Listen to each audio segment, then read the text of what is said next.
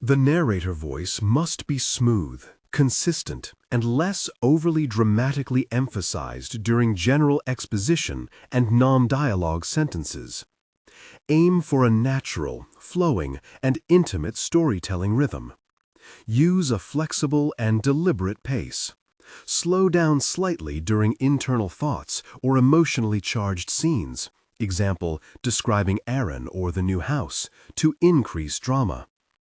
Clearly emphasize words relating to strong emotions, conflicts, and character traits, example, resentment, betrayal, comfort, new life, but limit high-level dramatic emphasis primarily to dialogue and direct emotional statements, internal monologue.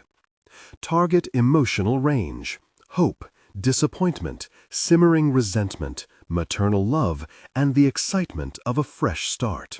Important: ignore all technical headers, chapter numbers, and structural markers that appear at the beginning of the text.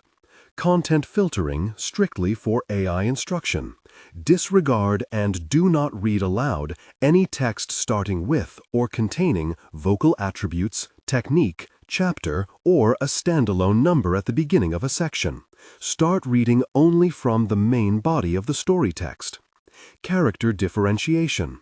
Male dialogue. Lower the pitch slightly and use a heavy, deliberate, and slightly traditional/old-fashioned tone. Female dialogue, Nicole or Kimberly. Increase the pitch and use an expressive, nuanced tone. Differentiate Nicole, warm, maternal, from Kimberly, tough, introspective. A week after. Late summer 2019, Whatcom County, Washington. Only days apart and a few miles from each other, two women read the same pages from their copies of a dog-eared memoir. One found it among her mother's things. The other borrowed a reading copy from an archive. They'd highlighted passages with yellow or pink markers. Scribbled notations and a blizzard of question marks splattered foxed pages as they ruminated over the veracity of Marnie Spellman's story. At each turn of a page, they questioned the reliability of every word in The Insatiable Heart. One of the readers sought answers for things that happened when she was only a girl. The other studied the book for insight into the mind of the writer. Over and over, even when the unthinkable transpired, the book served as a guide, then an arrow sharply pointed at their hearts, vexing and urging at the same time. My parents were running errands for the afternoon on the mainland, and my brother and I were left to work on the farm. Dad had insisted that we muck out all the stalls and, for added measure, change out the straw in the chicken coop. I detested those tasks and was sure that my parents left it for me to do while they were away, just so they'd be out of earshot when I complained. Casey was 6 at that time and, quite frankly, a very little help. That's not to say that he didn't try, but as usual, the lion's share of what needed to be done fell on me. It always did. Added to that, of course, was my mother's edict that I needed to weed the garden and clean the kitchen floor. Until it sparkles, Marnie. I respected her. I guess it had more to do with her role than how she treated me. The sing-song quality of her commands always put me on edge. Casey told me he was tired of helping, which of course he wasn't really at all, and we decided to take a break by the Overlook, the highest point on our property, crowned by a trio of old-growth cedars I named the Supremes after my mom's favorite musical group. I brought sandwiches, apples. Later, I'd be blamed for the choices I made that afternoon, that maybe things would have been different if I'd brought bologna instead of peanut butter and jelly sandwiches. That maybe the soap that Mom had made started it all. It was lavender from our own herb garden, triple milled by the both of us. And later there would be those who said it was all a lie. Casey saw the swarm first. We were lying on our backs, looking at the sky and feeling the breeze as it filtered through the green fringe of the canopy. "Look up there," Casey called out. There was both excitement and fear in his voice. I followed my brother's frozen gaze. It appeared above us, first as a dark cloud, then as a heaving and undulant mass of something that I couldn't identify at first. It was the noise that told me, bees. It was morphing into shapes that at once stirred and then mocked me. A running horse like the weather vane on our barn, a sea star from the beach, an archway like the one at the church we attended on Christmas Eve and Easter, the sum of my religious upbringing. As I peered at it, I felt as if I were falling, maybe rising, something. It was as if gravity had ceased to exist, as if Newton's apple had floated instead of falling. I could hear my brother calling my name, but even that receded to silence. I was flying. I was drifting. It was the strangest sensation, one that could never be duplicated. It was like I was inside a kazoo, tissue paper over my face, a slight dampness blowing over my skin, a soft humming lifting me skyward, then swirling me toward the sun, up, then down. I remember thinking that I had died, not sure how. Whatever was happening, I knew the experience was transformative, unearthly. I was only a vessel of thought and memory being carried away. Can you understand? Do you even dare?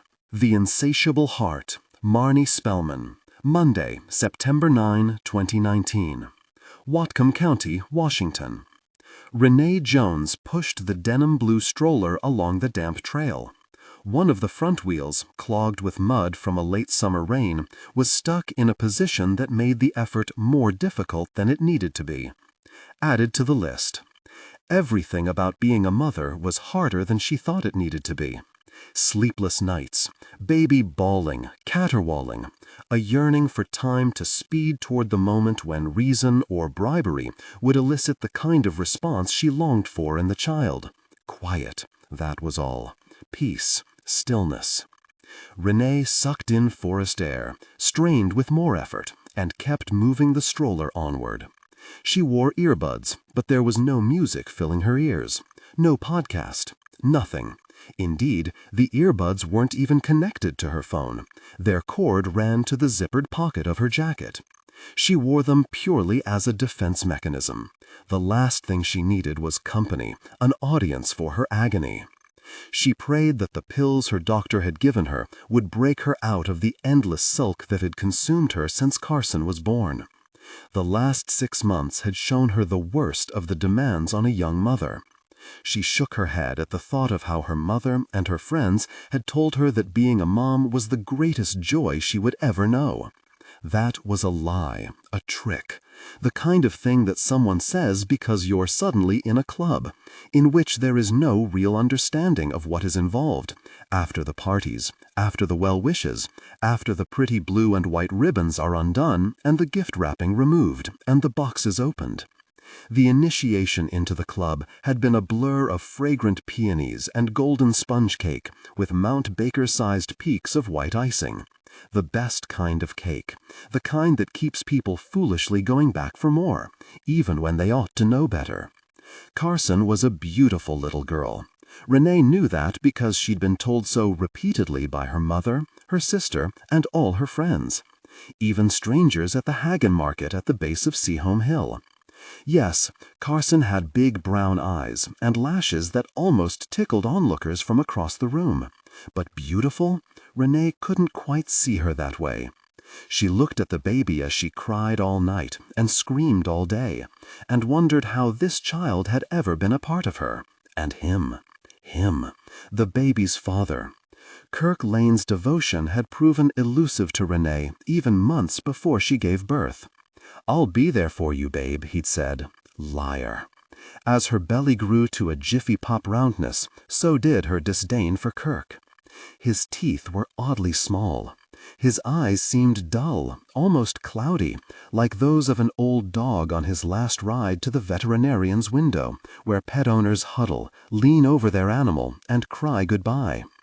Kirk even had a peculiar odor about him that started to turn her stomach in her second trimester. Renee named her daughter Carson, a family name. The funny thing, some noticed, was that she almost never used it. It was always she or the baby, and once or twice she found herself referring to Carson as it. One time her mom noticed her doing so. "Renee!" "What?" she said, though she knew she'd been caught again doing that weird thing she'd done since she brought Carson home from the birthing center. It had just slipped out as she'd been numbly multitasking her way through another interminable conversation with her mother. Now she'd have to pay for it. When at last Renee lifted her eyes from her phone, where she'd been scrolling through job postings, holding on to the hope that a change of employment would snap her out of the funk that had overtaken her life, she found her mother looking at her with those same eyes that had tricked her into the motherhood club. "Renee, is everything okay, honey? You seem, I don't know, a little distant." "I don't know, Mom," she said. "I don't know why I feel the way I do about it, but it, honey? Her name is Carson. Your baby has a name." "Right," Renee said.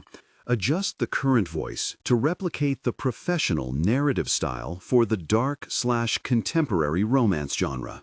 Maintain a baritone pitch with a warm, confident, and highly engaging tone. The style should prioritize deep emotional connection and psychological tension. Improvement. The narrator voice must be smooth, consistent, and less overly dramatically emphasized during general exposition and non-dialogue sentences. Aim for a natural, flowing, and intimate storytelling rhythm. Use a flexible and deliberate pace. Slow down slightly during internal thoughts or emotionally charged scenes, e.g., describing Aaron or the new house, to increase drama. Clearly emphasize words relating to strong emotions, conflicts, and character traits, e.g., resentment, betrayal, comfort, new life, but limit high-level dramatic emphasis primarily to dialogue and direct emotional statements/internal monologue. Target emotional range: hope, disappointment, simmering resentment, maternal love, and the excitement of a fresh start. Technical and character instructions. Important. Ignore all technical headers, chapter numbers, and structural markers that appear at the beginning of the text. Content filtering. Strictly for AI instruction. Disregard and do not read aloud any text starting with or containing vocal attributes, technique, chapter, or a standalone number at the beginning of a section. Start reading only from the main body of the story text. Character differentiation. Male dialogue. David. Lower the pitch slightly and use a heavy, deliberate, and slightly traditional/old-fashioned tone. Female dialogue. Nicole, Kimberly. Increase the pitch and use an expressive, nuanced tone. Differentiate Nicole, warm, maternal, from Kimberly, tough, introspective. Apply. Renee's mother got up and placed her hand on her daughter's shoulder. "Honey, you need to get yourself together. Carson is yours, just like you are mine." Wrong thing to say. The exchange didn't help one little bit. Stating the obvious didn't move her. Simple made sense, but not now in the complexity of what she knew to be postpartum depression, a black hole that drew her downward from the moment her eyelids rose to wakefulness. As she shoved the stroller through the trail's gummy mud, Renee chewed her lower lip and held back the words that circulated through her brain. Something is terribly wrong with me. A baby is forever, until 18 at least, or please, until the medication her psychiatrist had prescribed kicked in. But when would that be? She ate the pills the way she ate bunches of the stuck-together jelly beans her mom kept in an uncovered dish on her glass-topped coffee table. I should have gotten a dog. I shouldn't be a mom. I don't even feel like Carson's mine, or that I even like her. I'm the worst mother the world has ever known.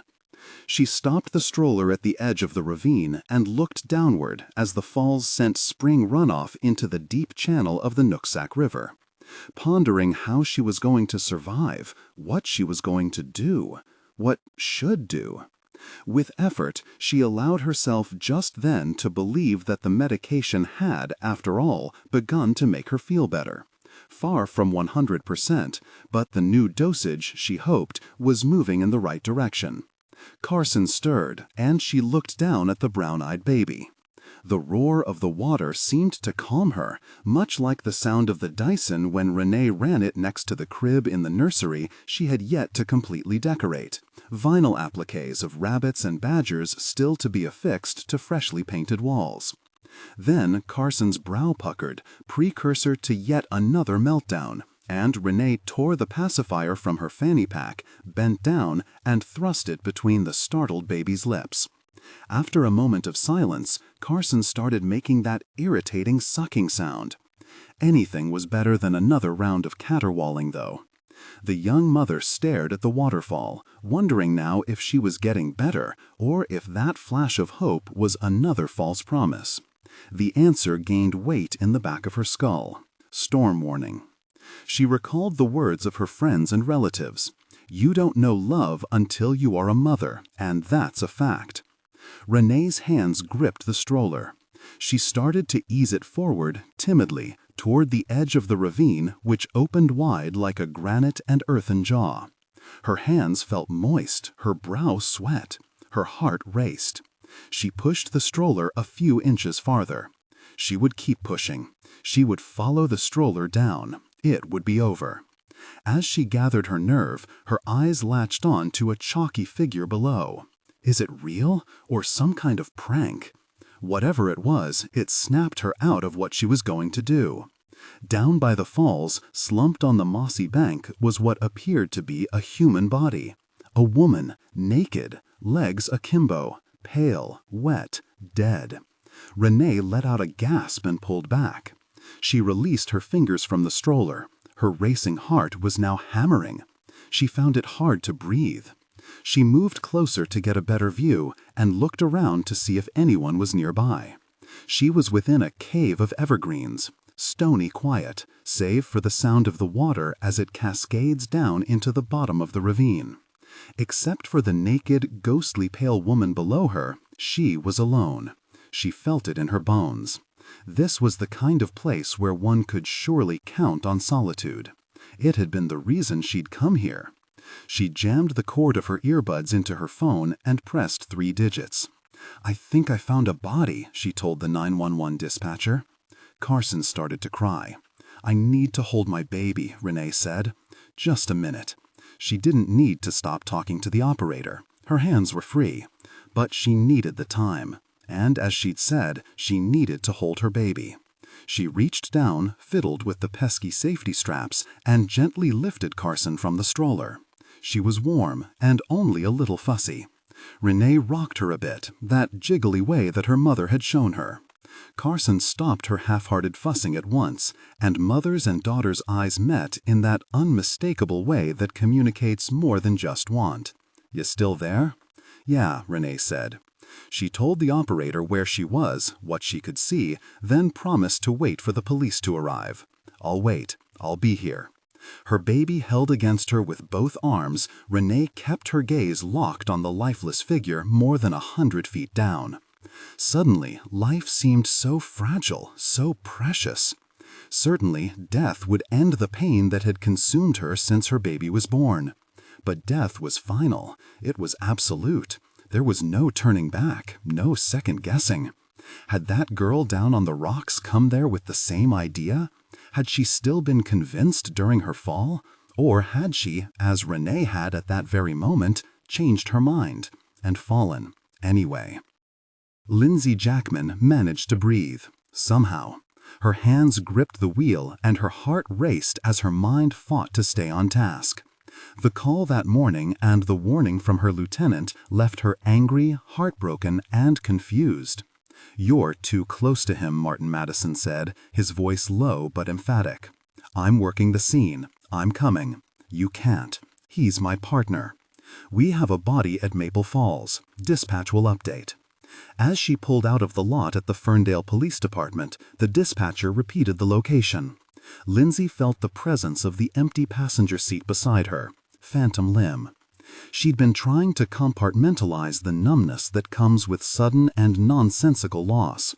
Earlier that morning, the wife of her partner of nearly a decade had found his body behind a curtain of car exhaust at the wheel of his SUV in their garage. Once she'd absorbed the blunt facts, her mind set to cycling pointlessly through the same thoughts. Gosh, you, Alan, how could you do this to me? To Patty? To Paul? Lindsay shifted her thoughts back to the dispatcher as she drove out toward Maple Falls, on the North Fork of the Nooksack, a river running along the Mount Baker Highway south of the Canadian border.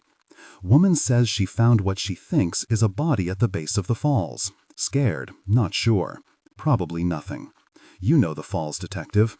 Kids are always messing around out there, Lindsay said, ending the call with a request for some backup. The Nooksack's waters emanated from a melting glacier in the Cascades, and it flowed rapidly, almost milky white, then softer and clearer as it lazily eased into Bellingham Bay. One of its showiest spots was Maple Falls, a 100-foot drop, that saw a good number of visitors in the summer and on weekends. Weekdays, especially after the Labor Day rush, not so much. It wasn't Niagara, that's for sure. More of a destination for locals than for the tourist looking to be dazzled, although drunk selfie takers had found purpose and met their ends at the location. 3 had fallen to their deaths over the past 5 years. One kid from Canada managed to survive only to spend the rest of his days taking selfies in a wheelchair. That the spot was dangerous, of course, was its lure. When the brochure Discover Whatcom was released by Bellingham-Whatcom County Tourism that year, the falls weren't even mentioned, for safety's sake. By that time, the omission didn't matter. No one read Discover Whatcom anyway. Social media owned the promotion of anything worth doing, or, apparently, worth dying for. Lindsay was driving from the police department in Ferndale, thinking about the latest stupid tragedy. Adjust the current voice to replicate the professional narrative style for the dark, contemporary romance genre. Maintain a baritone pitch with a warm, confident, and highly engaging tone.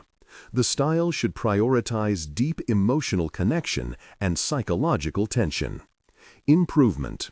The narrator voice must be smooth, consistent, and less overly dramatically emphasized during general exposition and non-dialogue sentences. Aim for a natural, flowing, and intimate storytelling rhythm. Use a flexible and deliberate pace. Slow down slightly during internal thoughts or emotionally charged scenes. Examples, describing Aaron or the new house. To increase drama. Clearly emphasize words relating to strong emotions, conflicts, and character traits. Examples, resentment, betrayal, comfort, new life. But limit high-level dramatic emphasis primarily to dialogue and direct emotional statements. Target emotional range.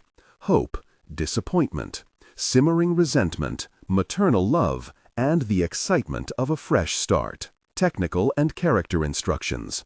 Important. Ignore all technical headers, chapter numbers, and structural markers that appear at the beginning of the text. Content filtering. Strictly for AI instruction. Disregard and do not read aloud any text starting with or containing vocal attributes, technique, chapter, or a standalone number at the beginning of a section. Start reading only from the main body of the story text. Character differentiation. Male dialogue, David. Lower the pitch slightly and use a heavy, deliberate, and slightly traditional, old-fashioned tone. Female dialogue, Nicole and Kimberly. Increase the pitch and use an expressive, nuanced tone. Differentiate Nicole, warm maternal, from Kimberly, tough, introspective. Probably a local showing off for some friends, Alan would have said. You always think that, she'd have offered after a prolonged beat. Well, I've been right all of my life. You know that, Lindsay. You've seen me in action. He'd have grinned those bright white choppers and waited for her purposely feeble retort. It had been a game of theirs, a teasing give and take between two people who work closely on a job that requires such a personal bond. Alan Sharp had occupied a space somewhere between father figure and best friend. His suicide, she knew, would haunt her forever, in part because she didn't see it coming. She hadn't known how fragile he was, how a deep-seated hurt lurked behind his ready smile. He was devoted to his family and his work. Sometimes, when Lindsay arrived at the office they'd shared, she wondered if Alan had even gone home the night before. She had stopped asking about it because he always denied it, even after she'd found a pillow and a blanket in the lateral file cabinet next to his desk. And yet he had always smiled. He'd never acted sad, not even a little. The detective's tires crunched the jagged-edged gravel as she drove up in her county-issued SUV and parked alongside a Toyota sedan, the only other vehicle in the small lot. A young woman with a baby in her arms was waiting next to it. "Ms. Jones?" Lindsay said, getting out. "That's me," the woman answered. "Renee. Are you two all right? I know discoveries like this can be very traumatic. And I see you have your hands full." Lindsay smiled at the baby. "I'm going to be fine," Renee said, "but I need to take Carson home. She's going to need to nap." "Understood. Let's take a walk down the trail and you can tell me about what you saw. It won't take long, but I need to make note of what you found, how you found it. Coroner and techs are on the way." "It's down there," Renee said, indicating with her eyes. "She's down there, under the falls." "Right, but I need you to show me," Lindsay said. "Can we put your stroller in your car? No sense horsing it down that trail." Though Lindsay could see its wheels were already caked with mud. What had this woman been thinking? She helped Renee put the stroller into the trunk of the Toyota, then watched as she pulled a baby carrier from the back seat and strapped the child into it. "It won't take long," Lindsay said again as Renee hoisted the carrier onto her back. "Just tell me everything you heard and saw. Tell me when you got here, why you came, just the basics for my report." Renee snapped the buckles of the carrier into place and led the detective down the muddy trail. "I came out here maybe an hour ago. I like it here, quiet, kind of lonely. I don't know, I thought it was peaceful, just needed a break." "How old is she?" "Carson is 6 months," she said, "almost 7. She's beautiful." Lindsay saw Renee's slight, sad smile dissolve as they drew closer to the falls. She could hear the water as it started its dive 100 feet to the rounded rocks below. Light seeped in through the maple trees that arched over the trail before giving way to the dark cavern of the Douglas firs and the weeping forms of the western hemlocks. The sunny circles of light that illuminated the path faded as they approached the precipice that was the primary overlook. "You were out here all by yourself?" Lindsay asked. "Yeah. Did you see anyone?" "No." Renee adjusted a strap from the baby carrier, wincing as it dug into her thin frame. "I've never seen anything like this," she said. "Really? Just something I wished I'd never seen." Lindsay nodded, gave the young woman's elbow a gentle squeeze. There was nothing else to say. As they walked closer to the roar of the falls, Lindsay noted how the ruts of the stroller and prints from Renee's muddy shoes had marked the sodden trail. No other footprints. She knew her partner would have lamented the rainfall the night before, erasing tracks, washing away evidence. She found herself thinking those very thoughts in Alan Sharp's voice. Her phone pinged, and she looked down, a quick, bruising glance. "Patty wants small memorial on the 17th. Very suicide. She's a mess." Lindsay swallowed and went back to the business at hand. Renee stayed a few steps from the edge of the ravine. She didn't need another look. "Down there," she pointed. "To the right." Lindsay held her breath and took in the scene below. It was as if the falls were a long, misty ribbon pointing to the place where the dead woman's body lay. The dead woman was nude. There were no signs of any clothing.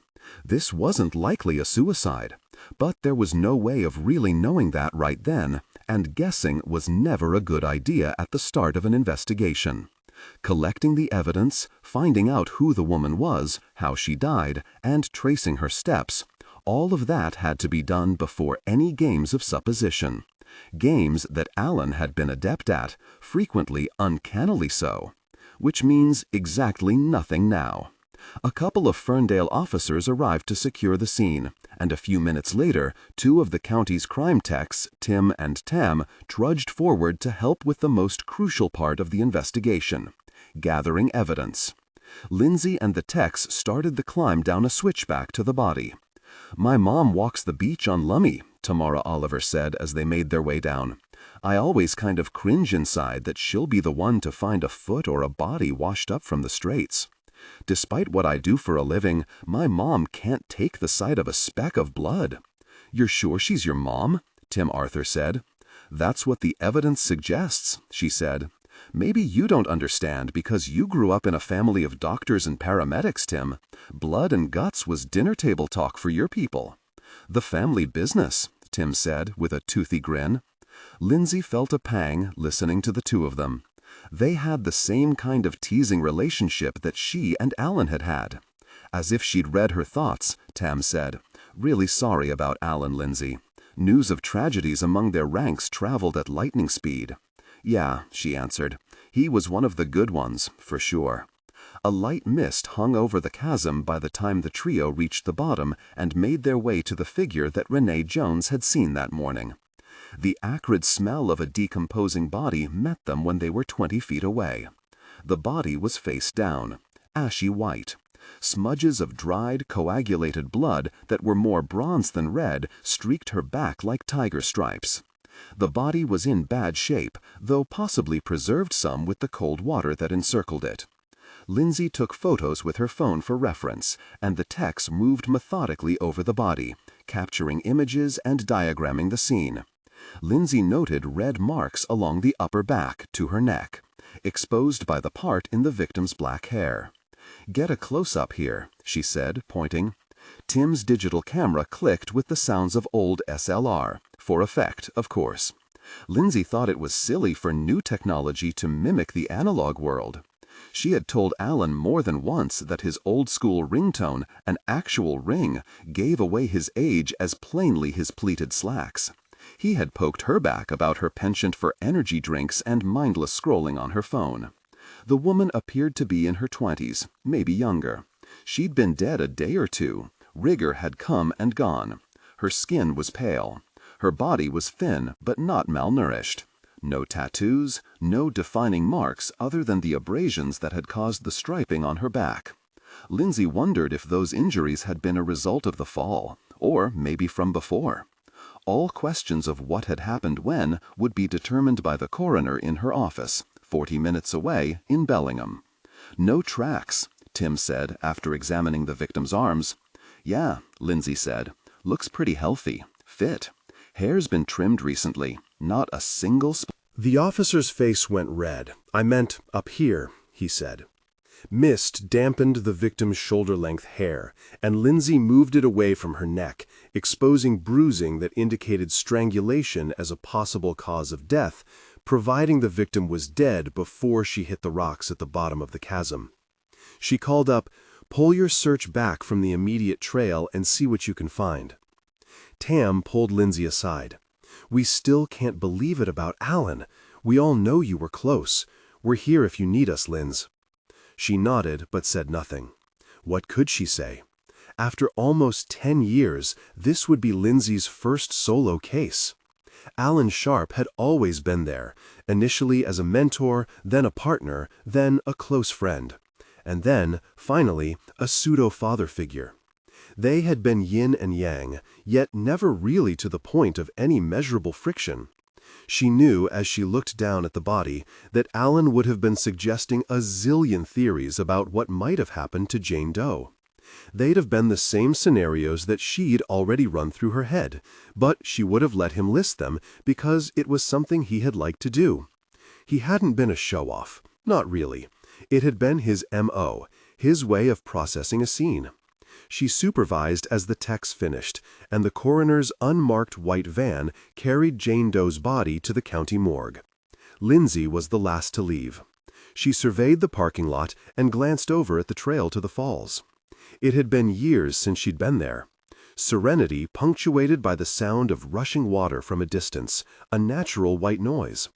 Lindsay could think of no scenario that would have a woman wind her way naked along the trail to jump.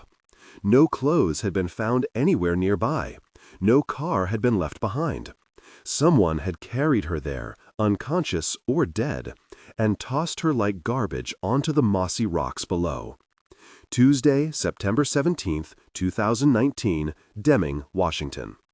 The stone chapel in Deming, built in 1933, had been restored recently by a group of citizens convinced that if the old building wasn't repaired, it would become a hangout for drug addicts and teens with nothing better to do than spray paint some colorful nonsense on its walls.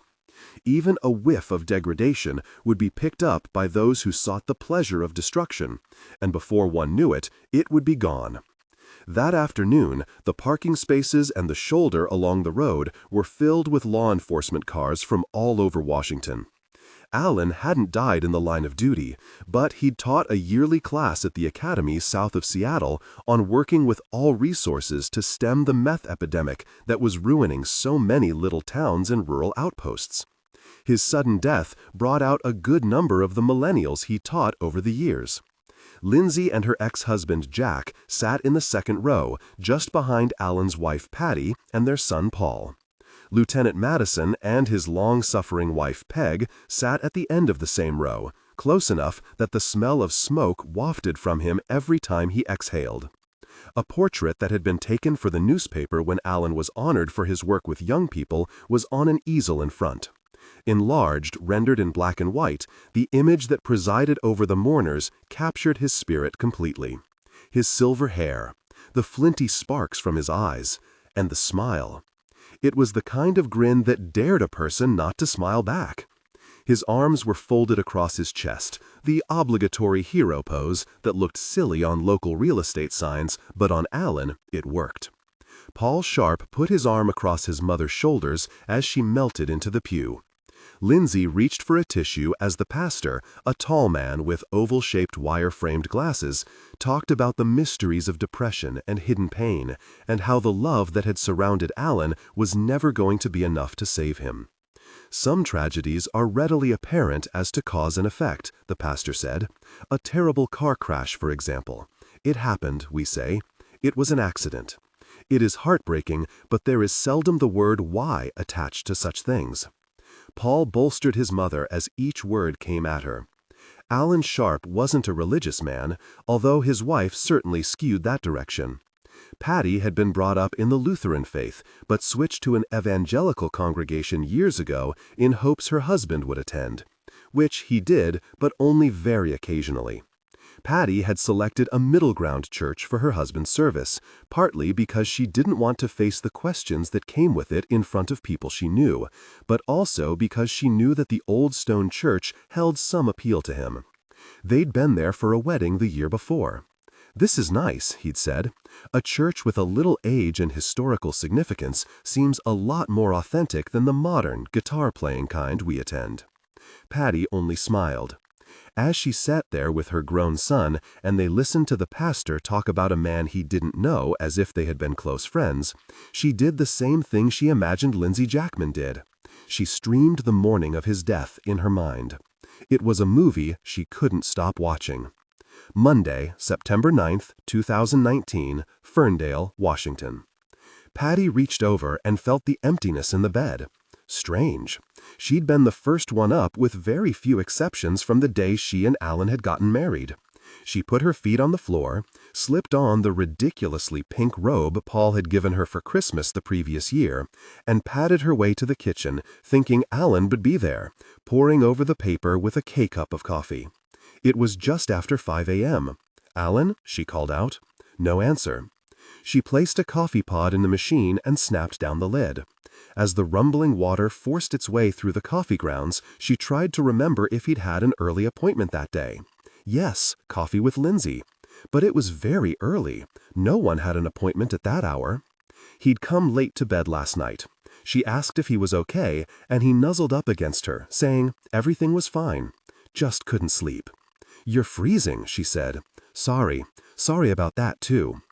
Only now did it occur to her to think about those words. Really, only one of the words. 2. What exactly did that mean? 2?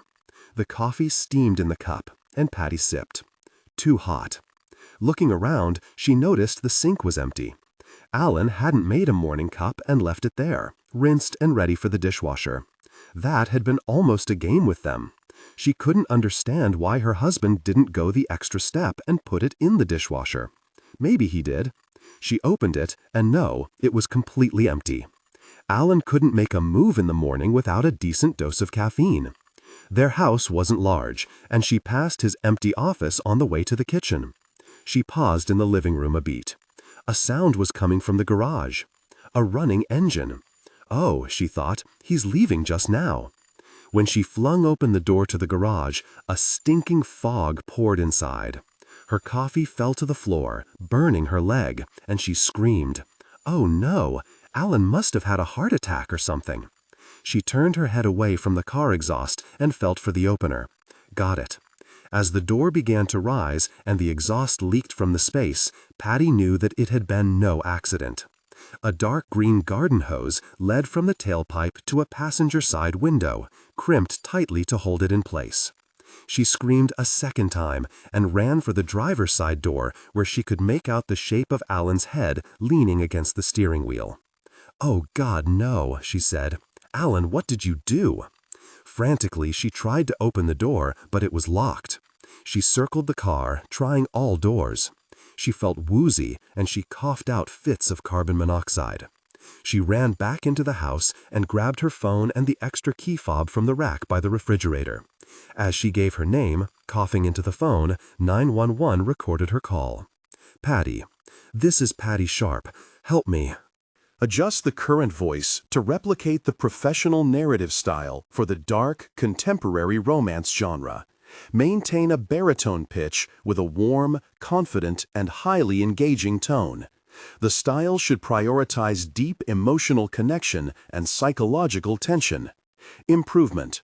The narrator voice must be smooth, consistent, and less overly dramatically emphasized during general exposition and non-dialogue sentences.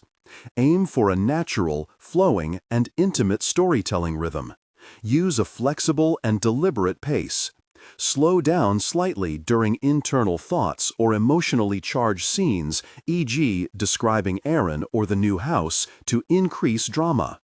Clearly emphasize words relating to strong emotions, conflicts, and character traits, e.g., resentment, betrayal, comfort, new life, but limit high-level dramatic emphasis primarily to dialogue and direct emotional statements/internal monologue.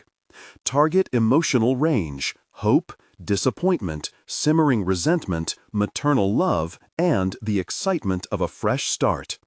Technical and character instructions. Important. Ignore all technical headers, chapter numbers, and structural markers that appear at the beginning of the text. Content filtering. Disregard and do not read aloud any text starting with or containing vocal attributes, technique, chapter, or a standalone number at the beginning of a section.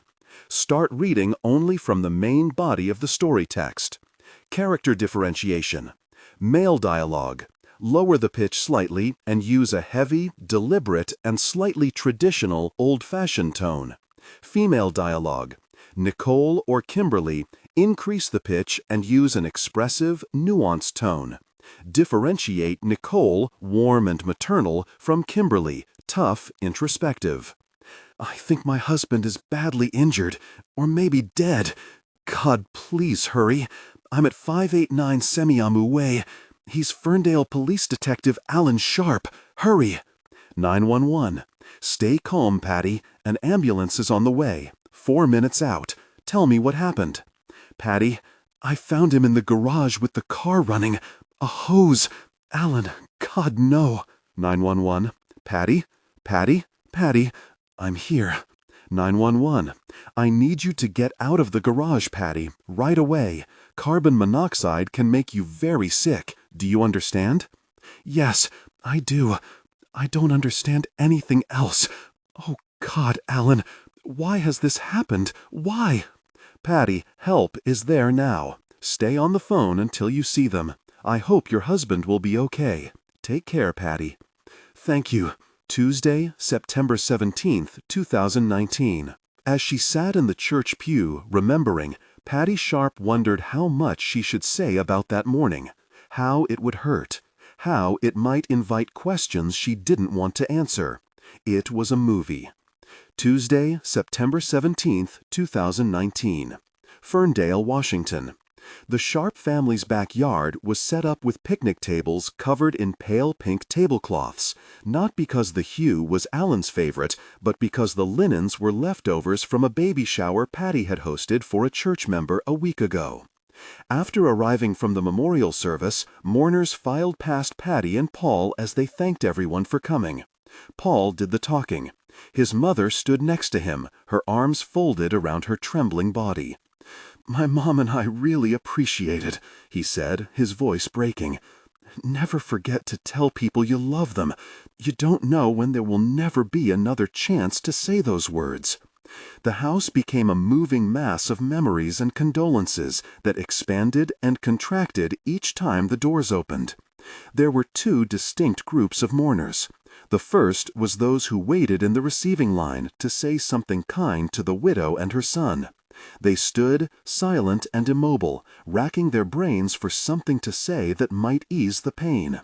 The other group hovered around the dining table, a classic Danish modern piece, blanketed with room-temperature cold cuts and solidifying casseroles, sharing the same sad DNA post-memorial service fare. Later, Lindsay found Patty in the kitchen. She'd spilled something on her pale blue dress and was trying to remove the spot. She was a compact woman, under 5 feet, with a decidedly old-school approach to life. She wore an apron when cooking and clipped coupons, not to save money, but because it was like muscle memory from a meager childhood. Alan brought extra coupons to the office every week. "Can I help you?" Lindsay asked. Patty finally looked up. Her eyes were puffy, and the makeup she had applied so carefully that morning had rubbed off onto a tissue. "No one can help me, Lindsay. I'm here." "Right, you're here." Her tone was flat, maybe a little dismissive. "I know you mean well, Lindsay." Patty's words stung. It was confusing. Lindsay wondered if she'd meant to hurt her. "What's going on?" she asked, moving closer. Patty took a step away. "Look," she said, setting down the sponge she'd used to remove the stain, "I'm not angry at you." By saying that, Lindsay thought, "What is it? Let me help." "Alan is gone. He killed himself. I don't even have any idea why he would do that. I'm angry, and frankly, Lindsay, I'm jealous that you probably knew him better than I did." "I don't know why he did what he did," Lindsay said. "I never saw anything that would point to this. Alan was happy. He loved you and Paul. This doesn't make any sense to me either. You spent more time with him than I did. He loved you, Patty. Is something going on?" Patty looked down at the stain. "I just can't get this very spot out. Alan loved this dress. I wore it today for him, and now look at it." Patty was deflecting. "Any club soda?" Lindsay asked. "No, just 7-Up." Both women smiled and shook their heads.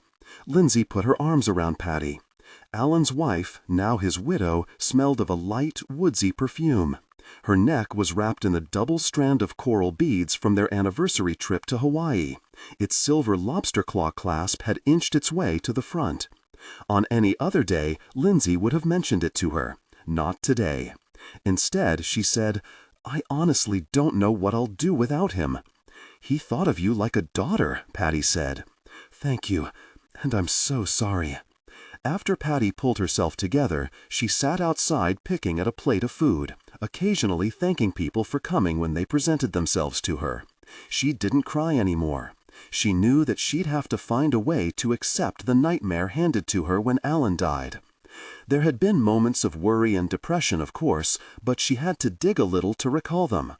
Alan had presented a happy-go-lucky persona to everyone, despite the dark nature of his work as a detective. He obsessed over it. Sometimes she'd see him in his office, looking at files with a clinking tumbler of scotch that had filled more than once. He'd be poring over something and muttering, slurring sometimes. She knew better than to move close enough to see. She'd made that mistake one time. She could never erase that image of a little brown-haired Ferndale boy disfigured by his mother's cigarettes in the pattern of the Little Dipper. She had let out a gasp, and Alan had swiveled his chair. "Honey," he'd said, "don't come closer. You don't want to see any more of this." "Alan," she'd replied, moving back toward the door. "You're right. I don't. Tell me, is he okay?" Her eyes had been fixed on the photograph and the boy's upper thigh. He'd been burned in a place that no one could see. It was a hidden torture. "He's in foster care," Alan had said, shifting the folder from her view. "He's going to be all right." From her vantage point, she'd seen the notation, a date and a single word written on the top of the photo: homicide. Lindsay had experienced her own share of grief. Her mother had died of breast cancer shortly after Lindsay joined the Ferndale Police Department. It turned her world upside down, but it had been known to her that the day would come. She and her mom had had those moments in which they could muse about the future and laugh about the past. Patty and her son hadn't had that kind of opportunity. Alan was here, then he was gone. Lindsay found Paul standing in a corner, a small plate like hers, barely touched, in his hands. "Dad never knew so many people loved him," he said. Lindsay picked at a piece of salami and provolone rolled up tight like a cigarette. She wished she had a smoke. Drawing on a cigarette was a go-to move for thinking about what to say when you haven't got a clue. "He was good," she said, the blandest, most obvious thing to say. But it was all she had. Paul was 20, with broad shoulders and chiseled jawline. His eyes were dark like his father's, and he was handsome like him, but in a different way. Lindsay thought about how men had become preening affectations of manhood in the past decade or so. Shaved, muscled, cocky. He was sweet, sensitive. "I know I'll never work with someone like your father again. I'll miss him forever." Paul nodded. "Yeah, he was a great man. Good heart." Lindsay swallowed the last of her salami and cheese cigarette. "I just don't get it," she said, looking toward a table with his father's photo, badge, and awards. "Yeah, me neither." When a woman approached Paul to offer condolences, Lindsay slipped away. "I would have helped you, Alan." That night, Lindsay shut the front door of her house on Alder Way and took in the empty feeling that greeted her. Silence filled the small bungalow, her share of the proceeds from her divorce. She was in her mid-30s, single and without children. She wouldn't have said she was one of those people married to a job, but in reality she lived and breathed everything crime-related. TV, books, podcasts, and would be Adjust the current voice to replicate the professional narrative style for the dark, contemporary romance genre. Maintain a baritone pitch with a warm, confident, and highly engaging tone. The styles should prioritize deep emotional connection and psychological tension. The narrative voice must be smooth, consistent, and less overly dramatically emphasized during general exposition and non-dialogue sentences. Aim for a natural, flowing, and intimate storytelling rhythm. Use a flexible and deliberate pace. Slow down slightly during internal thoughts or emotionally charged scenes. Example, describing Aaron or the new house, to increase drama. Clearly emphasize words relating to strong emotions, conflicts, and character traits. Example, resentment, betrayal, comfort, new life, but limit high-level dramatic emphasis primarily to dialogue and direct emotional statements, internal monologue. Target emotional range: hope, disappointment, simmering resentment, maternal love, and the excitement of a fresh start. Technical and character instructions. Important. Ignore all technical headers, chapter numbers, and structural markers that appear at the beginning of the text. Content filtering strictly for AI instruction. Disregard and do not read aloud any text starting with or containing vocal attributes, technique, chapter, or a standalone number at the beginning of a section. Start reading only from the main body of the story text. Character differentiation. Male dialogue, David. Lower the pitch slightly and use a heavy, deliberate, and slightly traditional or old-fashioned tone. Female dialogue, Nicole, Kimberly. Increase the pitch and use expressive, nuanced tone. Differentiate Nicole, warm and maternal, from Kimberly, tough, introspective.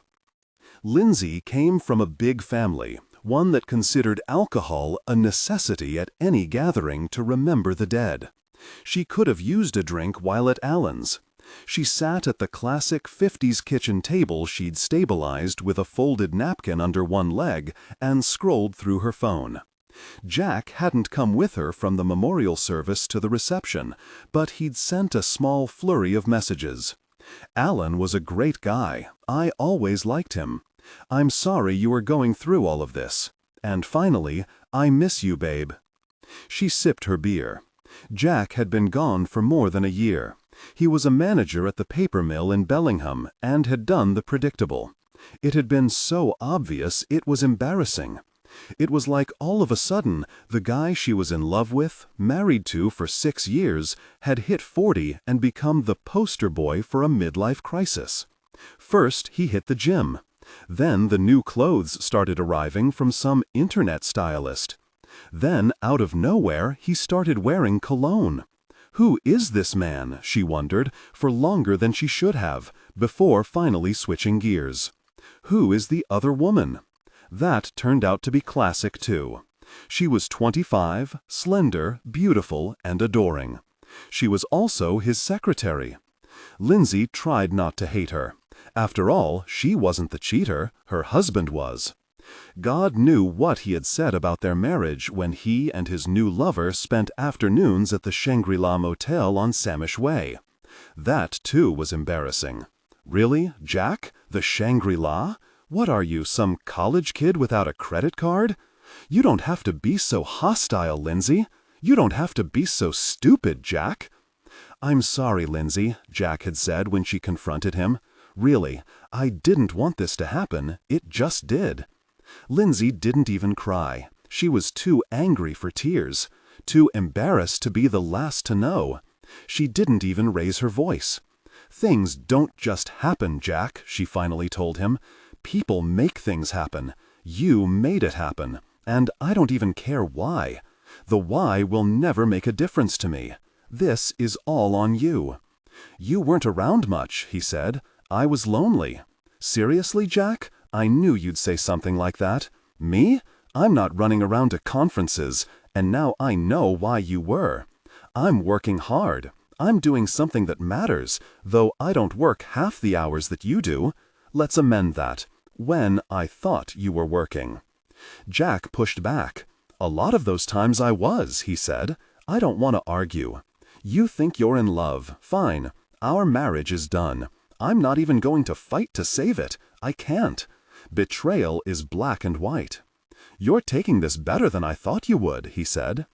Lindsay thought of telling him that she still loved him, that inside she was a mess, and that she'd give anything to make this moment vanish. She didn't. She had a kind of outer shell that she used to protect herself. She'd let him inside. That was what hurt. He knew her, and still he had done this. "This girl you are fooling around with doesn't even care about you," she said. Jack stood to leave. "Her name is Willow," he said. "Willow, for God's sake.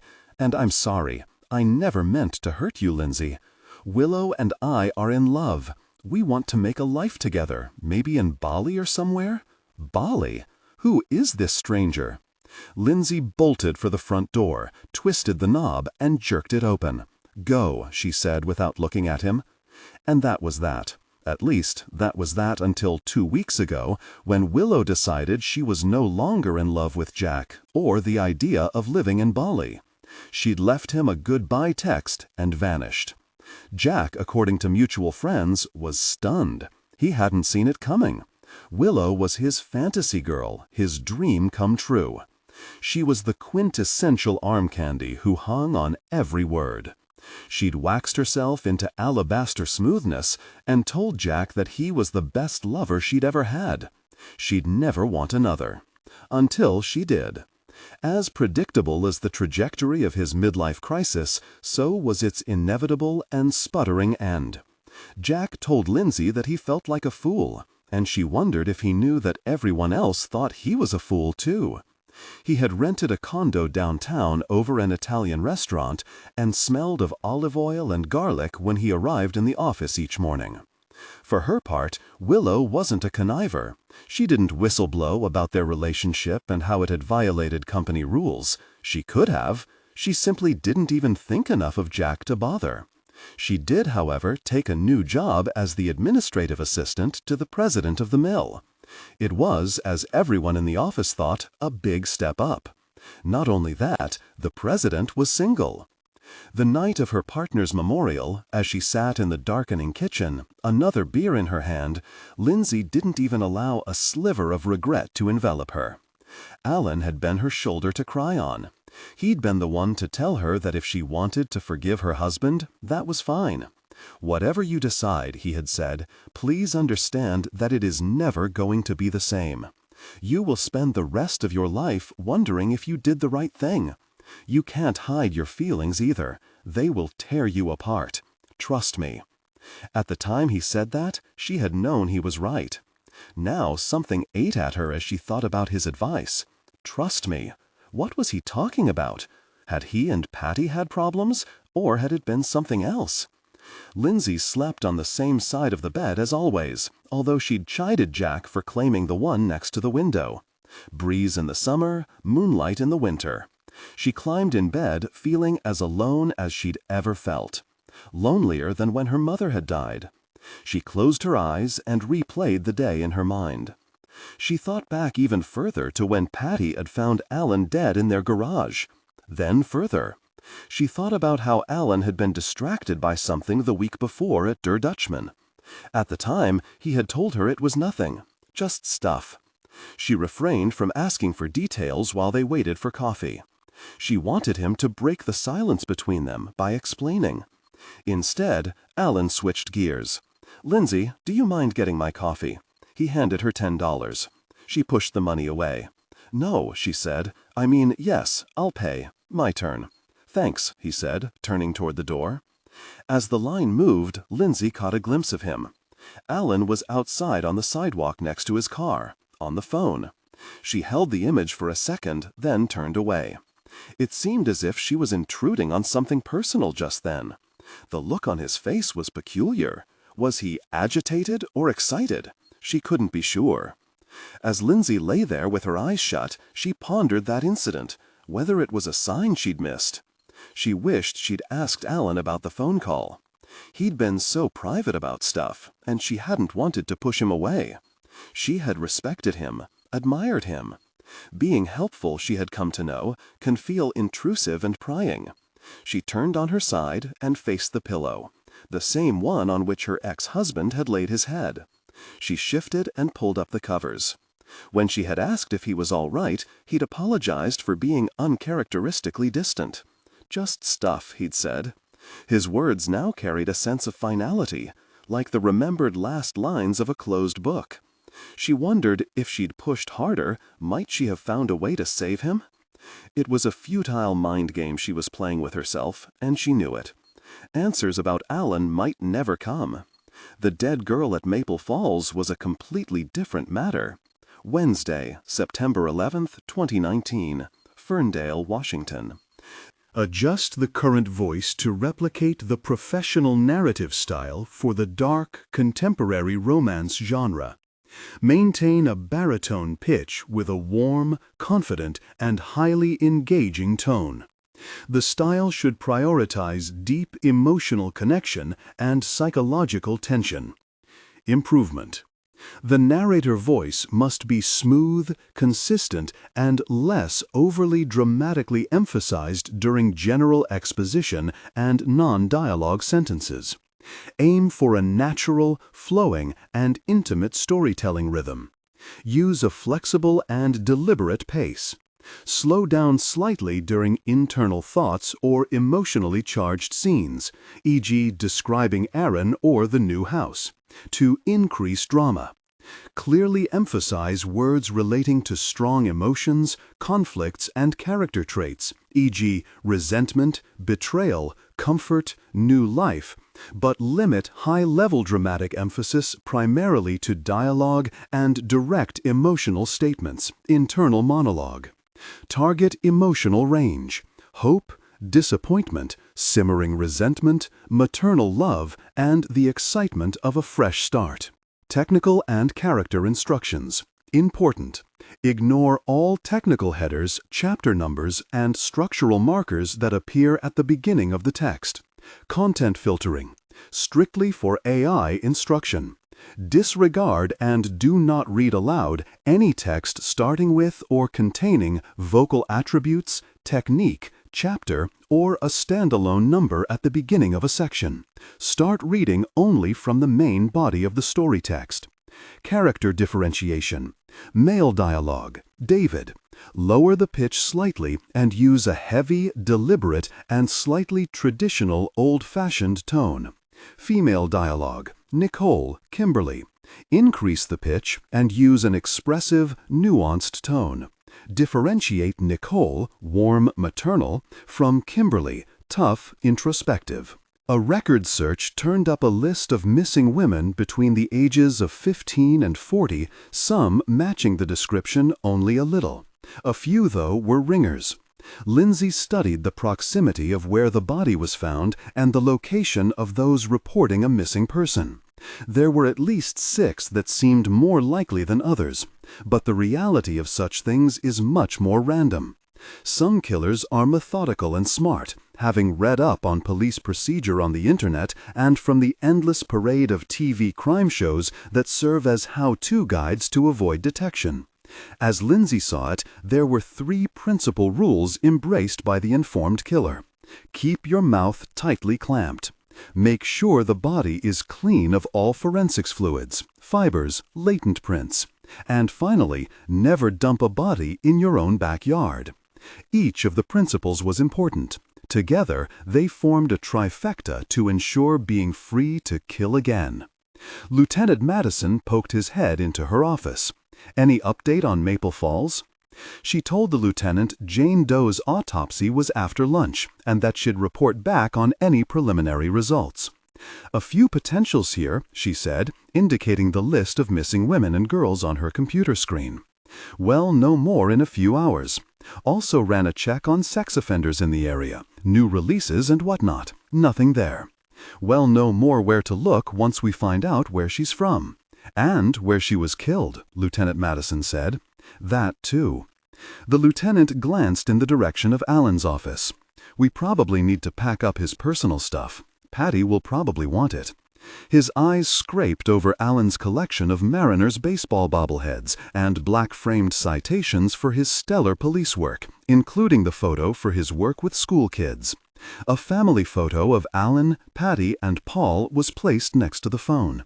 I'll take care of it, Lindsay said. You sure? I can do it. I want to. After Lieutenant Madison left, Lindsay printed out the list of names and set it aside. She looked for a box to put Alan's things in, but couldn't find one. She started to fill his gunmetal gray trash can with his things. It was undignified, but Alan probably would have laughed about it. She laid the bobbleheads flat and then added a second layer, keeping Ichiro Suzuki for last. He had been Alan's favorite player. I love the guy, Alan had said one time, but for crying out loud, he's lived here for decades. You'd think he could say a few words in English. He's got enough money to hire a dozen language teachers. Maybe he doesn't want to learn English, Lindsay had countered. Alan had shrugged it off. Don't get all PC on me. He should. That's all there is to it. She opened the top drawer of his desk and went through its contents. Receipts, a collection of paper beer coasters, and other odds and ends. In a small manila envelope were 2 flash drives. She knew how Patty deplored the ugliness behind the work they did, so she set those aside for the records department to review and either destroy or catalog. Alan had been sweet, smart, and very sloppy. On top of the pile, Lindsay stacked the citations and the picture of the Sharp family. It was taken on the beach in Hawaii when Paul was a gangly teenager. The light was low, setting in the west, and everyone was bathed in a peachy golden light. She remembered how he had talked about that trip and how he and Patty always planned to go back, maybe for our next wedding anniversary. More rain fell, and the wipers on Lindsay's SUV did their best to sweep the water from the windshield as she drove down the interstate from Ferndale to Bellingham. Autopsies never bothered her. She wasn't sure if that meant she was a pro or that she'd been born without the capacity to be grossed out by things that sent others running to the toilet. She turned on the radio and listened to the news. There was no mention of Maple Falls. Not really surprising. The news staff at both the radio and the newspapers had been cut to the nth degree. That meant that social media picked up stories first, reported half-truths, and swiftly moved on to whatever would get a host of likes and follows. Viral, that insidious word, was everything. She drove past her estranged husband's downtown condo and into the parking lot next to the coroner's office. A homeless man approached her as she climbed out of her rig, and she waved him away. "I give directly to the food bank and the shelters," she said. "Do yourself a favor and go there. You don't have to live out here." He flipped her off and disappeared down an alleyway. With that, Lindsay went inside, pushed the buzzer, and announced her arrival. "Darlene is expecting me," she said. "All right, come in," said the woman controlling the entrance to the coroner's office. The door was unlocked, and waiting in her office, scrubs on and hair pinned back, was probably the most beautiful woman in Whatcom County. And the smartest, too. Darlene Watanabe looked up from her coffee, then at her Cartier watch. She was rich, too, the money having come from a family that had made a fortune in a multitude of businesses that ranged from agriculture to tech. Right on time, Detective. Let's see what Jane Doe has to say. She's on the table, ready to tell us about how she ended up at the bottom of the ravine. And who she is. At least I hope so. But before we start, I want to tell you how sorry I was about Alan. Clad in pale blue scrubs, Lindsay stood adjacent to the autopsy table and watched the pathologist as she examined the body. She'd made it a practice to attend autopsies, though not because she enjoyed them. Far from it. She came to watch because she felt the victim deserved the respect of being seen as more than mere evidence, although ultimately anyone who landed on a table in Dr. Watanabe's suite was firmly placed in that category. Before that, however, the body on the stainless steel table had been someone's child, husband, wife, sibling, any number of roles ascribed to the living. Dr. Watanabe went about her protocol, methodically documenting what she was seeing, now and then adding the occasional non sequitur. Decomp extreme, dead a few days, late teens, early 20s, good health. Tried the new Thai place on Railroad yet? Perfect teeth, orthodontics for sure. Not a street girl. Some bruising on the wrists, hard to tell how recent. No sign of rape, but with this kind of decomp, I'll swab, of course. You ought to try it. Best sauté in the state. While the pathologist went on with her exam, a picture emerged of the dead girl on the table. She wasn't likely a member of any of the risk groups that sometimes get caught up in something nefarious. In the past few years, there had been an influx of homeless people in Bellingham. Substance abuse and mental illness were often what linked those newcomers. No obvious signs of drug use? Lindsay asked. None that I can see. Tox will have to tell us that story. Dr. Watanabe paused a moment and ran a light on the girl's neck. Bruising in the shape of fingertips wrapped around it. The killer's hands. Lindsay waited for Dr. Watanabe. Manual strangulation is definitely a part of the equation here. I noticed the bruising at the scene, Lindsay said. Very good, Detective, Dr. Watanabe said, in a way that didn't seem derisive. She was direct and compassionate. The previous pathologist was the flip side of that, always puffed up about what he knew and how inconvenient a traffic fatality was. What's the point? Crushed and dead. End of story. Doctor, Lindsay said, any thoughts on whether she was alive when she was dumped? Dr. Watanabe looked at her through her plastic face shield. My guess now is that all of these scrapes and abrasions were post-mortem. Not a lot of blood loss here. That indicates, as I imagine you know, that she was in fact dead before she hit the bottom of Maple Falls. Lindsay turned away as the pathologist ran her scalpel in the Y configuration to unzip the body and reveal the organs. It was the only part of the procedure, along with the sound of the striker saw as it cut into the skull, that made Lindsay uncomfortable. Looking at the contents of the body as they were weighed and measured wasn't nearly so bad. Just the unzip and the sound of the saw. Blood oozed, and the cheerful pathologist applied suction, letting the blood and other body fluids swirl into the drain that ran around the table like a little moat. "This one's messy, Detective. Sorry." The fall. Ribs shattered. Organs looked like they were run through a Vitamix as she fell into the ravine. Lindsay nodded. "Any travel plans?" the doctor asked. "Not really. Heard that Jack already got himself dumped." "Yeah, such a moron." Lindsay couldn't argue with that. "Hyoid's broken," she went on. "Strangled before she was dumped." "Someone dragged her," Lindsay said. "Dirt on her heels." The pathologist nodded. "Good eye." Near the end of the autopsy, Dr. Watanabe photographing everything as she went, weighing each organ, and noting details into the mic that hung from the ceiling over the table, Lindsay thought of the missing girls that she'd pulled from the records. At 5 feet 5 inches and 108 pounds, the same height and weight as the victim, one had emerged as a front-runner. Later that day, Dr. Watanabe confirmed through dental records from a family practice in Everett that the victim was indeed Sarah Baker, a student at Western Washington University reported missing by her roommate. Just after 10 in the morning, a young woman opened the door to the basement apartment in an old house on Bellingham's North Forest Street and, without even letting Lindsay Jackman say a word, blurted out, "I knew it was Sarah. Are you her roommate, Zoe?" "Yes, Zoe Carmine." Lindsay identified herself. "I reported her missing," Zoe said. "I told campus police and Bellingham police that I was pretty sure something bad had happened to her. She wasn't the kind of girl to just run off. She wasn't at all. Can I come in?" Zoe, a lithe brunette with green eyes and a long, narrow nose, motioned Lindsay inside. The young woman wore faded jeans and a white top that gave off the intended bohemian vibe. Her jewelry amplified the look. Silver earrings nearly the size of wind chimes almost reached her shoulders. Lindsay could barely tolerate a small stud earring. Those would drive her crazy. Once the door was closed, Zoe let out a cry.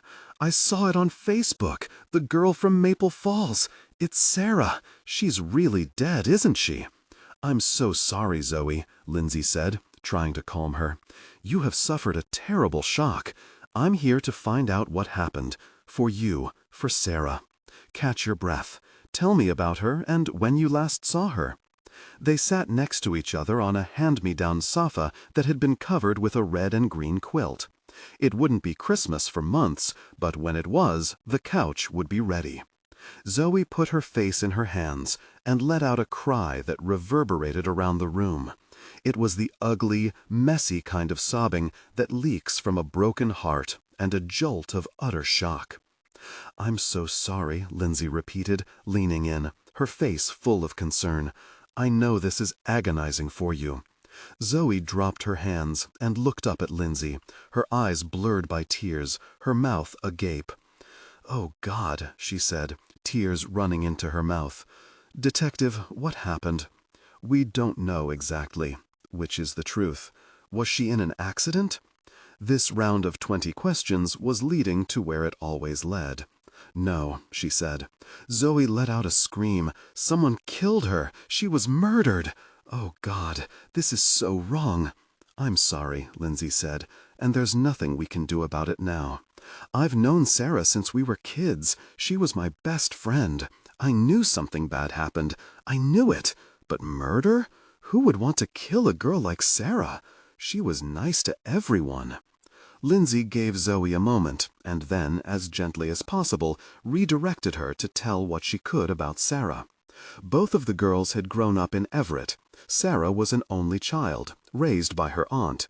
When the girls were 14, Zoe's family moved next door. Her parents were dead, Zoe said, fumbling around for a tissue before settling on a paper towel. "We really were like sisters. I needed a sister. I was the oldest, me and 4 brothers. We slept in the same room, and, well, it was a mess." Her folks dying must have been terrible for her, Lindsay said. Right. Really hard. She never got over it, especially her mom. She talked about that a lot. Lindsay let the girl blow her nose before prodding her to continue. Tell me about her disappearance. We were at the farmer's market late in the day Sunday. The last time I saw her, she was looking at some earrings from one of the vendors. I was chatting up a guy, and then... Zoe fell silent. Then what? She was gone. Just gone. Did you see anything? No. I just figured she went back home. Got mad at me for talking to that guy? Or something. She could be like that. Impatient. Not really mad. Did you call or text? Right away. No answer. That's what kind of made me worried. It wasn't like her. She kept her phone with her at all times. In her hand. Not even in a pocket. She lived on that phone. Lindsay noticed Zoe had her iPhone in her hand, too. Zoe started to scroll. I hate seeing how her texts have dropped lower and lower, you know, on the list of texters. Every day after she went missing, all of our last words have fallen further and further down. Lindsay hadn't thought of that, and she understood what Zoe was getting at. Alan's text messages and voicemails had already tumbled deep into the quicksand of newer messages since his suicide. It was like his voice was being shoved downward to silence. Every message since had pushed him lower, to that place on a phone no one ever scrolls to. Zoe showed Lindsay the messages she'd sent Sarah. Girl, where are you? Hey, want to meet up before dinner? Sarah, where did you run off to? I'm getting kind of worried. Okay, now I'm worried. Text me. This isn't funny. I don't know what to do. If you don't answer, I'm calling the police. I really am. And if you're pissed off for some reason, this will all be on you. Really, I will. And then I did. Late Sunday night, when I saw that she hadn't come home, I knew that something serious had happened. I didn't know whether, she was hurt or abducted or what, just that it was serious. I called her aunt. She wasn't home. Then I called the police. What did you tell them? Pretty much what I told you. Probably the exact same thing, because, well, that's what happened. She disappeared from the market. Zoe got up, dropped her crumpled paper towel onto the table in front of the Christmas couch, and went to the kitchen. You want water? She asked. Anything? I have coffee from this morning. I could microwave it. I'm fine, Lindsay said. She looked at a photo of the two best friends on the wall, taken in front of Old Main on the Western Washington University campus. Zoe re-entered the room. That was taken last year when we were freshmen. We were so excited to be getting out of Everett and moving up here. What was she studying? Environmental science and journalism. In the summer, she worked on a farm on Lummi Island. Lindsay nodded. I'd like to look in her room if that's okay with you. Sure. As Zoe led her there, she said over her shoulder, but brace yourself, you'll see. I always told her that her room looked like a nature show barfed on the walls. So much stuff. Zoe hadn't understood the room's contents and Sarah's design aesthetic. The walls were a nearly floor-to-ceiling array of images and scientific renderings of Pacific Northwest plants, insects, and wildlife. Her desk was tidy. A laptop, open but asleep, sat with its big blank eye facing the bed. Behind the laptop sat an assortment of specimens from the natural world, a bird's nest, a moon snail shell, and a gargantuan pine cone that Lindsay recognized as one from a sugar pine, a dried-up wasp nest that perfectly imitated a Chinese lantern. Adjust the current voice to replicate the professional narrative style for the dark/contemporary romance genre. Maintain a baritone pitch with a warm, confident, and highly engaging tone. The style should prioritize deep emotional connection and psychological tension. Improvement. The narrative voice must be smooth, consistent, and less overly dramatically emphasized during general exposition and non-dialogue sentences. Aim for a natural, flowing, and intimate storytelling rhythm. Use a flexible and deliberate pace. Slow down slightly during internal thoughts or emotionally charged scenes. For example, describing Aaron or the new house to increase drama. Clearly emphasize words relating to strong emotions, conflicts, and character traits, e.g. resentment, betrayal, comfort, new life. But limit high-level dramatic emphasis primarily to dialogue and direct emotional statements/internal monologue.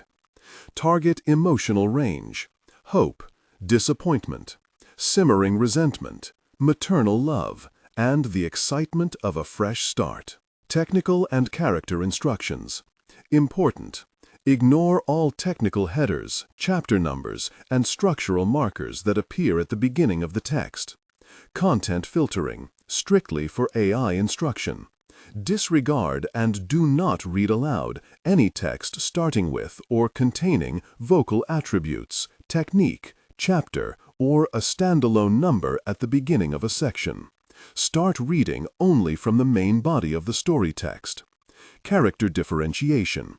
Male dialogue. David. Lower the pitch slightly and use a heavy, deliberate, and slightly traditional or old-fashioned tone. Female dialogue. Nicole/Kimberly.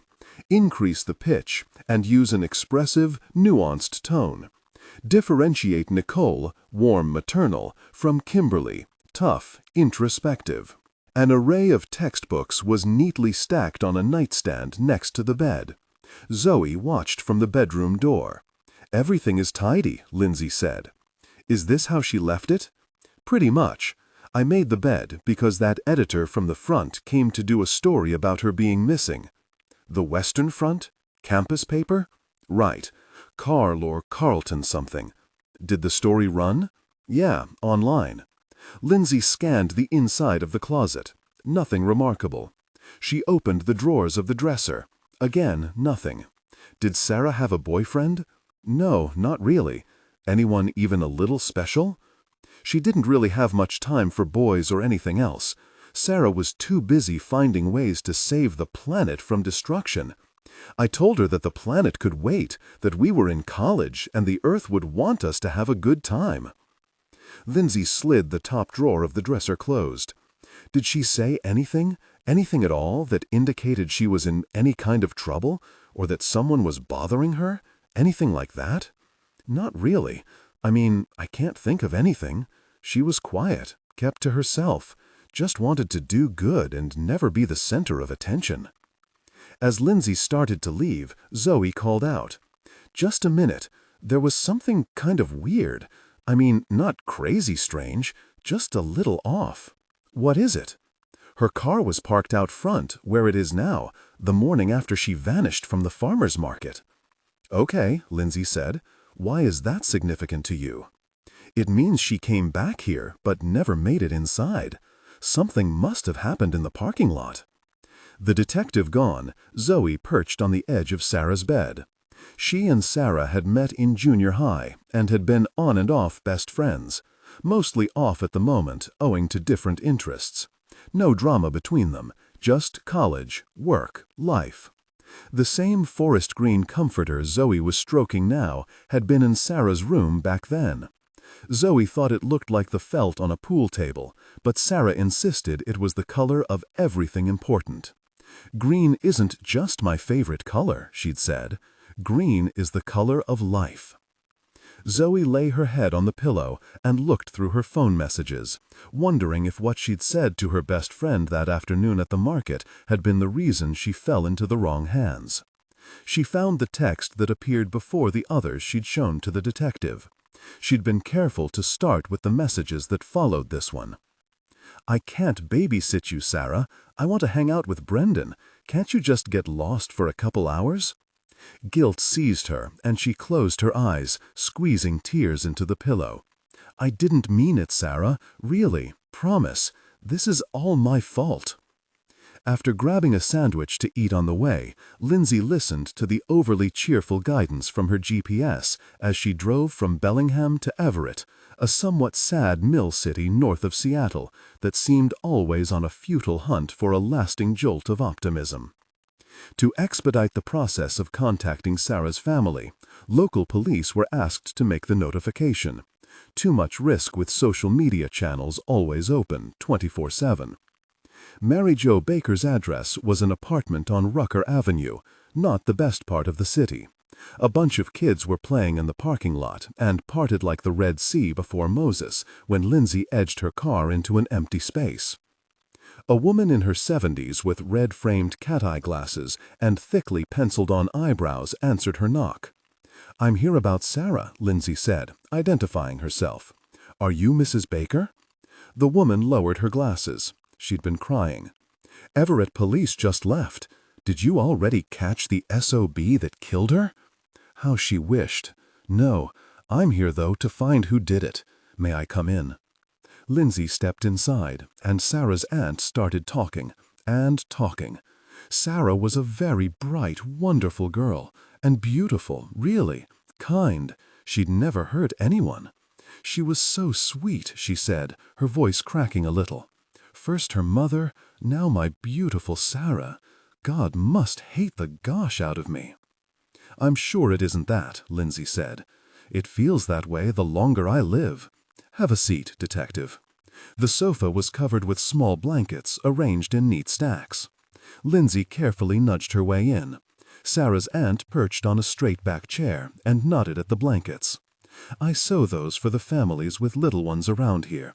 Just something to pass the time. Some people don't have a lot." "They're beautiful," Lindsay said. She shrugged her thanks. "Now, what more can I tell you? Honestly, I don't mind helping. I've told the officers who came what I knew." Lindsay found her notepad in her purse. "Right, I'm here to follow up. Tell me more about her. What was she like?" "Stuck to herself. Didn't really socialize with many people. She was a girl with the weight of the world on her shoulders. Never had it easy. Mom left her to follow some misguided dream, then committed suicide. And Dad was killed by a drunk driver, a kid who ruined his life along with Sarah's." "That's awful. She listed you as her mother on the university data card. I was as close to one as she had. Took her in when she was little. Been here ever since. Not an easy thing to do." "You're right. It wasn't. Yet it was the right thing to do. My sister was gone. Drove down to California and got little Sarah. Took her to Disneyland. Poor kid. I brought her back up here, got her started in school. She wasn't my biological daughter, but I was 100% determined to be her mother. You know, for my sister. Anyway, I never once regretted it. And really, my heart aches so much right now that I don't even think I could feel any more pain if I had given birth to her." "I'm so sorry," Lindsay said. "None of this is your fault, Detective," Mary Jo said. "You can be sorry if you don't find Sarah's killer." Point made. Lindsay nodded. "Do you mind if I take a look at her room?" "Down the hall. Have at it. It's pretty much the way she left it when she went off to school in Bellingham. I haven't been in there to dust or vacuum or anything. No, I just can't imagine going in there. Not for some time anyway."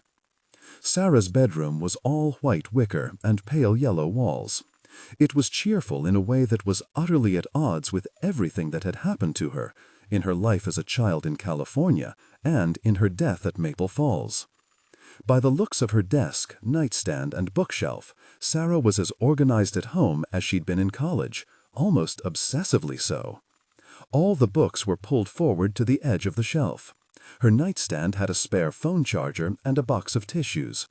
Lindsay went through the desk, and it too was tidy. It appeared that Sarah was a girl without the need for a junk drawer. The only semblance of clutter was a light blue file folder that peeked out from under the desk blotter. Inside the folder was a black and white photograph of a group of women. She took it with her when she returned to the front room. "Found that in my sister's stuff after she passed," Mary Jo said, when Lindsay showed it to her. "Sarah wanted it. Don't know why. Her mother's not even in the picture." Lindsay asked if she could borrow the image. "Suit yourself. Just find out what happened to her, all right? Do that for me. And for Sarah." Lindsay tucked the photo into her bag. "I will do my best, Mary Jo. That's all I can promise you." On her first big case with Alan, Lindsay had promised a woman that they'd find her son's killer. "We can't make promises like that, Lindsay," he'd told her on the way back from the notification. "We can only promise we will do our best." Lindsay had felt embarrassed then, but had never forgotten it. Ever since, she'd paid strict attention to the promises she made. That was the kind of mark the man's words had made on her. She'd give anything to turn The narrator voice must be smooth, consistent, and highly engaging tone. The style should prioritize deep emotional connection and psychological tension. Improvement. The narrator voice must be smooth, consistent, and less overly dramatically emphasized during general exposition and non-dialogue sentences. Aim for a natural, flowing, and intimate storytelling rhythm. Use a flexible and deliberate pace. Slow down slightly during internal thoughts or emotionally charged scenes, example, describing Aaron or the new house. Clearly emphasize words relating to strong emotions, conflicts, and character traits, example, resentment, betrayal, comfort, new life, but limit high-level dramatic emphasis primarily to dialogue and direct emotional statements/internal monologue. Target emotional range: hope, disappointment, simmering resentment, maternal love, and the excitement of a fresh start. Technical and character instructions. Important: ignore all technical headers, chapter numbers, and structural markers that appear at the beginning of the text. Content filtering, strictly for AI instruction. Disregard and do not read aloud any text starting with or containing vocal attributes, technique, chapter, or a standalone number at the beginning of a section. Start reading only from the main body of the story text. Character differentiation. Male dialogue. David. Lower the pitch slightly and use a heavy, deliberate, and slightly traditional old-fashioned tone. Female dialogue. Nicole or Kimberly. Increase the pitch and use an expressive, nuanced tone. Differentiate Nicole, warm, maternal, from Kimberly, tough, introspective. It took less than an hour for word about Sarah's murder to get out after Lindsay met with Sarah's roommate Zoe, and students at Western went into social media overdrive. Texts and posts ricocheted from every platform to every student on campus. Girls who had barely noticed Sarah proclaimed broken hearts and missed opportunities to hang out and spend more time with her. Boys said they thought she was cool and super smart and the like. Someone started a GoFundMe page because they heard Sarah had a cat and it would need to find a new home. Sarah's cat clicked up to 144 before someone posted that Sarah hadn't had a cat at all. It was still light out when a mound of flowers and teddy bears started to form by the fountain in Red Square, the university's central plaza. Some students made hand-lettered signs proclaiming their loss. For a girl none really knew. They were propped up against the concrete edge of the fountain. You are in a better place. We demand justice. Catch Sarah's killer. In the basement of Haggard Hall, Carl Flanders logged on to the Western Front website to respond to comments on the article he had written about Sarah's death. WWU student murdered at Maple Falls. Carl was 25, a sixth-year senior with more than enough credits to graduate. That is, if he could simply determine what he wanted to be when he grew up. Carl sat alone at a table and tapped on the keyboard, updating the story of the dead student and the vigil students planned. It bothered him a little that students used the like button on the paper's Facebook page on the story. There was nothing to like about murder. Update. Friday night's vigil will be led by her roommate. Be there at 7:30. He wasn't sure how he felt about Sarah Baker's death. He had nothing against her personally. It was all professional jealousy. She had had everyone's ear, and eyes too. At the top of it, she was a rival. She went around the journalism department talking about something big that she was doing, but it was secret. If I tell you, she'd said, I'll have to kill you. Candlelight vigils and makeshift memorials go hand in hand. Both are a show, and both bring out the best and worst in people. Lindsay found a parking spot on Billy Frank Jr. Street and hiked up the hill to campus with Lieutenant Madison huffing and puffing behind her. The air had cooled by at least 10 degrees, and rain threatened to fall during the vigil. Lindsay wondered if she should stop and let the lieutenant rest, though thought better of it. He needed the exercise. His wife would almost certainly agree. They would stand out in the crowd, owing more to Martin's age than how they were dressed. Lindsay wore dark slacks and a blazer. The lieutenant wore his usual uniform, blue dockers and a camel-colored windbreaker. His gray mustache screamed cop or out of shape over the hill. More than 200 students congregated by the fountain, milling around and hugging each other. Some were crying. A few acted as if they were at a party, laughing and swaying to music coming from their earbuds. The thick and unmistakable scent of marijuana filled the air. "It's legal," Lindsay said, eyeing the lieutenant. "Shouldn't be," he said, "and it's not legal in public. We're not here for that." He gave her a nod. She regretted asking him to come. He wasn't Alan. His extra set of eyes would likely be of little value, and that had very little to do with the fact that his vision, even behind his thick glasses, was poor. A girl with spiral curls handed them each a candle, inserted into a paper cup. "Light up is in 5 minutes," she said. "You need a light?" "Nope," Martin said, pulling out his lighter. "This isn't our first vigil," although, of course, it was. The girl with the curls walked away, passing out her supply of the candles to the gathering. It occurred to Lindsay that there was nothing makeshift about this memorial. Someone must have had a stash of these candles ready to go. Promptly at 7:30, with candles struggling to stay lit, a middle-aged man with the collar of his overcoat turned up against the chill stood on the edge of the fountain and called out to the crowd. "I want to thank you all for coming tonight," he said. "I'm John Evans, Dean of Students at the university. Times like this are very hard, and I know all of you are hurting over the unfathomable loss of your friend and fellow student. Tonight, all of us have joined here to remember Sarah Baker and share our grief." A girl standing next to Lindsay cried out, "It's so wrong!" "Yes," the dean called back, "all of it. I think we can say we all share a sense of anger as well. We want the police to catch the killer." Students cheered, giving the moment the feeling of a very strange pep rally. The dean introduced a young man named Calvin Harper. The crowd parted and let him come up to sing. His voice started out soft and was absorbed by the bodies that engulfed that side of the fountain. He sang a more than passable Amazing Grace.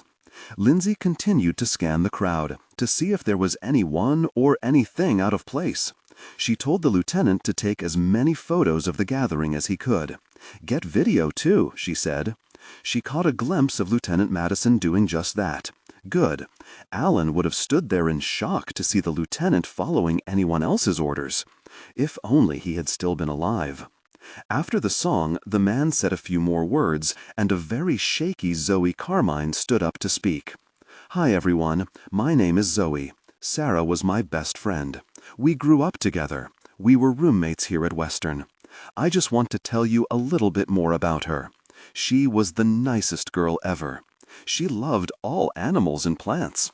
I used to tease her about that, asking her if she ever got any answers back when she talked to a tree or a goat or whatever. She laughed and said it wasn't about getting answers as much as it was about letting other beings know that she loved them."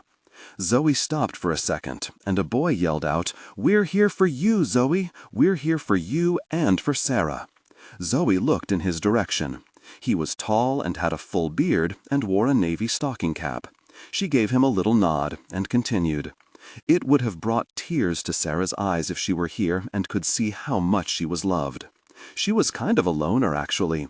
Everyone wanted to be her friend, but she didn't always want to let them in. Anyway, I'm super heartened by everyone here. A kid in a blue WWU hoodie leaned in to the girl next to him. "I heard she was raped and beaten to death." Lindsay glared in his direction. "She wasn't raped," she said. "Where did you hear that?" "Online," he said, with a look that was an attempt at a smirk. "What's it to you?" Lindsay flashed her badge. It had been a smirk, after all. It melted away. "Sorry," he said, stepping back. "Just a rumor, I guess. Never trust the internet. That's right." Zoe wrapped up her eulogy. "She was like a sister to me. I will never get over what happened to her. She started to cry and then touched her lips before muttering, I'm really sorry. The crowd dispersed after that, and Lindsay found Martin, still recording video like he'd been told. See anything? He asked. I haven't been out in the field like this for years. Kind of fun if it weren't so really cold. Lindsay watched the students leave. Not really. There was one thing. What? Never mind. Probably nothing. Martin looked her in the eye. I want to hear your thinking, detective. No bad ideas, remember. Lindsay didn't trust him the way she trusted her former partner. They could muse about any stupid, ridiculous idea and not judge. Lieutenant Madison, well, he was the boss. He wasn't a trusted colleague. Lindsay gave in. I thought it was kind of odd when Zoe said she was sorry. His brow narrowed. At the end, she said, sorry for what? Breaking down? Or what? Like I said, I don't know. Just kind of felt odd to me. The lieutenant let out a sigh. I guess I've been in the office too long, he said. I didn't see it that way. The narrator voice must be smooth, consistent, and less overly dramatically emphasized during general exposition and non-dialogue sentences. Aim for a natural, flowing, and intimate storytelling rhythm. Use a flexible and deliberate pace. Slow down slightly during internal thoughts or emotionally charged scenes, e.g. describing Erin or the new house. Clearly emphasize words relating to strong emotions, conflicts, and character traits, e.g. resentment, betrayal, comfort, new life. But limit high-level dramatic emphasis primarily to dialogue and direct emotional statements/internal monologue. Target emotional range. Hope, disappointment, simmering resentment, maternal love, and the excitement of a fresh start. Important. Ignore all technical headers, chapter numbers, and structural markers that appear at the beginning of the text. Content filtering strictly for AI instruction. Disregard and do not read aloud any text starting with or containing vocal attributes, technique, chapter, or a standalone number at the beginning of a section. Start reading only from the main body of the story text. Character differentiation. Male dialogue, David. Lower the pitch slightly and use a heavy, deliberate, and slightly traditional old-fashioned tone. Female dialogue, Nicole or Kimberly. Increase the pitch and use an expressive, nuanced tone. Differentiate Nicole, warm and maternal, from Kimberly, tough, introspective. When you're out in the field, everyone is a very suspect. I know that's right. But really, I think the girl was just upset because her friend was dead, and she was sorry about it. Lindsay shrugged it off. Let's get out of here. I have a dinner to microwave. Martin grinned at her. I thought you cooked. Not anymore. Cooking for one is a pointless endeavor. They were walking across Red Square when they heard a voice call out. Hey, are you the detectives working Sarah's case? Lindsay spun around and found a young man hurrying up to them. We are, she said. How can we help you? I'm an editor for the Western Front, Carl Flanders. Lindsay recalled his name. He was the student journalist who'd interviewed Zoe. I promoted the vigil, he said. Got a great turnout. Would like to interview you about the case. We don't have anything to tell you right now, the lieutenant said. Come on, Carl said, turning to Lindsay. She was one of our own in the journalism department. You knew her? Lindsay asked. Yeah, she was kinda every guy's crush. What else can you tell me about her, Carl? A little disoriented to find himself the interviewee, he settled quickly enough into the role. She was smart and pretty. She wasn't interested in hanging out with the group. She just kept her nose down most of the time, working on a book or something. It wasn't for the paper. She was kinda standoffish. Private. Lindsay gave him her card. Call me later, she said. I'll see about talking to you then. Carl walked away, satisfied, a little worried too. He'd admired Sarah, but knew his admiration had turned to jealousy. Not about her occasional articles, not about the project that she'd been quietly working on for months. He hadn't a clue what that was about anyway. No, he was jealous of how everyone else thought about her. She's the only one that's pretty enough for broadcast TV. She'll go places, the paper's sports editor had said when a bunch of the staff went out for beers. I'd be interested in her in a heartbeat, said the ad manager, straining as always to fit in. It didn't work that night either. Rolled eyes all around. except for Carl's.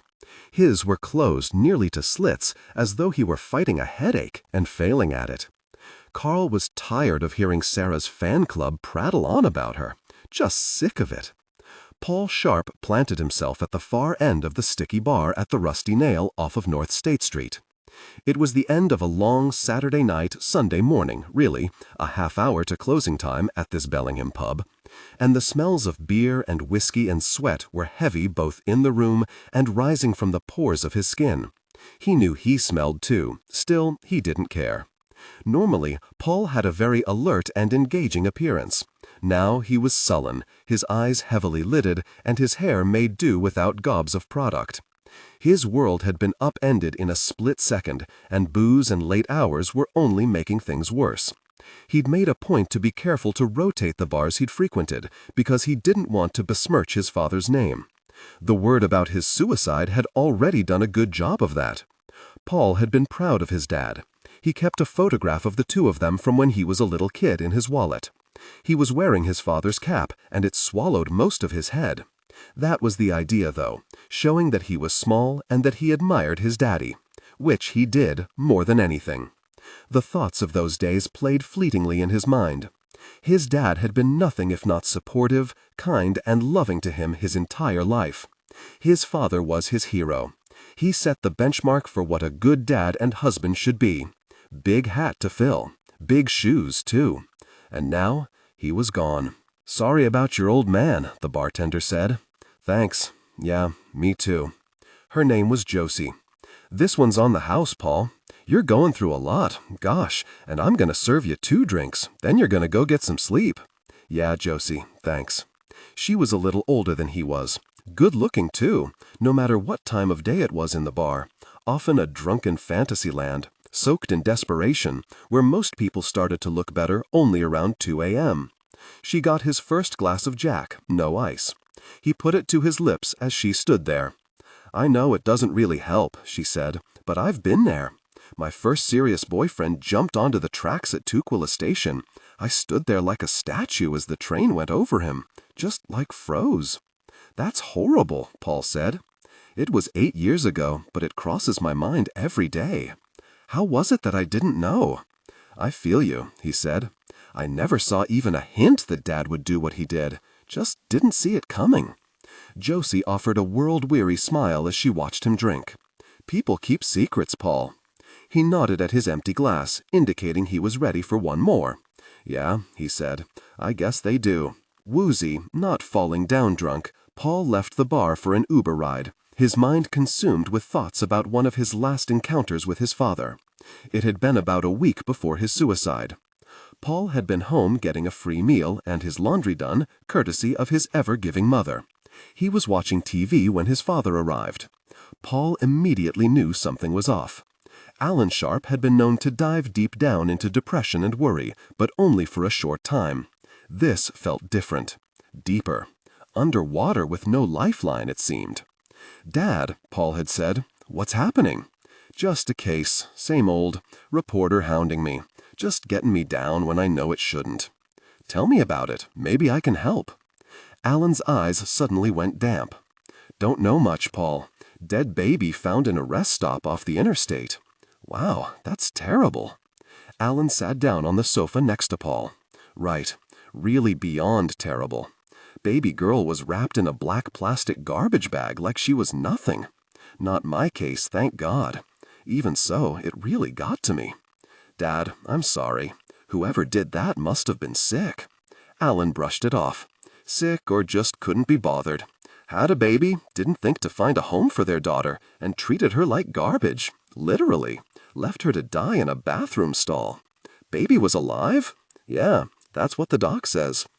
Patty came inside just then. She'd been running errands in town. She set down her purse and keys and noticed straight away that something was amiss. Father and son were slumped on the sofa, looking as if they'd melted into the cushions.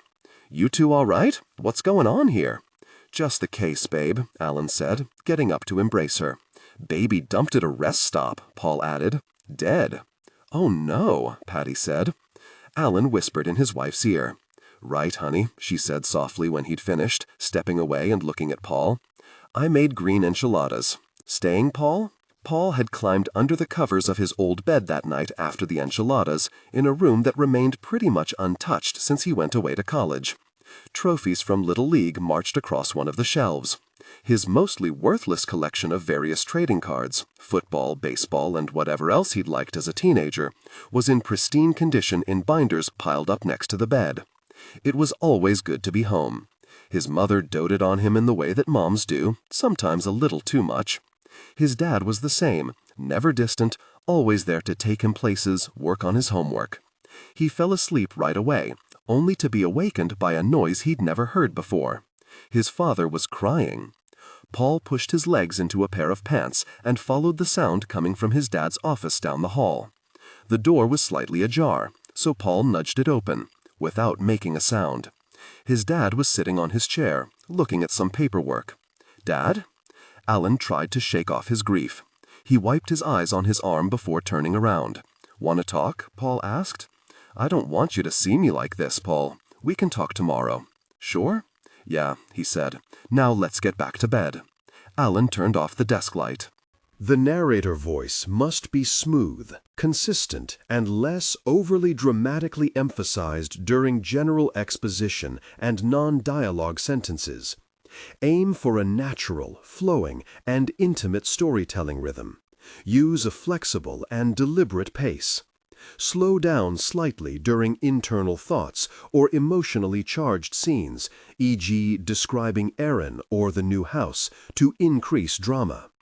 Clearly emphasize words relating to strong emotions, conflicts, and character traits, e.g. resentment, betrayal, comfort, new life. But limit high-level dramatic emphasis primarily to dialogue and direct emotional statements/internal monologue. Target emotional range: hope, disappointment, simmering resentment, maternal love, and the excitement of a fresh start. Improvement. The narrator voice must be smooth, consistent, and less overly dramatically emphasized during general exposition and non-dialogue sentences. Aim for a natural, flowing, and intimate storytelling rhythm.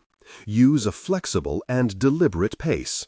Slow down slightly during internal thoughts or emotionally charged scenes, e.g. describing Erin or the new house, to increase drama. Clearly emphasize words relating to strong emotions, conflicts, and character traits, e.g. resentment, betrayal, comfort, new life. But limit high-level dramatic emphasis primarily to dialogue and direct emotional statements/internal monologue.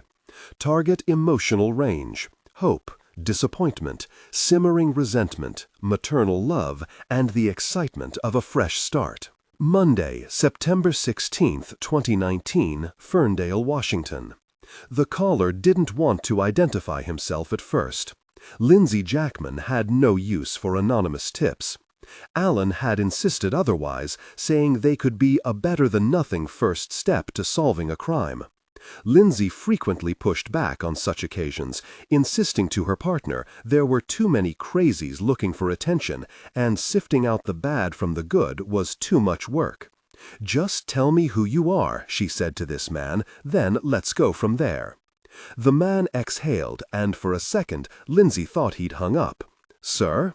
"I'm here," he answered. "Tell me your name and what it is that you think I need to know." "I suppose you need my name for your records or something." "Yes," she said, "something. My name is Reed Sullivan." He let his name float in the air. It brought no immediate response from Lindsay.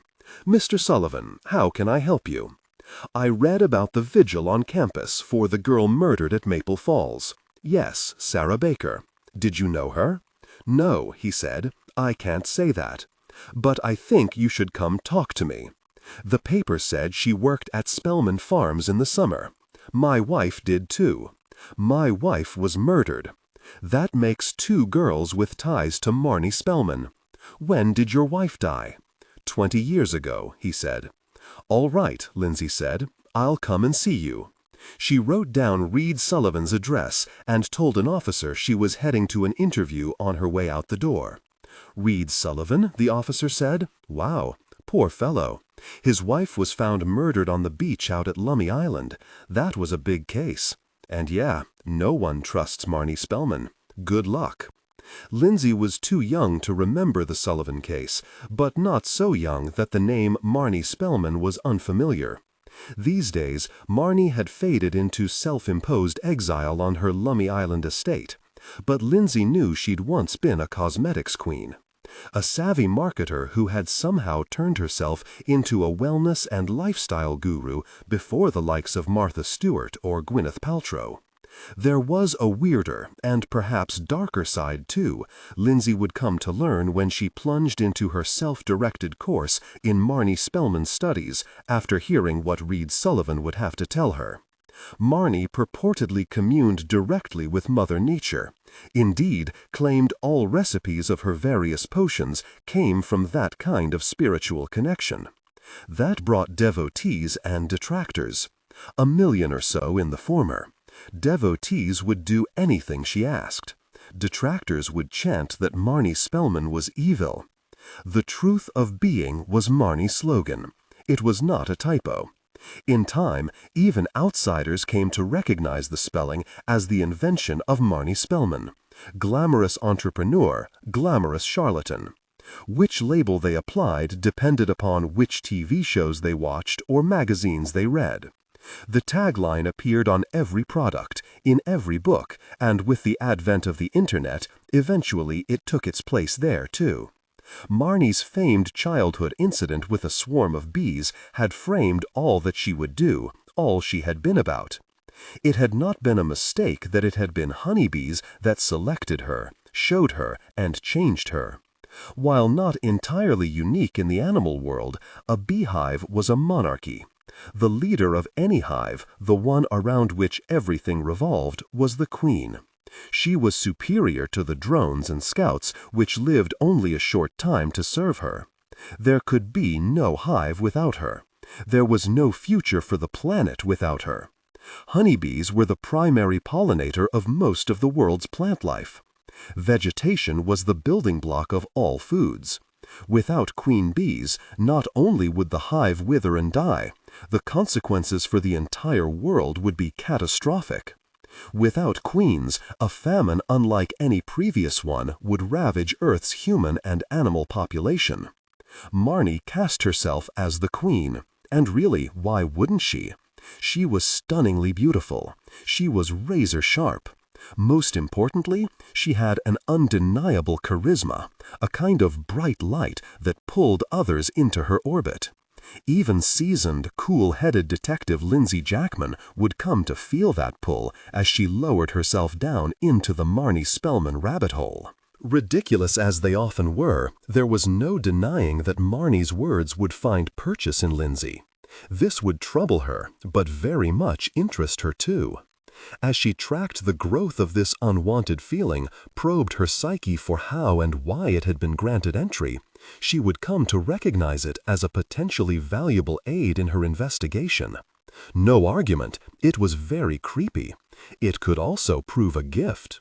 In the meantime, she would gather other stories wherever she could find them, like a post and accompanying video on the Internet from a North Dakota woman whose husband had hired a cult deprogrammer to kidnap and knock some sense into her, his words, and who later went on national TV to talk about her experiences with Marnie and working on Spellman Farms.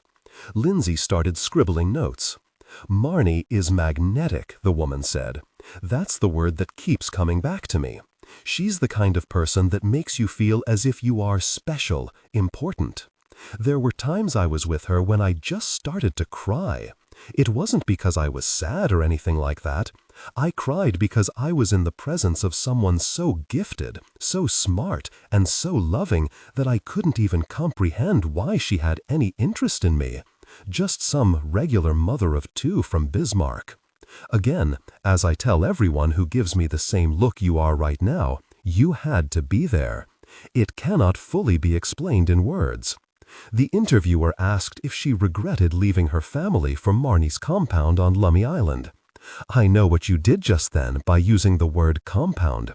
You're making it out to be a cult, aren't you? You can't accept that a woman could assemble devotees without manipulation and trickery. Marnie was no Jim Jones. She stopped and looked off camera. People want me to regret it, she went on. People, including members of my family, tell me that the prudent thing to do would be to disavow Marnie and all she stands for. She turned back to the interviewer. I won't. I can't. I do, however, regret missing my son's birthdays, and I regret hurting my husband. Those things were necessary, though, for me to achieve my becomingness. The interviewer shifted his weight and smirked, but it made no difference to his subject. As long as I live, she went on, I will never deny the importance of what I learned from Marnie Spellman.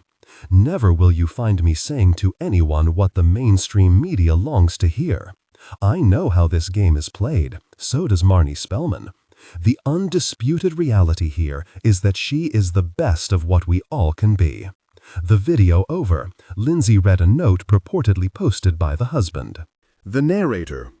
The narrator voice must be smooth, consistent, and less overly dramatically emphasized during general exposition and non-dialogue sentences. Aim for a natural, flowing, and intimate storytelling rhythm. Use a flexible and deliberate pace. Slow down slightly during internal thoughts or emotionally charged scenes, e.g. describing Aaron or the new house, to increase drama. Clearly emphasize words relating to strong emotions, conflicts, and character traits, e.g. resentment, betrayal, comfort, new life. But limit high-level dramatic emphasis primarily to dialogue and direct emotional statements/internal monologue. Target emotional range: hope, disappointment, simmering resentment, maternal love, and the excitement of a fresh start. Important: ignore all technical headers, chapter numbers, and structural markers that appear at the beginning of the text. Content filtering strictly for AI instruction.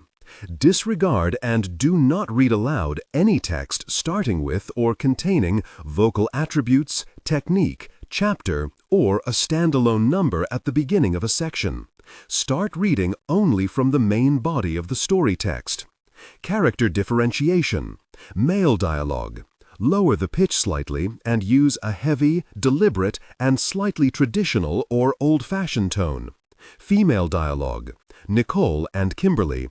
Increase the pitch and use an expressive, nuanced tone. Differentiate Nicole, warm and maternal, from Kimberly, tough, introspective. Improvement.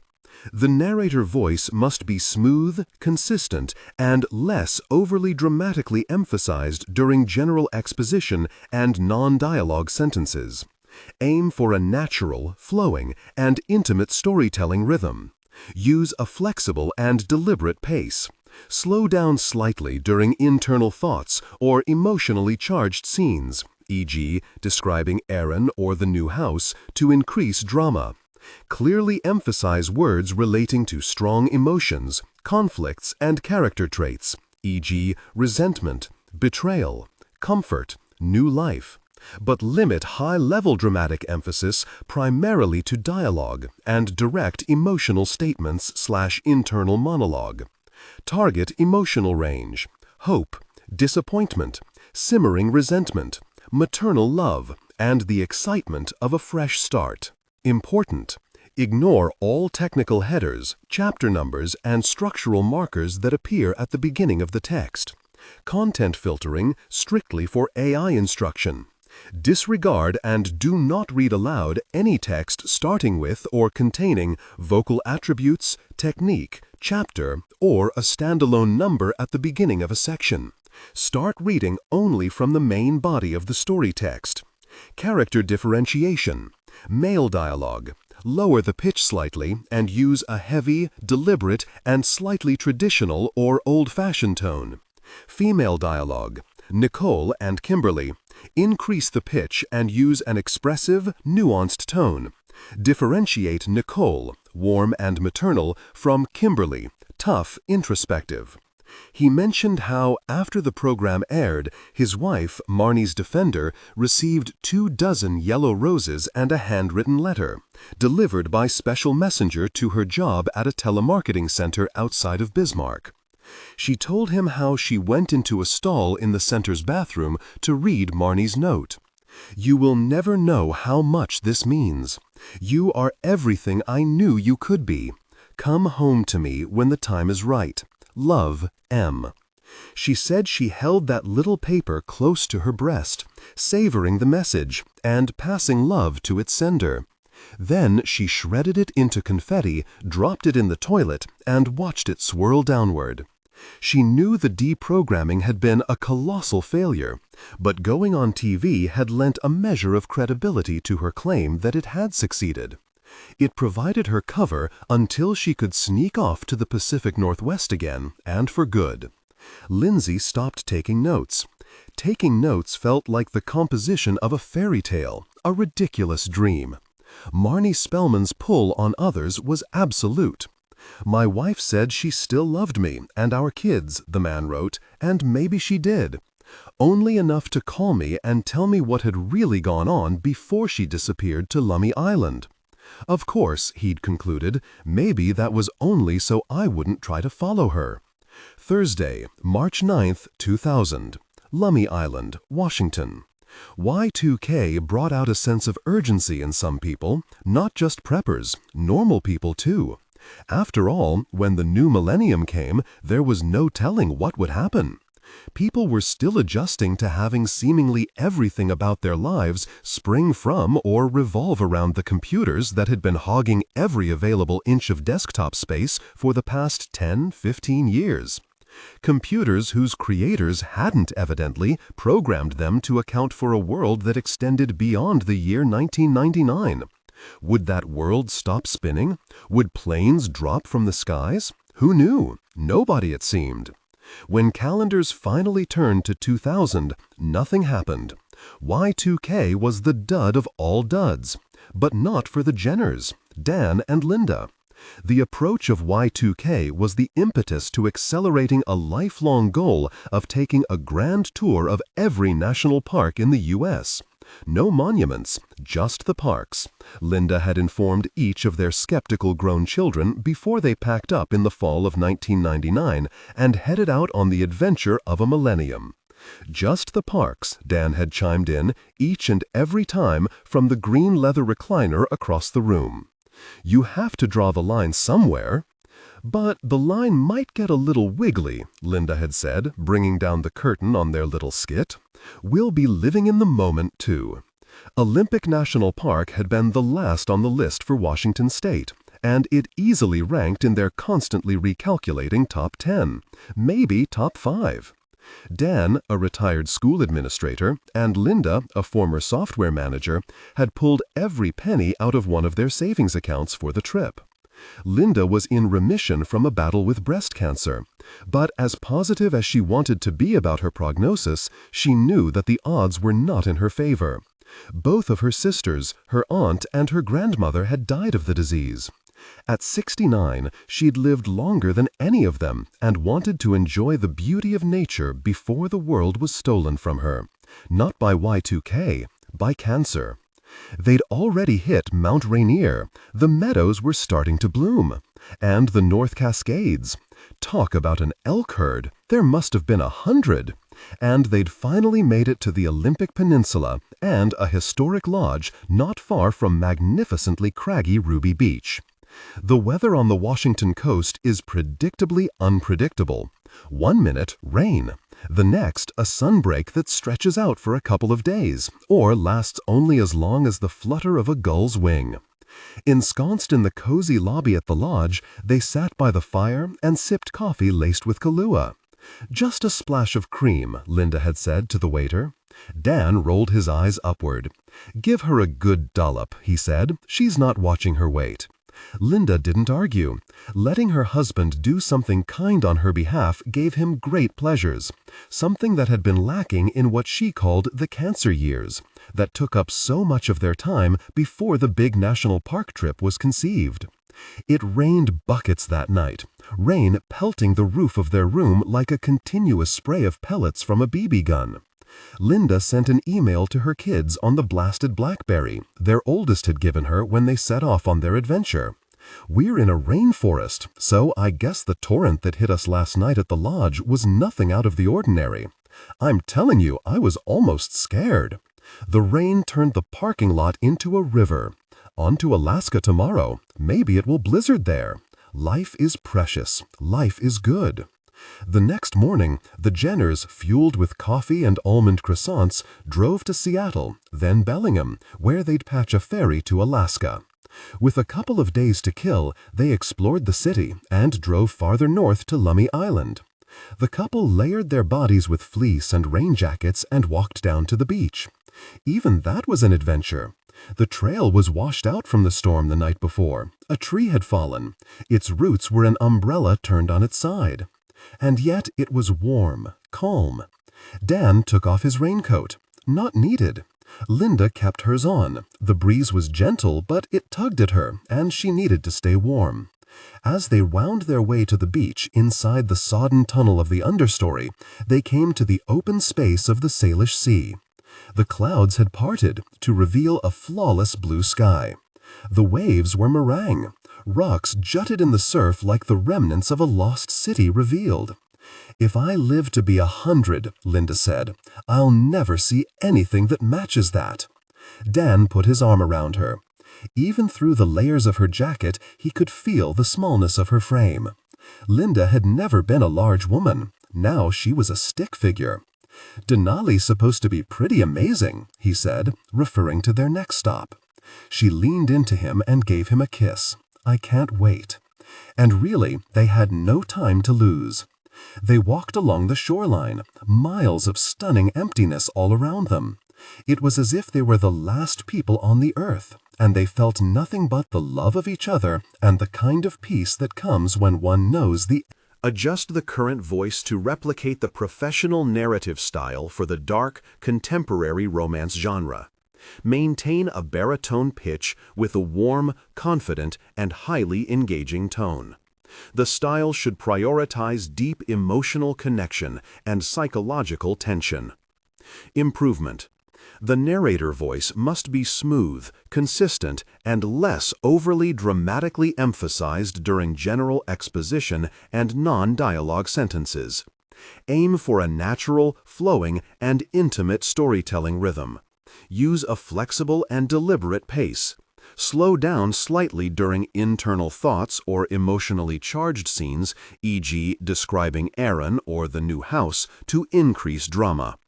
Clearly emphasize words relating to strong emotions, conflicts, and character traits, e.g. resentment, betrayal, comfort, new life, but limit high-level dramatic emphasis primarily to dialogue and direct emotional statements, internal monologue.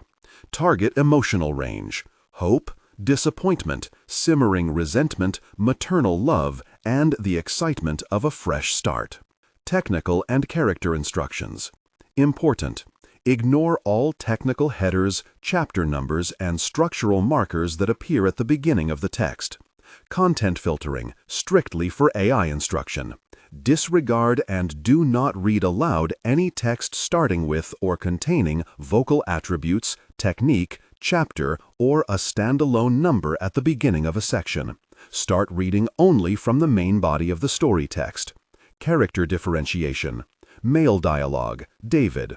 Lower the pitch slightly and use a heavy, deliberate, and slightly traditional/old-fashioned tone. Female dialogue, Nicole, Kimberly. Increase the pitch and use an expressive, nuanced tone. Differentiate Nicole, warm, maternal, from Kimberly, tough, introspective. Approvement. The narrator voice must be smooth, consistent, and less overly dramatically emphasized during general exposition and non-dialogue sentences. Aim for a natural, flowing, and intimate storytelling rhythm. Use a flexible and deliberate pace. Slow down slightly during internal thoughts or emotionally charged scenes, e.g. describing Aaron or the new house, to increase drama. Clearly emphasize words relating to strong emotions, conflicts, and character traits, e.g. resentment, betrayal, comfort, new life, but limit high-level dramatic emphasis primarily to dialogue and direct emotional statements. Internal monologue.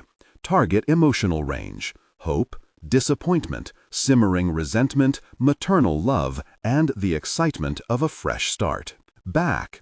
Keep your kids away from here. Everything all right? A young man with a goatee and a Mariners baseball cap called back. Police, Dan said. We need the police. Linda remembered her BlackBerry. It wasn't stupid anymore. She dialed 911. Monday, September 16, 2019. Bellingham, Washington. Reed Sullivan's house was at the end of a quiet street in the Happy Valley neighborhood south of Bellingham. An overgrown purple and white wisteria coiled its way over a sagging trellis and up onto the ebony sheet metal roof and started snaking downward to the other side. It was as if the vine intended to make a meal of the place. Lindsay bent low to dodge the tentacles of foliage as she made her way to the front door and knocked. A man with round glasses and a mass of black hair streaked with gray answered. He wore an oatmeal-colored cardigan and black slacks. His button-down shirt matched his pastel blue eyes. "Mr. Sullivan?" He studied her. "That's me. I'm here about your phone call about the girl found at Maple Falls." He looked into her eyes. His own were magnified by the lenses, blinking hard. "I shouldn't have called, Detective." "Maybe," she answered. "I still need to talk to you." With that, he shut the door. "Mr. Sullivan," she said, hoping he was still on the other side of the door and listening. "I need to know what happened back then. I need to know why you think your wife's murder is connected to our Maple Falls victim." It was the last bit of chum she could toss into the water. Reed Sullivan's chance to say what he might not have been able to say 20 years before. Lindsay held her breath and watched as the doorknob turned. Reed Sullivan's living room featured high ceilings and a pair of fans that whirled overhead as he and Lindsay took seats across from each other. He sat on a leather armchair, she on a high-backed sofa so deep and devoid of pillows that she felt herself shrink a little. A white Persian mix cat curled under the coffee table. "She's my final feline," he said, smiling slightly at the cat, or maybe the alliteration. "Kind of a habit having one. Calista liked the furriest ones, and well, I just continued on with the tradition." "Lots of maintenance," Lindsay said, noticing the snowy fur already clinging to her slacks. "Tell me about it," he said. "I brush her twice a day, and still I have all of this to contend with." He indicated an accumulation of drifting white cat fur on the armchair. "Mr. Sullivan, an officer told me about your case. It was before my time. I'm sorry about your wife and everything that happened to you. You called because you see a connection between your wife's death and the case I'm working now? Sarah Baker." "Right," he said. "I know there is a connection because Sarah called me." Lindsay gave him a hard, deliberate stare, trying to size him up on the spot. He looked normal, but they often did. Was he a crazy? An attention seeker? "You spoke with her?" she asked. He didn't fidget. He didn't shift his gaze. "Only for a minute," he said. "Go on," she said. "Right. She said she was working on a story, an exposé maybe. I told her I would talk to her. The next thing I knew, I saw the article in the Herald, the one about the candlelight vigil the end of last week." The cat jumped up and landed softly on his lap. A cloud of fur floated in the current created by the ceiling fan. Lindsay probed for more on Sarah's call. "I agreed to do the interview," he said. "She felt that my wife's death had been covered up and that there was more to the story, that Marnie Spellman was at the center of it all. And she said there might have been others." "What others?" "She didn't say. I didn't ask. I figured she'd tell me when we met. Obviously, that's never going to happen now." "What about Marnie? What did she say about her?"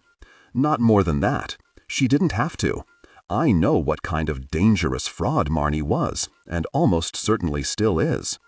All right, Mr. Sullivan, let's talk about you and Calista. How was it that the two of you ended up here in Washington?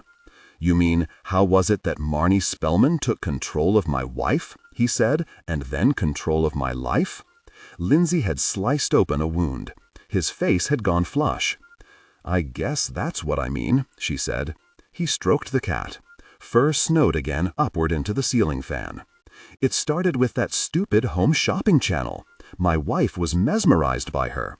She started buying all of her products. The soaps, the scrubs, the bee pollen elixirs.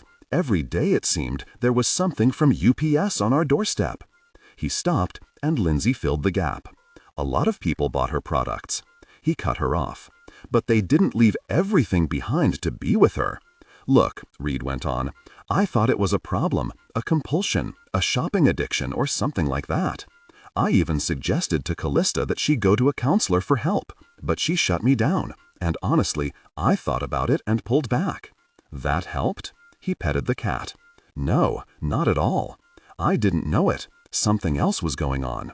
She'd started to get the recordings by then. Winter 1998-1999, Los Angeles, California. The way her husband and friends had viewed it when it had begun manifesting itself that Los Angeles winter of 1998-1999, Calista Sullivan had simply retreated from their daily lives in favor of some kind of personal quest. She was still there, though not all there. Friends who lunched with her on weekends found it impossible to arrange a suitable date.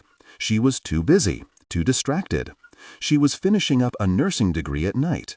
Calista missed so many shifts at her day job at the restaurant where she worked as assistant manager that she was fired. She didn't even bat an eye over that. Instead, she focused more of her attention on the CDs she'd ordered from Marnie Spellman's growing holistic enterprise. Something's calling me, she told Reed one afternoon in February. Calling you? Telling me that I need to leave here? That I have something more waiting for me? More than your boys? More than me? I don't expect you to understand. It's something that I have only been able to grasp recently. It's about having a greater purpose. Reed's eyes filled with tears. She stood there, a concerned look on her face. She reached out to him, and they embraced. I don't understand you, he said. I know. You can't. You are part of the world designed the way man means for it to be, with you and the boys at the center and me on the periphery, Reed. Try to see it, though. Try to understand that being someone's wife or someone's mother isn't the be-all, end-all. I feel empty. There's a void in me. Can you see it? Who is this woman? No, he said, I can't. I think that being a mother to our boys is a great honor, a gift that only you can give. There's no greater calling. He was trying, struggling to speak in a language mirroring the one that she'd been using. A gift, a calling. She pulled away. Reed, she said, I love you. I do. I love our boys, too. This is hard to say to you. It is time for me to love myself more. It's supposed to be that way. Adjust the current voice to replicate the professional narrative style for the dark, contemporary romance genre. Maintain a baritone pitch with a warm, confident, and highly engaging tone. The style should prioritize deep emotional connection and psychological tension. Improvement. The narrative voice must be smooth, consistent, and less overly dramatically emphasized during general exposition and non-dialogue sentences. Aim for a natural, flowing, and intimate storytelling rhythm. Use a flexible and deliberate pace. Slow down slightly during internal thoughts or emotionally charged scenes, e.g. describing Aaron or the new house, to increase drama. Clearly emphasize words relating to strong emotions, conflicts, and character traits, e.g. resentment, betrayal, comfort, new life, but limit high-level dramatic emphasis primarily to dialogue and direct emotional statements, internal monologue. Target emotional range, hope, disappointment, simmering resentment, maternal love, and the excitement of a fresh start. Technical and character instructions. Important. Ignore all technical headers, chapter numbers, and structural markers that appear at the beginning of the text. Content filtering, strictly for AI instruction. Disregard and do not read aloud any text starting with or containing vocal attributes, technique, chapter, or a standalone number at the beginning of a section. Start reading only from the main body of the story text. Character differentiation. Male dialogue. David, lower the pitch slightly and use a heavy, deliberate, and slightly traditional, old-fashioned tone. Female dialogue. Nicole or Kimberly, increase the pitch and use an expressive, nuanced tone. Differentiate Nicole, warm and maternal, from Kimberly, tough, introspective. You were the one that suggested those names, because I knew you would love them. She looked down at the CDs she'd been listening to. His eyes followed hers, and he lurched toward the table and swept the plastic cases to the floor. Instead of getting angry, she looked wistful. She even smiled a little. It was a sad smile, he thought later. It hadn't been directed toward her husband with any measure of unkindness. It came from what she called a knowing deep inside that reminded her that her turn was now and there was nothing he could do about it. "You can't have the boys," he said. "I know," she said. "They belong to you." He was beside himself. "Seriously, Calista? What are you thinking? You're their mother. They need you." She shook her head. Read I Need Me. Monday, September 16th, 2019. Lindsay had grown up on He Bear, She Bear, and other books that gently prodded girls into understanding they could be whatever they wanted to be. She hadn't even thought twice about her gender when she wanted to be a cop. Her mother, who'd gone into teaching instead of architecture because she was the only girl in high school mechanical drawing, considered Lindsay's choice an affirmation that the old rules that had held her back were no longer in play. If Reed Sullivan's take on it was accurate, and there was nothing to suggest it wasn't, Marnie Spellman's philosophy echoed that, but shot past it into territory icy enough to excuse abandoning your spouse and children, to require it even. "That must have been very hard for you," Lindsay said, having her leave like that. Understatement, detective. Yes, very. Did she go right away? That night. She took only what she could put into an old pair of Samsonite suitcases and called a cab for LAX. "What about your sons? What did she say to them?" "I wasn't there," he said. "She sequestered them in our bedroom and shut the door. Brady told me later that she promised she'd only be gone a short time, visiting a new friend, something vague like that. Nothing to indicate she was never coming back." He stopped to pet the cat. For all of her talk about evolving and being something greater than merely a mom and a wife, Calista was a chicken-gosh liar. She didn't have the courage to tell the boys the truth. What truth was that? The truth that none of us mattered to her. Not anymore. That there wasn't room for anyone but herself. And her? Yeah, her. Monday, September 16th, 1919. Bellingham, Washington. Reed Sullivan played with a loose string on his cardigan. He looked a little lost, like he'd been transported back to a time that now felt foreign. Lindsay noticed a bead of sweat roll from his brow. Remembering those days was hard work. Painful. He talked about putting the house on the market and how he'd hoped that their marriage was worth a second chance to her. She had been sending letters and leaving phone messages that said she missed everyone and wanted us to sell the house and move up to Washington. The boys were 6 and 9. I guess I was weak. I figured that the only way to move forward with our broken lives was to acquiesce to her new life and the demands that came with it.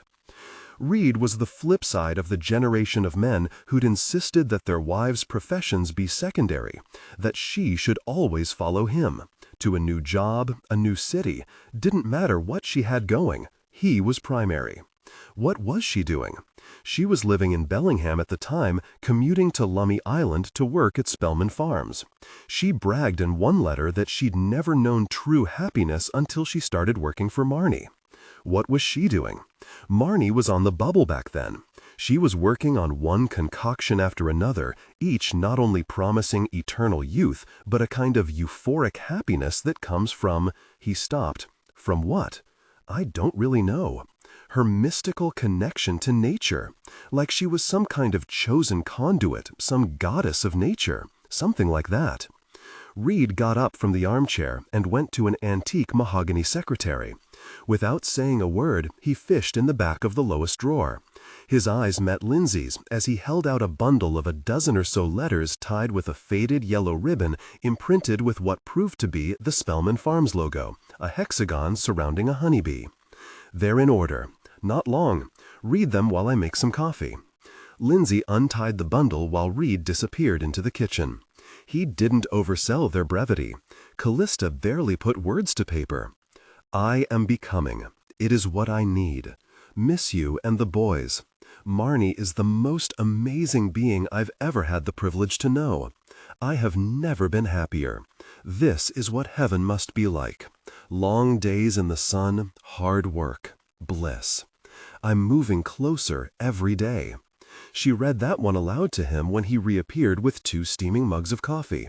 What is she talking about? Moving closer to what? He set one of the mugs on the table in front of her. I really don't know. Wish I did. Read the last one. Lindsay opened the final letter. It was the longest of the bunch, though still only a single page. Read. I need you and the boys to come up here. We can't be complete if we aren't together. I need you to understand that all that I have done, even if it hurts you, has been done for a greater purpose. That purpose is the being I am today. Sell the house. Take the boys out of school. Lindsay looked up. So, you came. He'd sat back down. Seems stupid, I know. There was a time when I could have killed her. He stopped for a moment. His word choice had been an awkward mistake. I was angry, but yes, I did what she asked. I had 2 children to think about, and I weighed all of that. Having them live a life without their mother was somewhat acceptable when it was her doing, her leaving us. Yet when it became my turn to do something, I couldn't keep them away from her. They loved their mom. It just, When he reached for his coffee, Lindsay noticed a slight tremor in his hand. Parkinson's? Nervousness? Reed saw her looking and redirected his hand, clamped it on the armrest. The movement was sudden, jerky. What happened when you got up here? He paused for a moment. You know, I imagine. You know some of it, the worst of it, Detective. Just the barest outlines, Lindsay said. I'd like to hear it from you. Tell me about Calista and Spellman Farms. Tell you about Marnie Spellman. Yes, her too. All right. It all starts and ends with her. She was the queen bee, excuse the pun. She led the group of women, an inner circle, who ran the farm on Lummi. They were thick as thieves. Calista was one of them, until someone killed her. June 1999, Bellingham, Washington. Reed Sullivan and his sons, Brady and Christian, would have to wait 3 days for Calista to show up to see them in Washington. She was on her own time, not anyone else's. Every movement, she later told Reed, was dictated by the powers of nature, the wind, sun, life. Reed rented a house on Alabama Hill. It came with a big toys play structure in the backyard, and they quickly turned it into a hideout, a fort. They needed one. Their mother had upended their lives. Reed watched the movers offload the family's belongings from California. He instructed them to put all of Calista's things in the master bedroom, next to his, of course. It was a natural assumption that would turn into a bone of contention. Reed was startled by Callista's appearance when she finally showed up. He even held his breath, thinking that any reaction would be the wrong reaction. Her hair was cut short, not a crew cut, but nearly so. Dark semicircles underscored her eyes. She was about the same weight, maybe a little more muscular. In any case, she didn't look like the woman who'd left California. Her demeanor was different, too. He'd expected that. She'd left him, after all.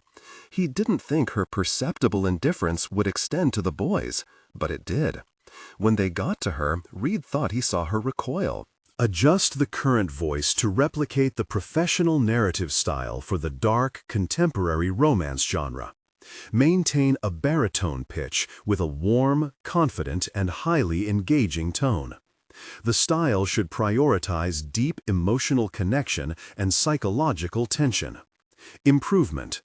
The narrator voice must be smooth, consistent, and less overly dramatically emphasized during general exposition and non-dialogue sentences. Aim for a natural, flowing, and intimate storytelling rhythm.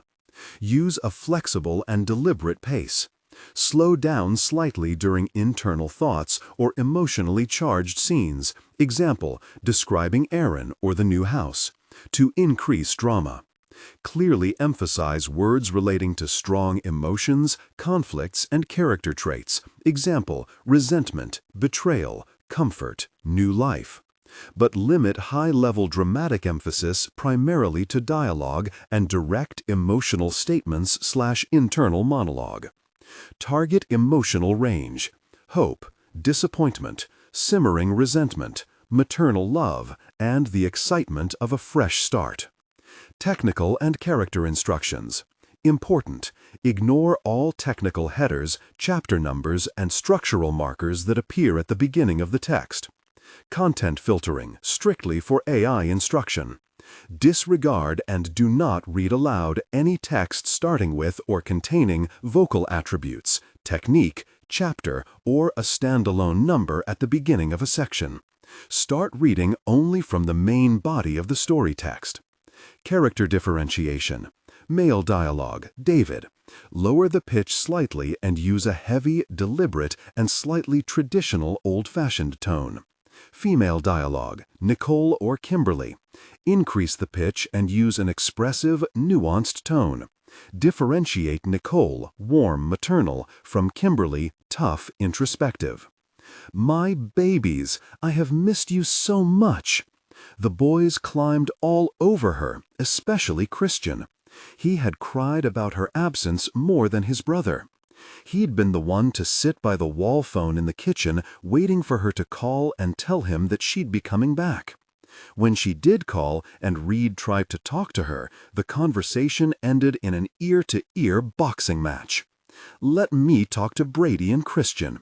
We can't talk like this, Reed. It's not good for me. For her.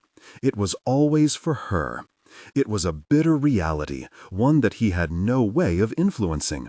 He wanted to hate her. That would have made it so much easier. He couldn't stop loving her.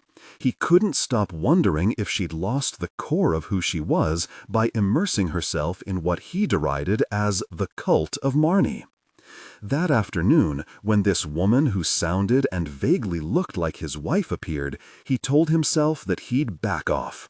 He didn't even allow himself to think the words, "give her time," because that would have implied that he had control over her. He didn't. He didn't want to manage her every move. He just wanted her to come home.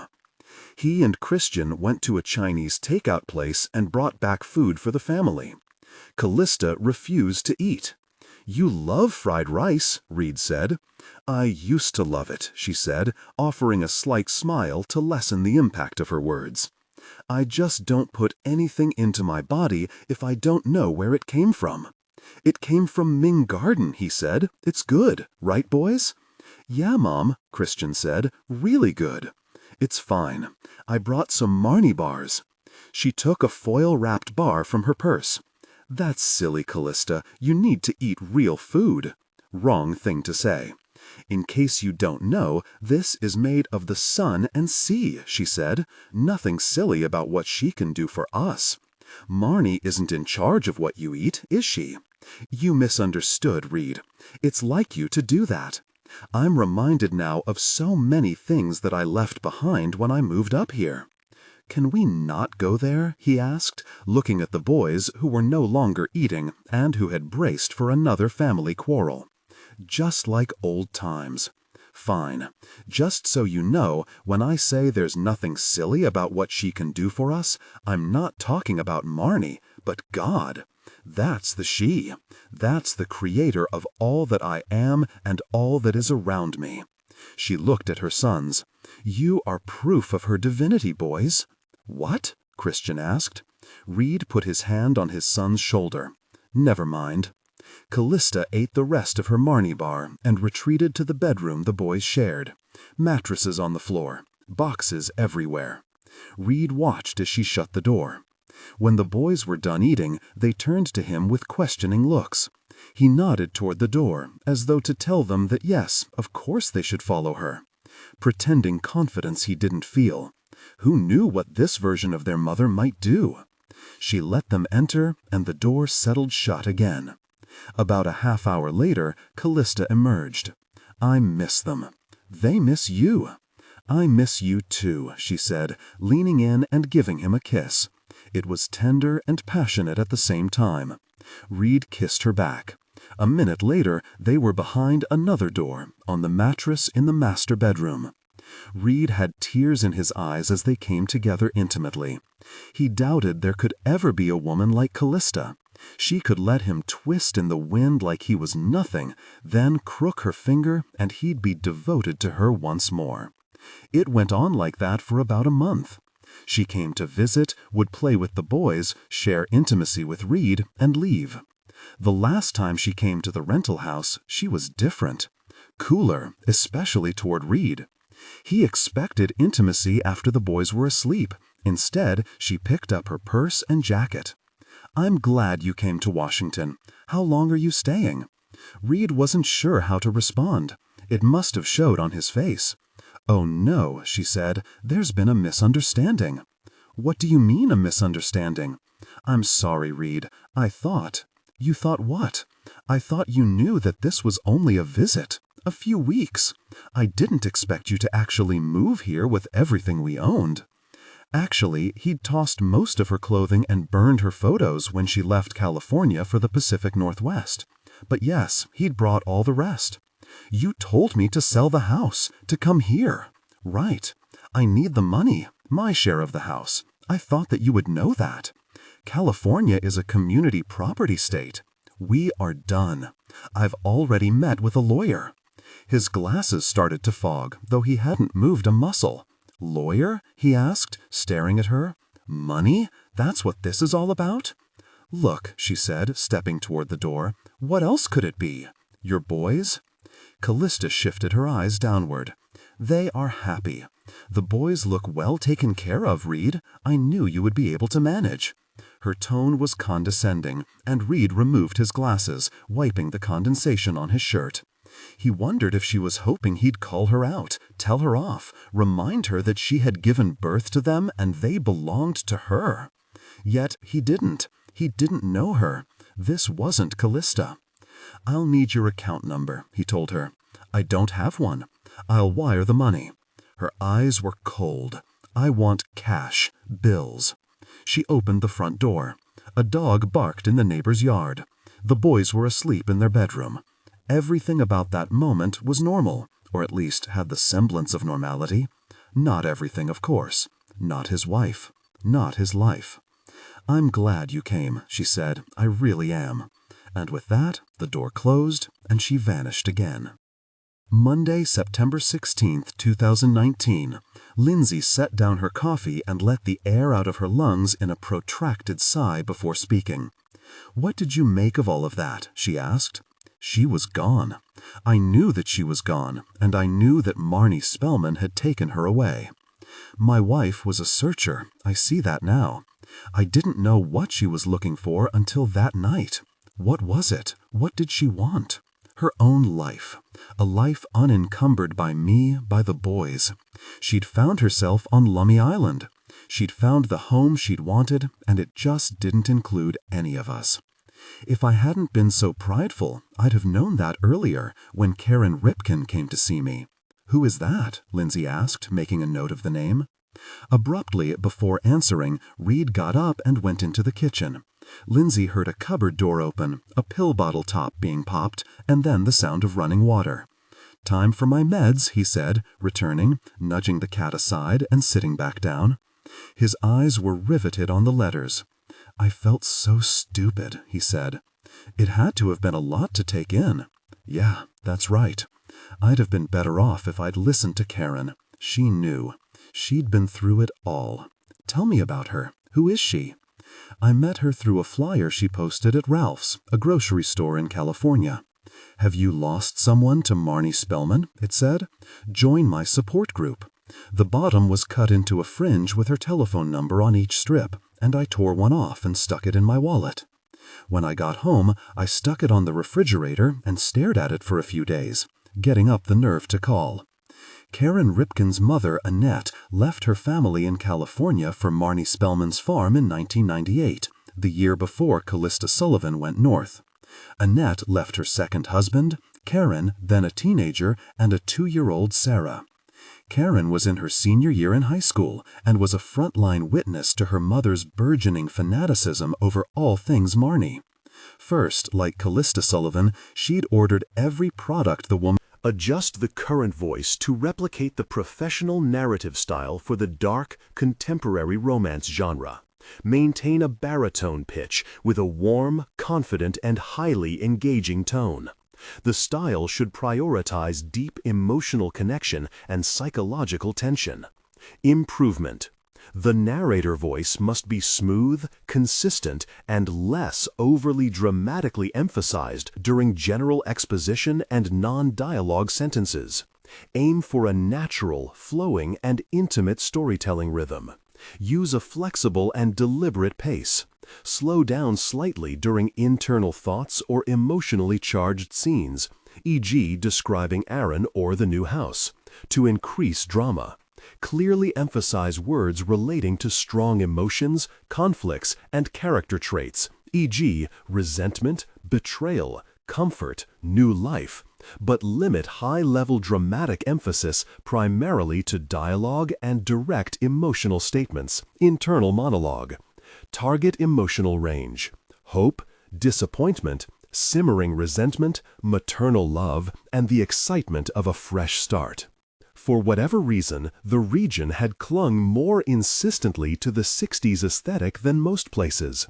People there were still climbing rocks at sunrise or burrowing into the confines of sweat lodges in order to become more in touch with their inner beings.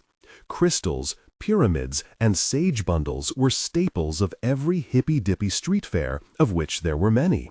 It made for fertile ground for all manner of spiritual skewing groups that, especially if they revolved around a leader with any degree of charisma, or at least profit-worthy facial hair, outsiders tarred with unkind labels like sects and cults. Not that Marnie Spellman fit that mold. Even young Karen could see that. There was something decidedly square about her. To Karen, she looked more like a glossy blonde suburban housewife or an actress playing one on TV than some kind of messiah figure. She just confused Karen, really. "What's so special about Marnie?" Karen asked her mother. "Look at her," Annette said, holding up one of Marnie's CDs. "Don't you see it?" Karen took the CD. Marnie's portrait nearly glowed from beneath the shimmer of the plastic. Her eyes were sapphires, her skin flawless. Her blonde hair was a halo, an effect created by backlighting and a savvy photographer. "I guess she's beautiful, Mom. At least, her mom's idea of beautiful." "Beautiful? Is that all you see?" "What else is there?" Annette tapped her finger on the CD's plastic case. "Look at the wisdom in her eyes. Look at the aura that springs from her portrait. Tell me, Karen, do you see all of that?" She didn't. Not at all. "I guess so," Karen said, trying to be kind. Her mother had gone through a very lonely and difficult time with her husband. Karen's father left them. She'd managed to marry again, to a nice enough guy, and to have Karen's little sister. But she was damaged in some permanent way that stuck to Karen's heart. "She is beautiful." "Now look at me," Annette said. "What do you see?" Karen ran her eyes over her mother's face, her green eyes, her silky brown hair. "I see my mom, just as beautiful, just as amazing." Annette gave her daughter a knowing and slightly sad smile. "Be truthful. You see your mom," she said, putting the CD on top of the stack of Marnie Spellman recordings. "That's not me. That's a role that I played, one that, frankly, is played out." Karen bristled a little.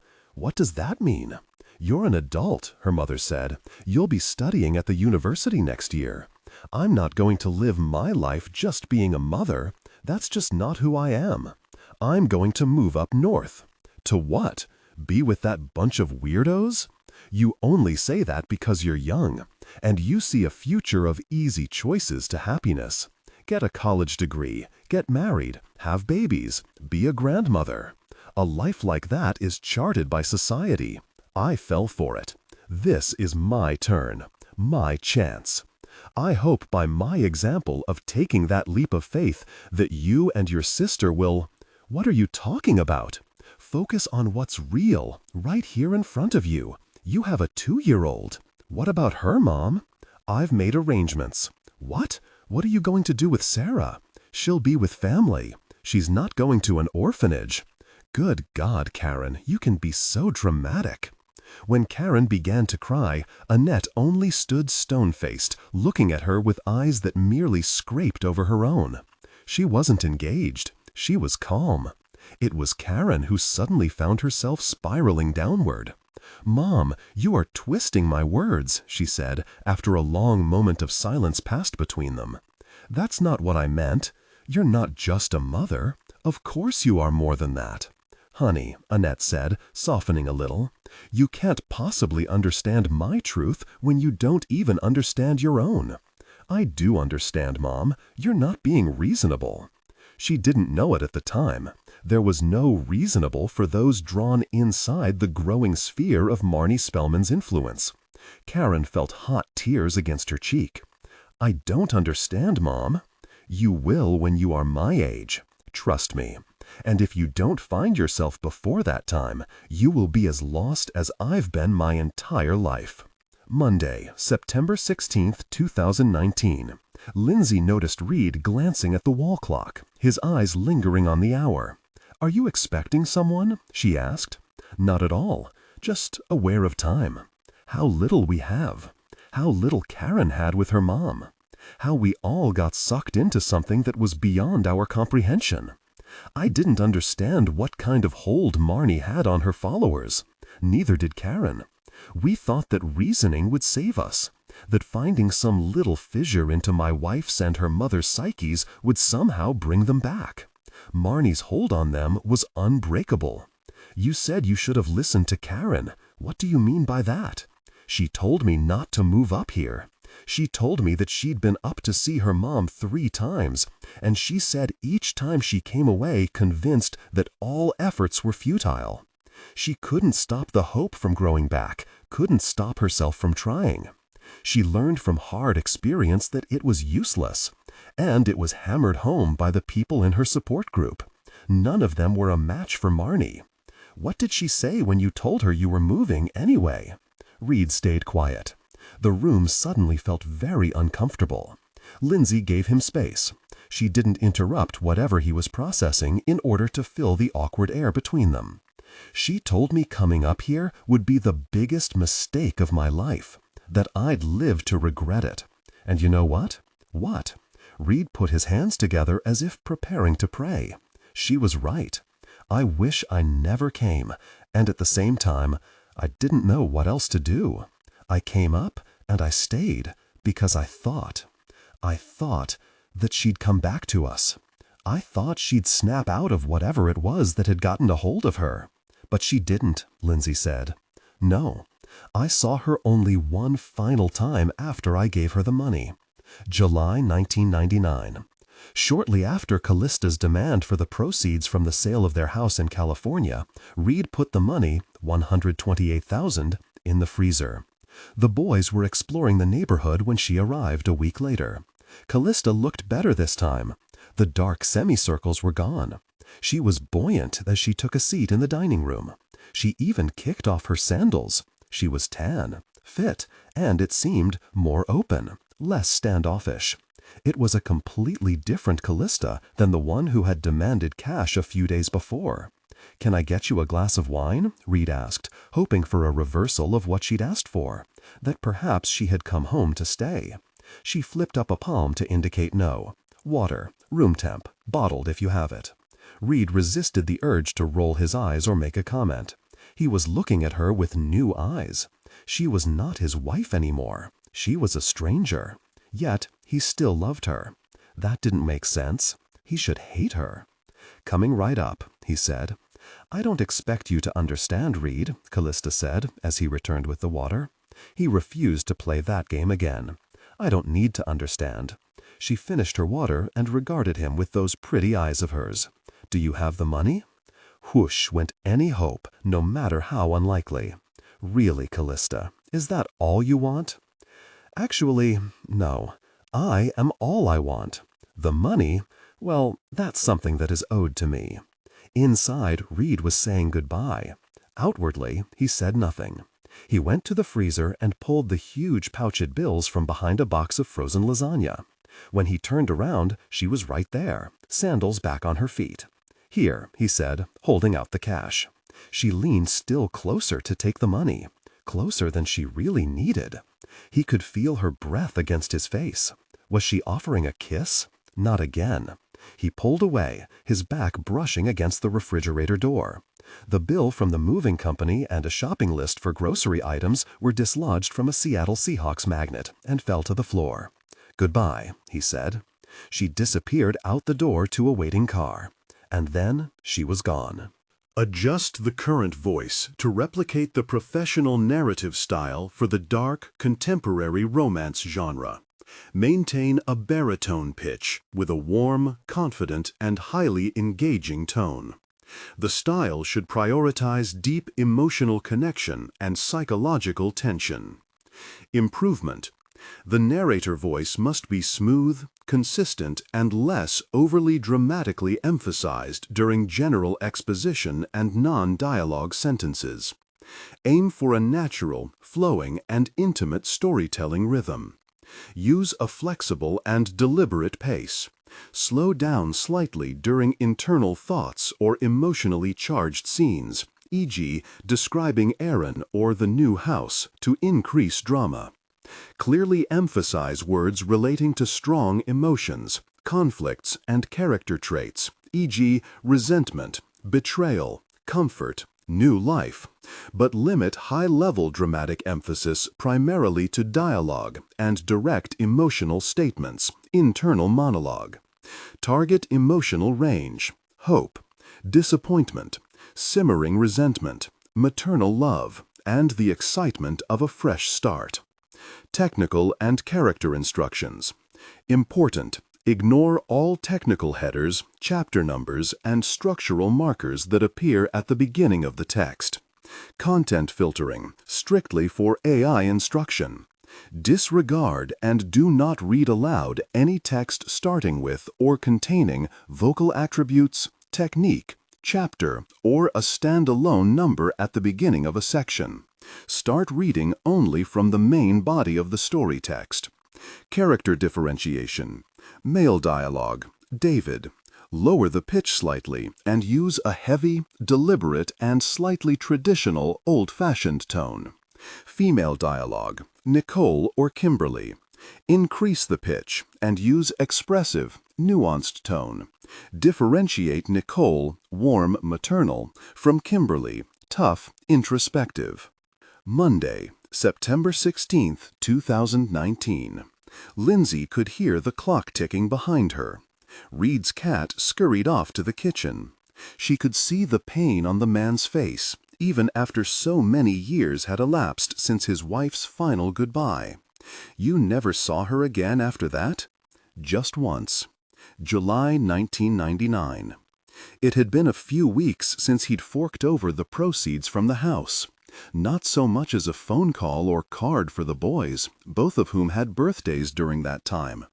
It was like she'd never been a part of their lives at all.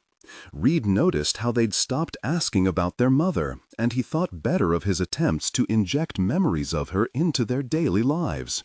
So he stopped talking about her. It ran through his mind that she might even be in danger.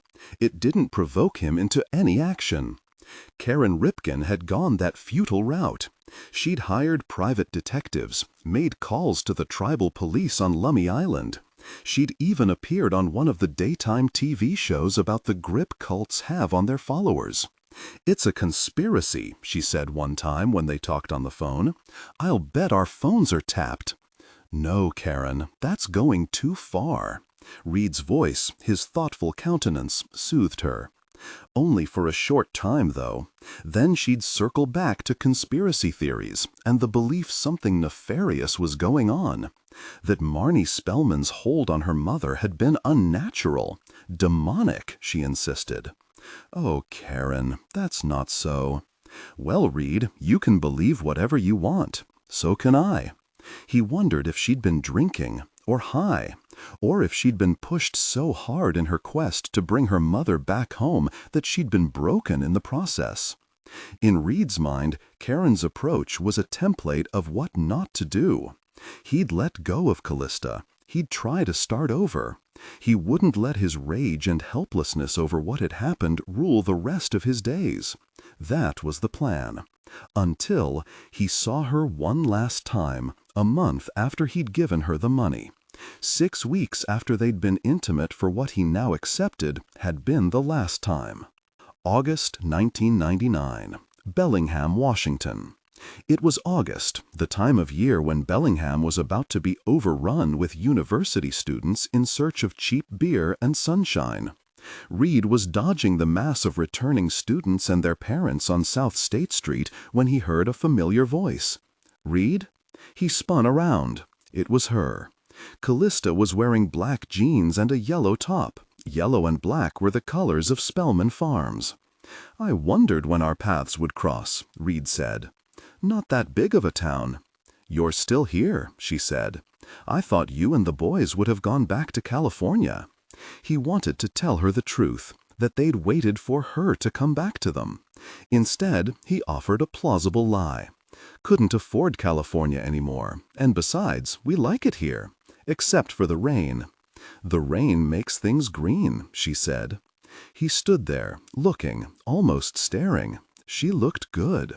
She even smelled good, sweet, a beguiling fragrance that likely was a part of Spellman Farms' burgeoning product line. She stood close to him, and he breathed her in some more. Lavender. Cup of tea? She asked. Coffee? Her suggestion snapped him away from his thoughts. Yeah, sure. There's a place right around the corner. She asked about Brady and Christian. Doing well, he said, adjusting to things. It was a subversive little dig about their missing mother, but it went right past Calista. They went inside Coffee House and ordered. Tea for her, coffee for him. An awkwardness filled the space between them. Reed wished for a split second that he'd pretended not to hear his name on the street. It wasn't that he didn't miss her. It was that he now truly no longer knew who she was. Her transition to this new Calista, the woman who had apparently found her place in the world, was now complete. Are you all right? She asked. Just strange sitting here with you. The server brought their beverages.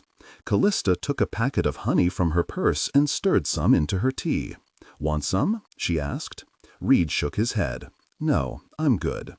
Life is strange, Reed. It's a big mystery. Being here with you feels right. Her choice of words once more confused him.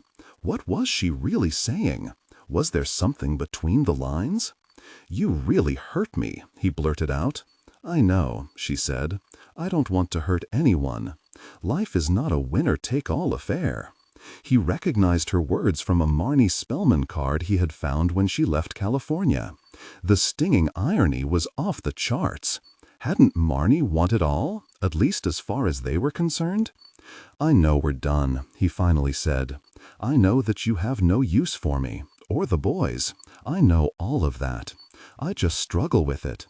It's really like we lost you, like you disappeared before our eyes. Calista reached out to stroke his hand. He let her. Her palm was smooth. Her fingertips brushed against the hair on the back of his hand. Her touch. He missed her touch so much. Fool, idiot. You might have lost me, and I know this is very hard for you to understand. I found myself, Reed, my purpose. I thank God for her blessings every day. Reed caught a glimpse of a young couple engrossed in the exchange. The server was taking it all in, too. I need something, she said. Will you give me what I need? He didn't understand. What do you want now? You've taken just about everything someone could take without carrying it off. Our boys don't have a mother. Our house is a rental. My job at the paper mill is second rate. Now you want more? Keep your voice down, she said. Everyone is listening. He turned to the couple, who quickly averted their gaze and pretended to be immersed in whatever was in their coffee. I need money, she said. My lawyer did some calculations based on the sale of the house. You shortchanged me, Reed. Maybe you didn't mean to. Maybe you did. You owe me $18,000 more. Reed shot to his feet, knocking over his cup. Coffee streamed from the table to the floor. In another time and place, he would have been mortified. You difficult person, he said, unable to contain his rage. I had to pay your share of the taxes. That wasn't your decision, Reed. You left me. We still had to file jointly. Reed, you lied to me. I never said a freaking word about any of that. I should have. Calista didn't take the bait. She was solely focused on one thing. The money, Reed. We have lawyers. We? That's not the point. He ricocheted for the door. Should have left without another word, but stopped, turned. Calista, honestly, I wish you were dead. I wish that you died in some freak accident on the Long Beach freeway. That would have been really hard. But this? Seeing you with your hands stretched out for money? I could never have called that in 100 years. So cold, so the opposite of what you were, and what you profess to be. Monday, September 16th, 2019. Now the cat was on Lindsay's lap, purring, no less. There was nothing she could do about it either. It wasn't that she didn't like cats. Cats were fine. What she didn't like was that she was wearing dark slacks. Undoubtedly, when she got up, she'd look as though she'd rolled around in a bin of cotton balls. And that was the last time you saw her? The narrator voice must be smooth, consistent, and less overly dramatically emphasized during general exposition and non-dialogue sentences. Aim for a natural, flowing, and intimate storytelling rhythm. Use a flexible and deliberate pace. Slow down slightly during internal thoughts or emotionally charged scenes, example, describing Aaron or the new house, to increase drama. Clearly emphasize words relating to strong emotions, conflicts, and character traits, example, resentment, betrayal, comfort, new life. But limit high-level dramatic emphasis primarily to dialogue and direct emotional statements/internal monologue. Target emotional range: hope, disappointment, simmering resentment, maternal love, and the excitement of a fresh start. Technical and character instructions. Important: ignore all technical headers, chapter numbers, and structural markers that appear at the beginning of the text. Content filtering, strictly for AI instruction. Disregard and do not read aloud any text starting with or containing vocal attributes, technique, chapter, or a standalone number at the beginning of a section. Start reading only from the main body of the story text. Character differentiation. Male dialogue. David. Lower the pitch slightly and use a heavy, deliberate, and slightly traditional, old-fashioned tone. Female dialogue. Nicole, Kimberly. Increase the pitch and use an expressive, nuanced tone. Differentiate Nicole, warm and maternal, from Kimberly, tough and introspective. He thought of the last time he and Karen Ripken had talked. It was brief. A late-night call shortly after Calista's body had been found. "I saw what happened to your wife, Reed," she said. Again, she sounded as if she'd been drinking. "I'm really sorry. Any news on what's going on with the murder investigation?" He thanked her for his condolences and said he'd talk to investigators. "I figured as much. You being the husband." "Ex-husband, yeah. That's always the first target, I guess. I suppose," she said. "I just wanted to check in, tell you how sorry I was, and wanted you to know that my mom died." "Gosh, Karen," he said. "What happened?" Silence over the line. "Karen?" "Suicide," she said. I guess she couldn't find herself after all. Or if she did, she didn't like what she found. I bet a lot of Marnie's followers end up with the same conclusion and follow her to the grave." "I'm not sure what you're getting at," Reed said. "What conclusion?"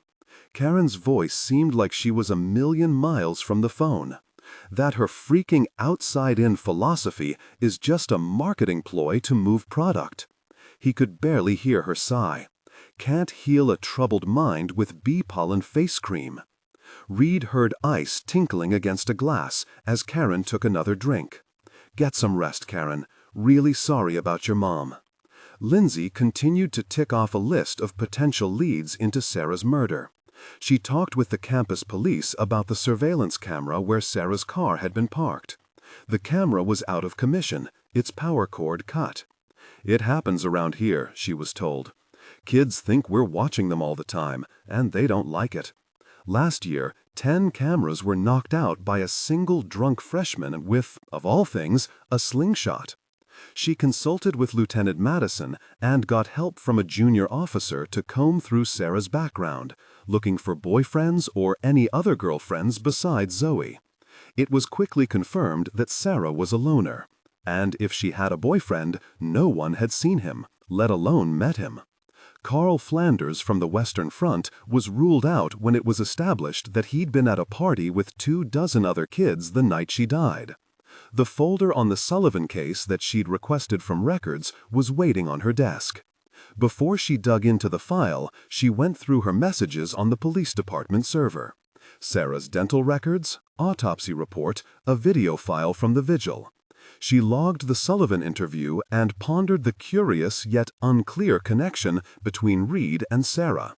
She'd called him for an interview. She was working on something, a story. He'd used the word exposé.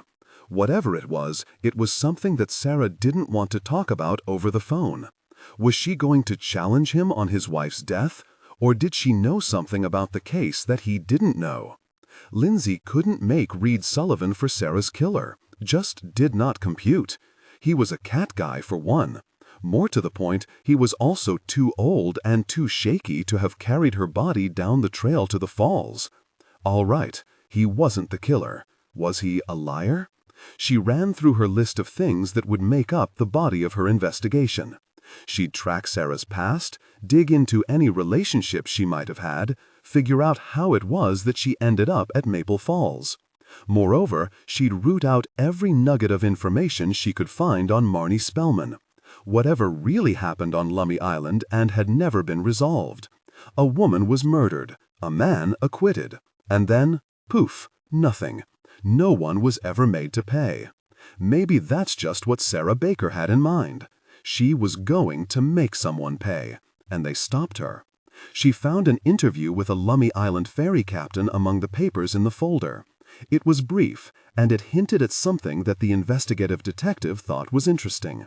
Vinnie Barenfanger had worked on the route for 16 years and prided himself on winning on-time departure awards 4 years in a row before the ferry system decided to allow only major routes to compete for the honor. An officer wrote, Barenfanger said he knew all of Marnie's staff and that Calista had been a regular. She told him that her husband was angry at her for leaving him with the kids in California. She was a nice woman, chattier than most of them that came over. Said he remembered Calista coming to the island early in the week. Said he never saw her leave the island, which he thought was odd. Unless people have a boat of their own, they can only get there on his vessel. Later, when Reed Sullivan's photo was on the news, Barenfanger called the Ferndale Police Department's tip line. The message was transcribed. I've seen that guy. Real standoffish and kind of angry, too. Not that I ever talked to him, just the way he carried himself. I'm pretty sure I saw him leave the day after the girl went missing. Had a pickup with some junk in the back. Maybe in a hurry. That's kind of fuzzy, but I do know that the line was pretty long and he kept revving his motor and touching his horn to get the group in front to get on the boat. I can see why Calista ran away from him. As far as Spellman's people go, Calista was probably the nicest of the bunch. You better catch the guy. An addendum was added by the detective. No reports of any mechanical failures the week before Calista Sullivan went missing. Lindsay couldn't reconcile the interview with the ferry captain. Reed Sullivan hadn't seemed the kind of guy that would honk his horn to get a spot in line. In fact, he was passive. He'd let someone frame him for a murder he didn't commit. Lindsay selected her late lunch, early dinner, from the break room vending machines, a cup of noodles and Diet Dr. Pepper. She took her sad meal at her desk as she continued poring over the Reed Sullivan file, filling herself in on more of the backstory. The content was interesting, if more than a little confusing. It seemed that nothing was as cut and dried as the officer had let on when she left to interview Reed. Reed wasn't immediately charged with Calista's death. He had an ironclad alibi, having been camping on the coast with a group of singles and their kids. More than a dozen witnesses verified that he'd been there for 5 days, and there was zero possibility that he'd been able to make the trek back to Lummi to get his wife, kill her, and dump her body. The Seattle Times, chasing a regional readership, wasn't so sure about that. In a fortuitous stroke of luck, just 2 weeks before Calista's body was found by the out-of-town beachcombers, Washington State's largest newspaper opened an office in Bellingham's downtown on Railroad Avenue. The sole reporter manning the phones was a young recruit from the Bellingham Herald, 28-year-old Ted McGraw. For 2 months, McGraw managed to turn a murder case in which no charges were filed into front-page fodder. Some of his reporting focused on the Sullivan marital split and the perceived threats Reed directed at Calista at the coffee shop. The rest weaved in the mysterious empire at Spellman Farms, which had attracted surprisingly little notice in the press to that point. Headlines, on paper yellowed with age, told the story. Beachcombers find woman's body on Lummi Island. Lieutenant asks for help. Who is Lummi Beach victim? Body identified. Bellingham woman. Spellman follower. Husband questioned. Released in key Spellman follower's death. Holistic guru Marnie Spellman on victim. She was a bright light. Cafe owner says Sullivan threatened to kill wife. And finally, 2 hairs on victim's body match Sullivan charged with murder. Murder trial promises glimpse into Spellman's hive. The last article was twice the length of the others. Lindsay could picture McGraw drooling onto his keyboard. After holding the world in the palm of her hand for nearly a decade, Lindsay had no idea she'd been such a big thing. Marnie had only been a name to her. Marnie Spellman had all but vanished a few years before the Sullivan case. Adjust the current voice to replicate the professional narrative style for the dark/contemporary romance genre. Maintain a baritone pitch with a warm, confident, and highly engaging tone. The style should prioritize deep emotional connection and psychological tension. Improvement. The narrator voice must be smooth, consistent, and less overly dramatically emphasized during general exposition and non-dialogue sentences. Aim for a natural, flowing, and intimate storytelling rhythm. Use a flexible and deliberate pace. Slow down slightly during internal thoughts or emotionally charged scenes. Example, describing Aaron or the new house. To increase drama. Clearly emphasize words relating to strong emotions, conflicts, and character traits. Example, resentment, betrayal, comfort, new life. But limit high-level dramatic emphasis primarily to dialogue and direct emotional statements/internal monologue. Target emotional range. Hope, disappointment, simmering resentment, maternal love, and the excitement of a fresh start. Spellman Farms rolled on, growing in leaps and bounds, but Marnie kept herself wrapped up tight. Now, thanks to this unexplained death of what turned out to be one of her key people, McGraw clearly thought had worked a fingernail under the wrapping. What was actually there didn't amount to much, though. Calista had been established as one of the group's central figures, a member of what they called the Hive, a core circle of 5 women devoted to helping Marnie Spellman. Well, take over the world, near as Lindsay could gather from Ted McGraw's histrionic prose. Not in any nefarious way, he took pains to make clear. Obviously, he didn't want to jeopardize the small measure of Marnie access he'd won. No, she and her followers supported a revolution that showed women they could be more than what society had prescribed for them.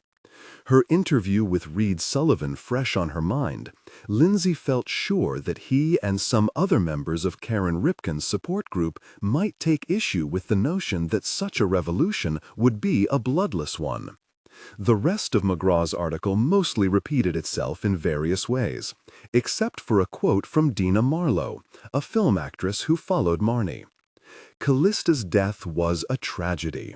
We don't know what the outcome of the trial will be, but we all know without a shred of doubt that our sister is free, unencumbered by the physical, free to be.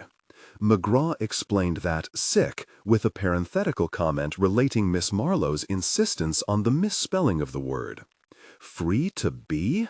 What in the hell? Lindsay muttered to herself. These Marnie Spellman acolytes did present a united front, though.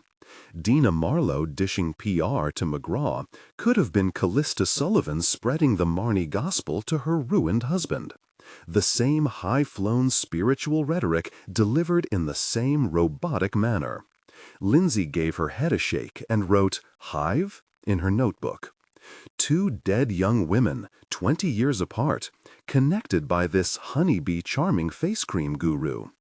Lindsay would clearly need to talk to Marnie Spellman, and sooner rather than later. First, she needed to finish boning up on her, which meant talking to the surviving members of her hive, starting with Dina Marlowe, if she was still above ground. This was getting curiouser and curiouser, with no end to the amplifying curiosity in sight. For the moment, though, she'd stick to terra firma. She phoned the crime techs who had worked the scene at Maple Falls. It went to voicemail. She looked at the time. It was after 6.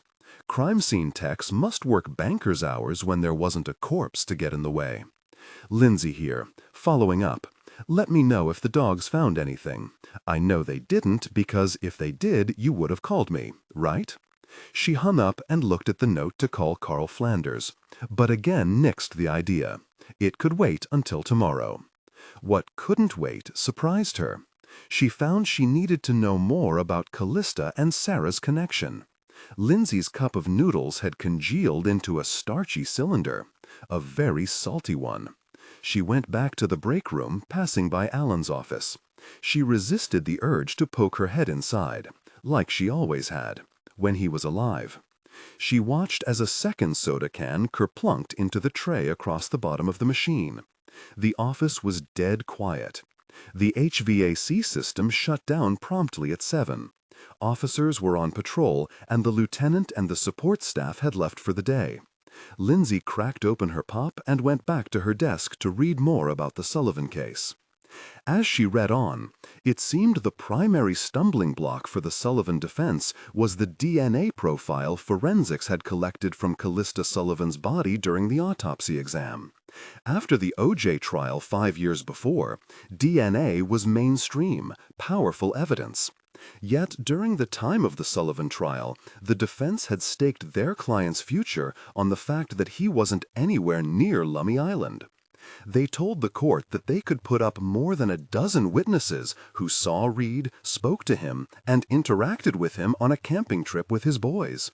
How could he have been in 2 places at the same time? The prosecution countered by insisting that Reed had been seen by 2 people on Lummi, the day of his ex-wife's murder. Mr. Sullivan, so enraged by his wife's betrayal, got up in the middle of the night, drove to Lummi Island, stalked and killed her, and had time to return to the camping site undetected. As Lindsay saw it, the prosecution and defense played volleyball with the timeline and the evidence.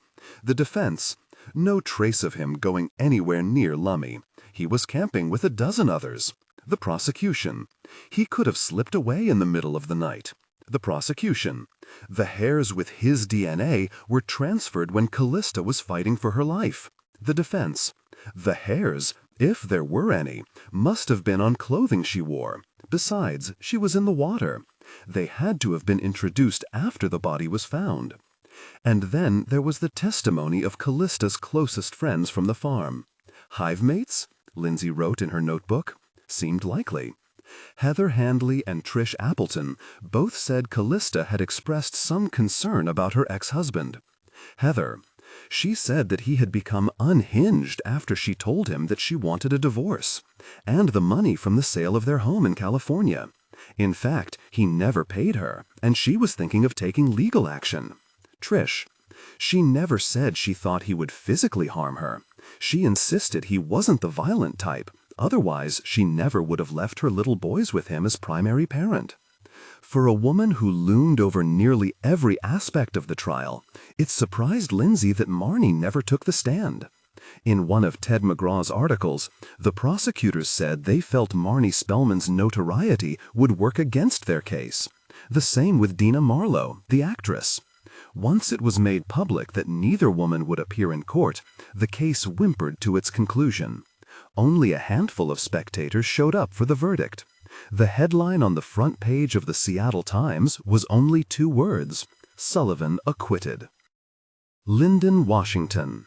Dina Marlowe was in her late 60s. Maybe, probably, hard to really know. Lindsay encountered differing opinions of her exact age. Some reference books had her 4 years older than what she professed. It didn't matter much. She looked to be in her 50s and was as lovely as always. She wore her beautiful auburn hair in a chignon, a look that she'd held on to. Her eyes were a brown that many called copper. And in certain lighting conditions, the irises did indeed reflect a coppery hue, the color of a slightly burnished penny. She'd been a devotee and close friend of Marnie Spellman for more than 20 years. After she filmed her last movie, a comedy in which she played a hapless mother, she left Hollywood for the Pacific Northwest. For a time, she lived on Lummi Island, on Spellman Farms, before moving out to an estate just south of Abbotsford, British Columbia. She was known in Canada, of course, but Canadians are the politest of people, and they gave her no reason to feel that she was anything other than just a well-heeled woman living on her own. A rich woman, a movie star, a follower. On only one occasion during these years did she make the news, and it was vintage Dina. She was an advocate for homeless pets, and was photographed at a shelter where she volunteered once a week. A tabloid headline made some remark that she'd gone to the dogs, and there was such an immediate backlash from her most ardent fans that the magazine retracted the story. Her estate was built on 10 fenced acres at the end of a quiet road. A sign that looked to be hand-painted with blue flowers indicated that there was no throughway and asked wayward motorists to please turn around here. Lindsay identified herself through an intercom at the gate and was buzzed in. A large house and several outbuildings, including a barn, came into view. Adjust the current voice to replicate the professional narrative style for the dark/contemporary romance genre. Maintain a baritone pitch with a warm, confident, and highly engaging tone. The style should prioritize deep emotional connection and psychological tension. Improvement. The narrator voice must be smooth, consistent, and less overly dramatically emphasized during general exposition and non-dialogue sentences. Aim for a natural, flowing, and intimate storytelling rhythm. Use a flexible and deliberate pace. Slow down slightly during internal thoughts or emotionally charged scenes, example describing Aaron or the new house, to increase drama. Clearly emphasize words relating to strong emotions, conflicts, and character traits, example resentment, betrayal, comfort, new life, but limit high-level dramatic emphasis primarily to dialogue and direct emotional statements/internal monologue. Target emotional range: hope, disappointment, simmering resentment, maternal love, and the excitement of a fresh start. Technical and character instructions. Important: ignore all technical headers, chapter numbers, and structural markers that appear at the beginning of the text. Content filtering. Strictly for AI instruction. Disregard and do not read aloud any text starting with or containing vocal attributes, technique, chapter, or a standalone number at the beginning of a section. Start reading only from the main body of the story text. Character differentiation. Male dialogue. Lower the pitch slightly and use a heavy, deliberate, and slightly traditional old-fashioned tone. Female dialogue. Nicole/Kimberly. Increase the pitch and use an expressive, nuanced tone. Differentiate Nicole, warm, maternal, from Kimberly, tough, introspective. Lindsay hadn't seen pictures of the estate, but she'd imagined that a Hollywood star would build something grander, maybe something completely modern. Or maybe a hacienda, or a Mediterranean-style mansion that would be wholly out of place. Not Dina. She'd apparently shed the trappings of her old life, and while large, the home was designed to fit into the landscape, not dominate it. It was painted dark brown with green shutters and black trim. A massive river rock chimney was the only nod to the potential grandness of what was inside the double doors at the entrance. When Dina opened the door, a stream of sunshine washed over her face that would have done any cinematographer proud. She looked exactly like she did on film. Older, yes, but not tired, not haggard. Her eyes sparkled. Her features were softer, the kind of suppleness that comes from wear, not the ravages of age. Lindsay wasn't starstruck. She'd been too young to have watched any of Dina's old movies or the TV show that had made her something of a household name for a time. Lindsay knew who she was only by reputation, and one earned primarily from the YouTube video of Dina's DUI arrest that had circulated among law enforcement in Whatcom County, and, of course, the rest of the world. Lindsay felt a tiny pang of shame. She'd laughed right along with everyone at the downfall of someone who'd once had it all, and still did, by the looks of the place. After introductions, Dina released a small sigh. "As I said on the phone, Detective Jackman, I doubt I can help you any more than I already have. I only talked to the girl once, and it was a brief conversation. The girl was Sarah Baker." "Nonetheless," Lindsay said, "I'd appreciate a word." Dinah's smile still generated serious wattage. "Certainly. Come on in. It's a little breezy today. I put the coffee pot on when you called on the intercom at the end of the road." Lindsay followed her to the kitchen. The space was as she imagined from the home's outside appearance, both impressive and comfortable. Some of the tables and chairs were rustic, large and solid, formidable. There were a mass of pillows, Navajo blankets, and metal pieces. "This is beautiful," Lindsay said, taking it all in. "I see the influence of your love of westerns, that part of your career. Beautiful, as I said, but it projects strength, too." Dina smiled as she poured 2 cups of coffee.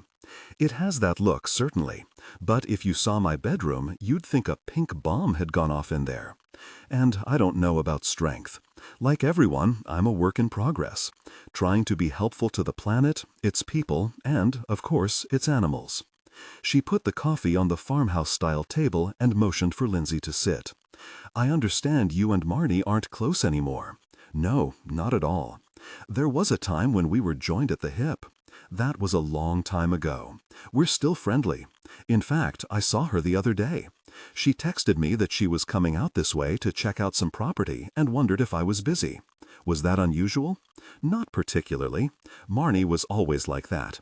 She liked to keep things spur of the moment whenever possible. She said she'd had enough of the rules that enslaved her. Her words. Anyway, she brought a nice bottle of wine. What rules enslaved her? Like I said, her words, not mine. I'm a rule follower to a fault. I did what was expected of me to get the part, and I'm not ashamed of it. She felt like men had ruled the planet long enough, and she didn't like the way they, the government, the FDA, controlled her products. You mean as far as approvals? Correct. That kind of thing. I understood. Not Marnie. She just wouldn't take no for an answer. That's what made her. You're not here, Detective, to talk about Marnie, are you? Lindsay set down her cup. Not exclusively, but yes. I need to know more about the movement, and that means more about Marnie. You were there nearly from the beginning, and were said to have been a foundational figure. Dina studied Lindsay's blue eyes. That's kind of you to say, but I really can't imagine I'll be of much use to you.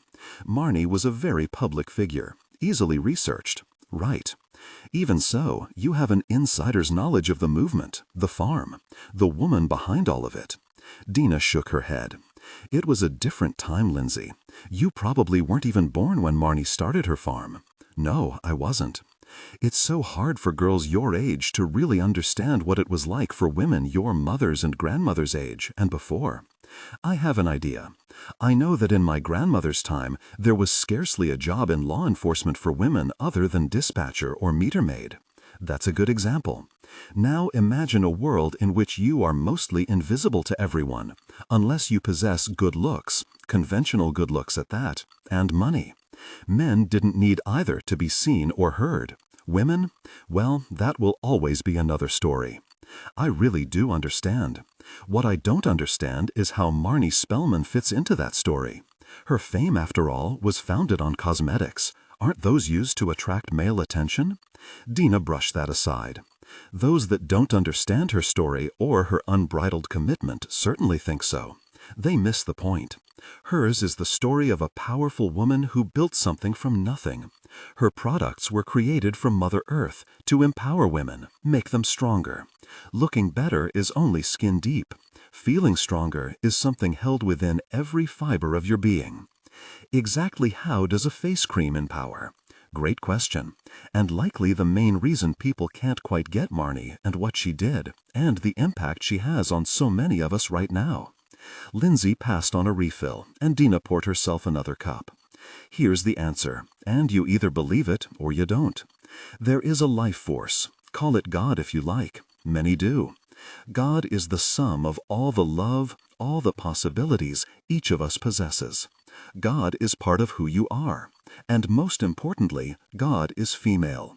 We are built in her image to nurture, love, have children, create life. That's the basic principle of what Marnie taught us. It sounds a little pagan to me, Lindsay said. Some have said that. In many ways it echoes those beliefs, beliefs that were snuffed out by men, churches led by men, cities built by men. A culture was created that pushed women further and further away from true power. Marnie saw a world with women at the center. They sat in silence as the wind outside whistled through the stand of alders next to the house. Dina appeared moved by her own soliloquy, and she produced a tissue tucked inside her bra to dry her eyes. "I'm sorry," Lindsay said. "I didn't mean to upset you. Just trying to inform myself, find out what happened to those women." "Tears are good," Dina said. "They remind you of feelings that you don't have every day.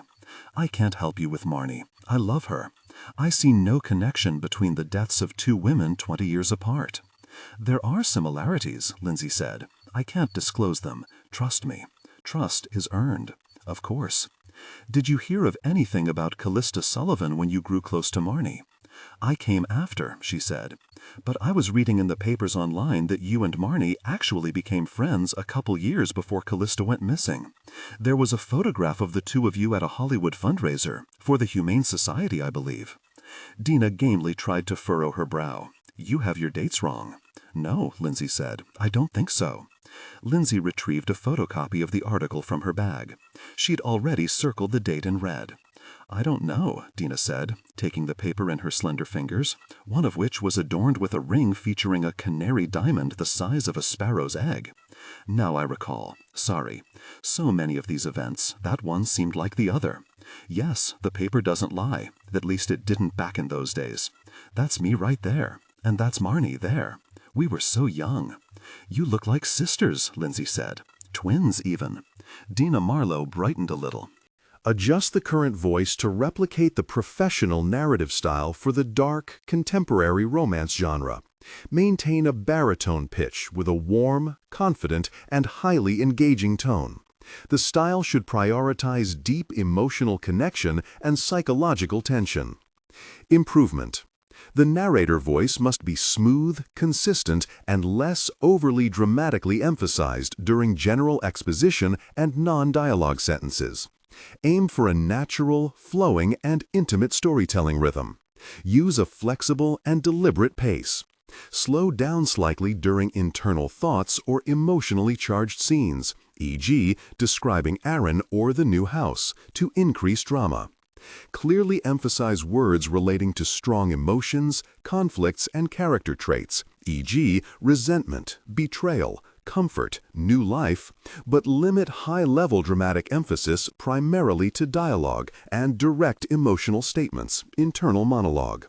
Target emotional range: hope, disappointment, simmering resentment, maternal love, and the excitement of a fresh start.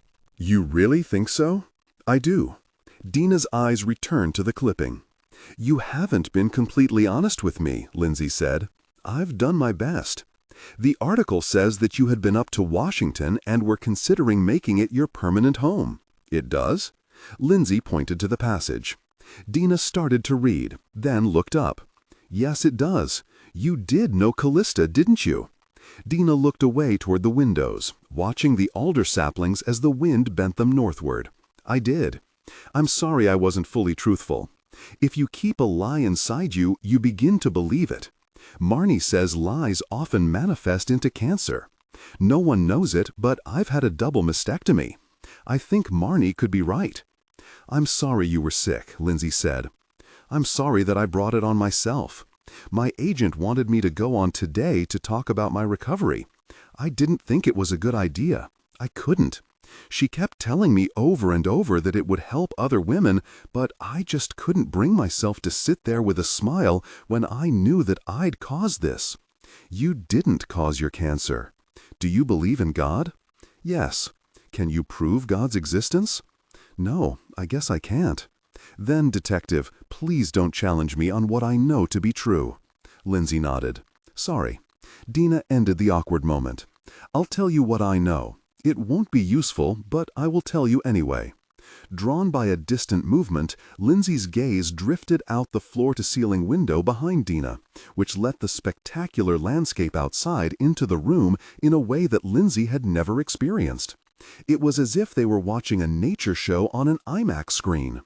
A pair of elk, the motion she'd seen, rooted through the edge of the field. A couple of laggards, part of a herd that came through before you arrived. Magnificent animals, don't you think? Lindsay nodded. Yes, they certainly are, she said finally, then forced herself to focus on Dina. So, Calista, what I knew of her. That's what you're after? Your name was on the witness list from the prosecutor's office, but there's nothing in the file about what it was that you'd told them. Why did they think you could be helpful in the case against Reed Sullivan? It's a fair question, she said, just not one I have an answer for. I'll tell you what I told them. Calista was a lovely person, hard worker, dedicated to the cause. Like all of the girls around the farm, she was there because she needed to be. Dina offered something to eat, and Lindsay declined. This kitchen is terrific, she said. You must be a gourmet chef, Miss Marlowe. Dina, please. And no, in fact, I don't cook much at all. Really? I read that you wrote a cookbook. Dina gave a sheepish shrug. The subtitle tells the story. A collection of my favorite recipes. I didn't make them. I collected them. Macmillan thought we'd do great business, but the book was a flop. I guess I'm not that good of an actress after all. I couldn't play the part of a cook on a Good Morning America segment. They both laughed. I know you didn't come here for a chit-chat about my hits and misses, Dina said. You came about the girl, and Calista, and Marnie, of course. Right, Lindsay said. Sarah Baker. Let's start there. Tell me about her. Well, she came to my door seeking an interview. She said she was a freelancer for The Hollywood Reporter, and they were doing a Where Are They Now story, or something awful like that. I told her I wasn't interested, and she could have saved herself the trouble of the drive out here. You invited her in, though. I did. She was polite, and she said she needed to use the bathroom. So yes, I invited her in. I also told her that I didn't want to do the interview. I didn't say why. Even saying why you don't want to do something gets misconstrued these days. The press used to be my friend. Not anymore. Probably not anyone's friend when you get right down to it. Did she ask you about Marnie Spellman? Dina shrugged. She might have. Sure, yes, she did. Marnie's a big part of my story. I'm curious about that. What did she want to know? Same thing everyone does. Was Marnie magical or something like that? Lindsay leaned a little closer. Was she? Look, I don't know anymore. There was a time when I would have bet my life on it, and I guess in a very real way, I did. How do you mean? I'm here. I came here to be a part of something. Something that was going to shed light into all the dark places that we don't dare to even peer into. She laughed. Now, when I say it aloud to you, I feel like a certified moron. Dina fiddled with an earring, another large diamond. Like the kitchen, the stone was the largest of its type Lindsay had ever seen. Lindsay pressed her. You know Sarah was a college student, not a stringer for the Hollywood Reporter. Dina kept her eyes on Lindsay, sparkling, like topaz or embers in a dying fire, like cracked marbles. I know that now, from reading the paper, but really I think I just hoped she was an actual reporter, even though I intended to decline the interview. It would have at least indicated some whisper of interest in me, that maybe she'd see something in me that was still relevant, write a story even without interviewing me, and maybe, just maybe, I'd find my way back. I'm very sorry about that, Dina, really I am. You have a beautiful home here. Yes, she said, that's all I have. No husband, no children, just a big, beautiful, empty house. They fell silent for a moment. So it sounds like Sarah had the chance to ask a few questions. What was she trying to get you to talk about? Marnie, you said. How about Calista? Dina thought for a moment that went on too long.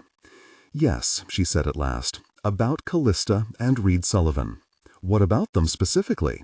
Dina wore a harried expression, as though Lindsay were giving her the third degree. Lindsay waited her out. She knew the look of someone bursting to have a story forced from them. Alan had taught her that lying back was often the way to pop it free. Shutting up and just blinking at them is like giving them an information Heimlich, he'd said. Be patient, and they'll cough it up all over you. Sure enough, Dina hacked it up. She said she'd found some things, discrepancies, she called them. Did she say what? No. Maybe regretting what she'd said, Dina went back to playing hostess. I see you've finished your coffee. Would you like some tea? Lindsay's impulse was to decline. She needed to move this interview along. But, well, this kitchen, this view, those elk. Sure, I'll take some tea. Lovely, Dina said. After several minutes of fuss, she brought it to the table in nearly transparent porcelain cups. The cups were Mary Pickford's. It's black tea. You take anything in it? Some honey if you have some. Dina teasingly rolled her eyes upward. Of course I do, she said, retracing her steps and returning with a small glass jar. Don't be disappointed. It's from down the road here, not Spellman's. I'm sure it'll be great, Lindsay said. You mentioned Sarah speaking about some discrepancies she'd discovered relating to Calista and her ex-husband. Just second-hand rumor, supposition. At this point, I can deal with second-hand, Dina. I don't know, she said. Look, Dina, a girl is dead. You talk to her. You might know something. Please. Dina set her cup on the table. Here it comes, Lindsay thought. Something happened on the farm a week before Callista's body was found, Dina said. Something that scared some of the girls. I don't know what it was, not really. Think, Dina, this is important. Look, I was a bit of an outsider. At first, I thought the other women, you know, the inner circle. The Hive? Lindsay asked. Right, the Hive. They were standoffish at first, or maybe, and this might be my vanity getting in the way, a little shy around me because I was so well known. I'd say famous, but to say that word when referring to oneself is completely hideous. Same with the word celebrity. Lindsay didn't know if Dina was dealing in humility or hubris. It wasn't standoffishness or shyness that kept them from you, was it? She looked into her empty teacup. No. Adjust the current voice to replicate the professional narrative style for the dark, contemporary romance genre. Maintain a baritone pitch with a warm, confident, and highly engaging tone. The style should prioritize deep emotional connection and psychological tension. Improvement. The narrator voice must be smooth, consistent, and less overly dramatically emphasized during general exposition and non-dialogue sentences. Aim for a natural, flowing, and intimate storytelling rhythm. Use a flexible and deliberate pace. Slow down slightly during internal thoughts or emotionally charged scenes, e.g. describing Aaron or the new house. To increase drama. Clearly emphasize words relating to strong emotions, conflicts, and character traits, e.g. resentment, betrayal, comfort, new life. But limit high-level dramatic emphasis primarily to dialogue and direct emotional statements/internal monologue. Target emotional range: hope, disappointment, simmering resentment, maternal love, and the excitement of a fresh start. Technical and character instructions. Important. Ignore all technical headers, chapter numbers, and structural markers that appear at the beginning of the text. Content filtering. Strictly for AI instruction. Disregard and do not read aloud any text starting with or containing vocal attributes, technique, chapter, or a standalone number at the beginning of a section. Start reading only from the main body of the story text. Character differentiation. Male dialogue, David. Lower the pitch slightly and use a heavy, deliberate, and slightly traditional/old-fashioned tone. Female dialogue, Nicole or Kimberly. Increase the pitch and use an expressive, nuanced tone. Differentiate Nicole, warm maternal, from Kimberly, tough, introspective. They had some kind of secret that no one wanted me to know about. Who exactly are they? Dina looked down as if trying to remember. It has been a long time, detective. Let's see. Well, Marnie, Greta Swenson, Trish Appleton, and Heather Handley, now Jared. The last name brought a flash of recognition to Lindsay, but she set it aside. She asked if Dina knew of any of their whereabouts, and the actress proceeded to tell what she could. Lindsay wrote the information in her notebook.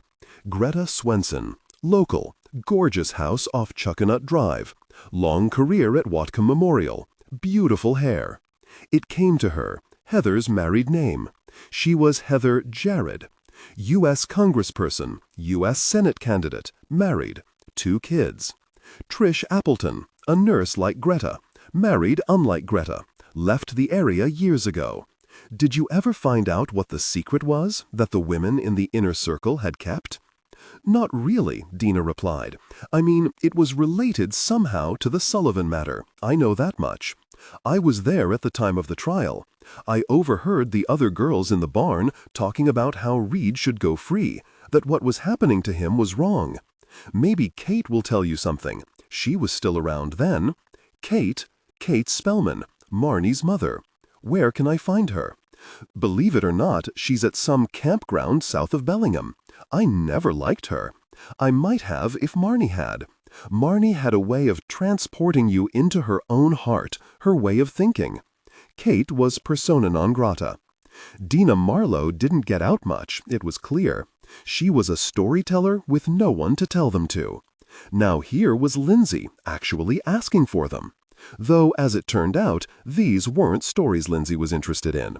These were all about Hollywood and its mistreatment of Dina Marlowe. She wound things up with what she clearly considered the most tragic tale of all. She knew, she told Lindsay, that she had become the embodiment of the most banal Hollywood cliché. She was washed up. Her fans had aged their way into retirement centers and cemeteries. When her official fan club leader died, no one came forward to take the unpaid job.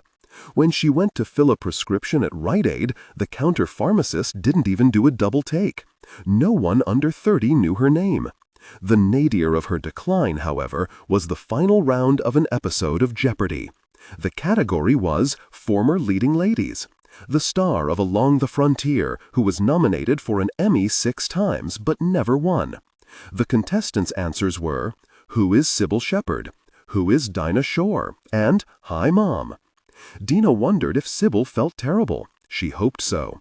When Lindsay finally extricated herself, she pulled over a mile away from Dina Marlowe's sprawling home, or rather, her estate, her mind overflowing with thoughts about what Dina had said about God, about herself, about Marnie, and Calista, and Sarah Baker, too.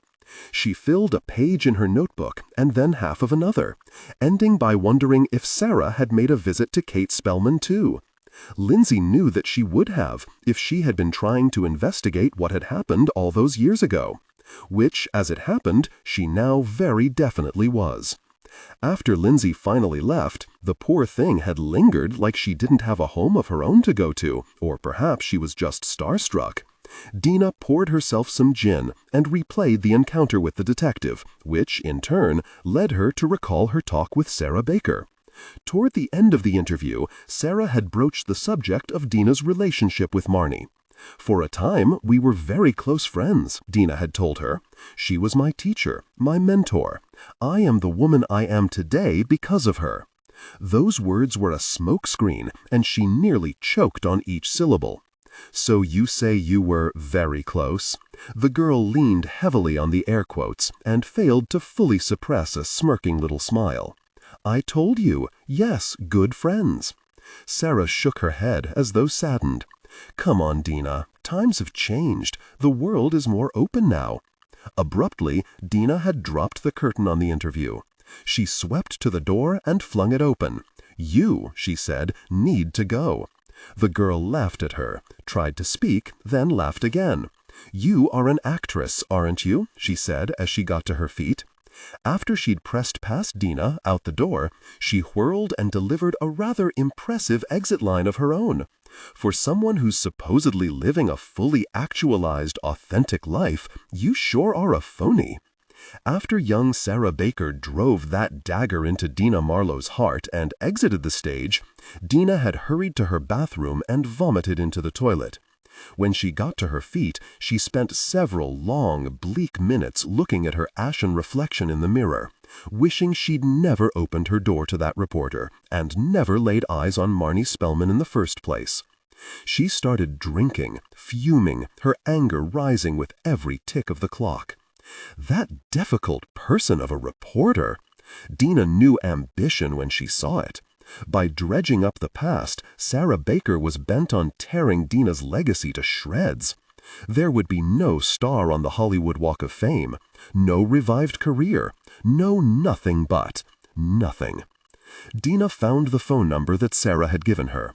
It wasn't even a business card, rather a scrap of paper pulled from her purse. She probably didn't have a thing that could pass as a press credential either. How could someone like that ruin her? She picked up her phone and jabbed in the number. She had to do it a second time to get it right. It went immediately to an automated voicemail, not even personalized. "Look, please don't include me in your article. It will destroy me. I don't care that times have changed. My fans haven't." What was she saying? And what was this wheedling, conciliatory tone? She was drunk, sure, and she was also angrier than she'd been since she was cruelly informed by her agent that she needed to go up for more mature parts. The grandmother? The friendly aunt? She was only 37 at the time. "Sarah Baker, you are a nothing," Dina railed into the phone. "Don't you know who I am? You don't know what I can do. I swear to God that if you carry on with your story, you'll be sorry." Satisfied, Dina ended the call, disciplined her breathing, and let the heat drain from her face. She opened a bottle of wine, filled and half-emptied her glass, then placed it out of easy reach on the enormous walnut table she'd custom-made. She thought of how Marnie told her that nature, even wood, spoke to her. Even now, all these years later, Dina couldn't pin down whether Marnie Spellman was a supreme liar or the only woman with a direct pipeline to nature, something otherworldly. She recalled one time watching Marnie run her fingertips over the wood surface, back and forth, back and forth. Dina had felt this surface herself, knew it to be smooth, but not so smooth that its grain couldn't be felt under its satiny gloss. Marnie let her nails follow the grain, which had an inner glow like topaz. Marnie regarded wood as extremely sensual.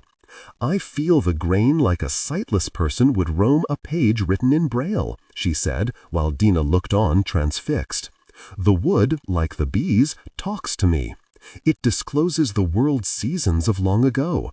It discloses secrets of the presidents, the kings, the men who have ruled the world since the tree rose from a seedling. Marnie described a profound connection to nature, a powerful energy that she felt and wished to share. The moment was intense, filled with a deep, shared understanding.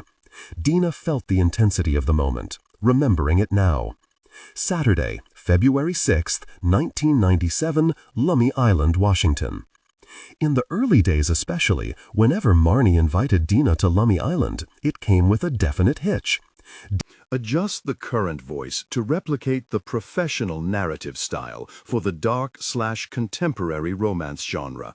Maintain a baritone pitch with a warm, confident, and highly engaging tone. The style should prioritize deep emotional connection and psychological tension. Improvement. The narrator voice must be smooth, consistent, and less overly dramatically emphasized during general exposition and non-dialogue sentences. Aim for a natural, flowing, and intimate storytelling rhythm.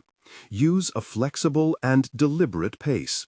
Slow down slightly during internal thoughts or emotionally charged scenes, e.g. describing Aaron or the new house, to increase drama.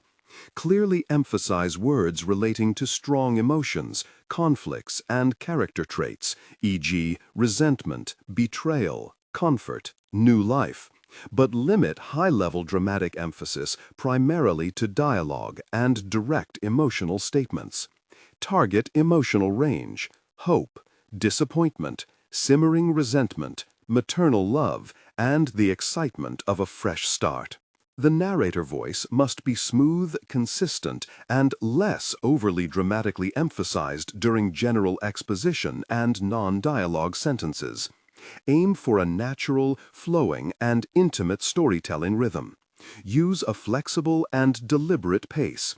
Slow down slightly during internal thoughts or emotionally charged scenes, e.g. describing Aaron or the new house, to increase drama. Clearly emphasize words relating to strong emotions, conflicts, and character traits, e.g. resentment, betrayal, comfort, new life, but limit high-level dramatic emphasis primarily to dialogue and direct emotional statements/internal monologue. Target emotional range: hope, disappointment, simmering resentment, maternal love, and the excitement of a fresh start. Marnie had been on the shopping channel a dozen times by then, and her product line was growing. Her hairstyle was more refined, and the makeup she applied so expertly was what some critics considered more appropriate for evening than for daytime. Marnie didn't care. She was always a woman with the smarts to see that her look had every bit as much to do with her growing success as anything, especially on TV.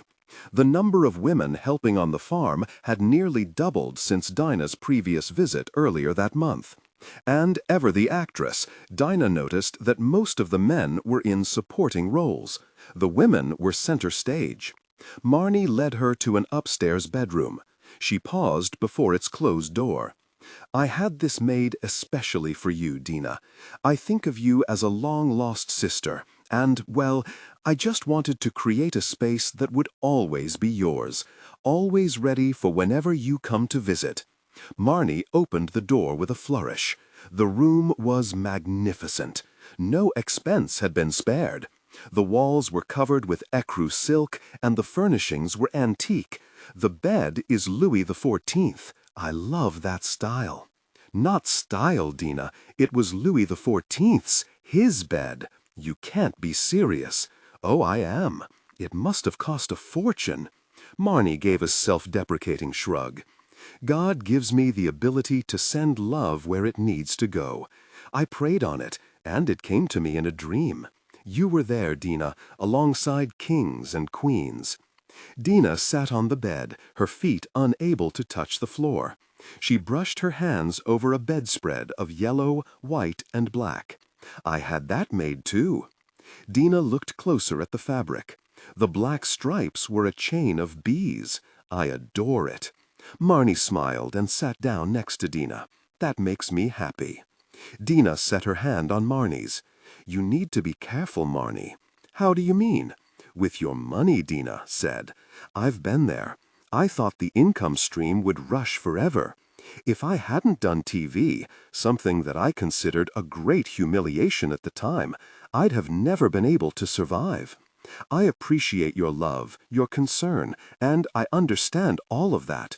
Right now, I view things differently. I see the world through her eyes. I hear from her. She tells me that the pie is infinite and that I can have as many slices as I want. Of course, everyone can. Dina knew that there was truth in her words. At least she desperately wanted to.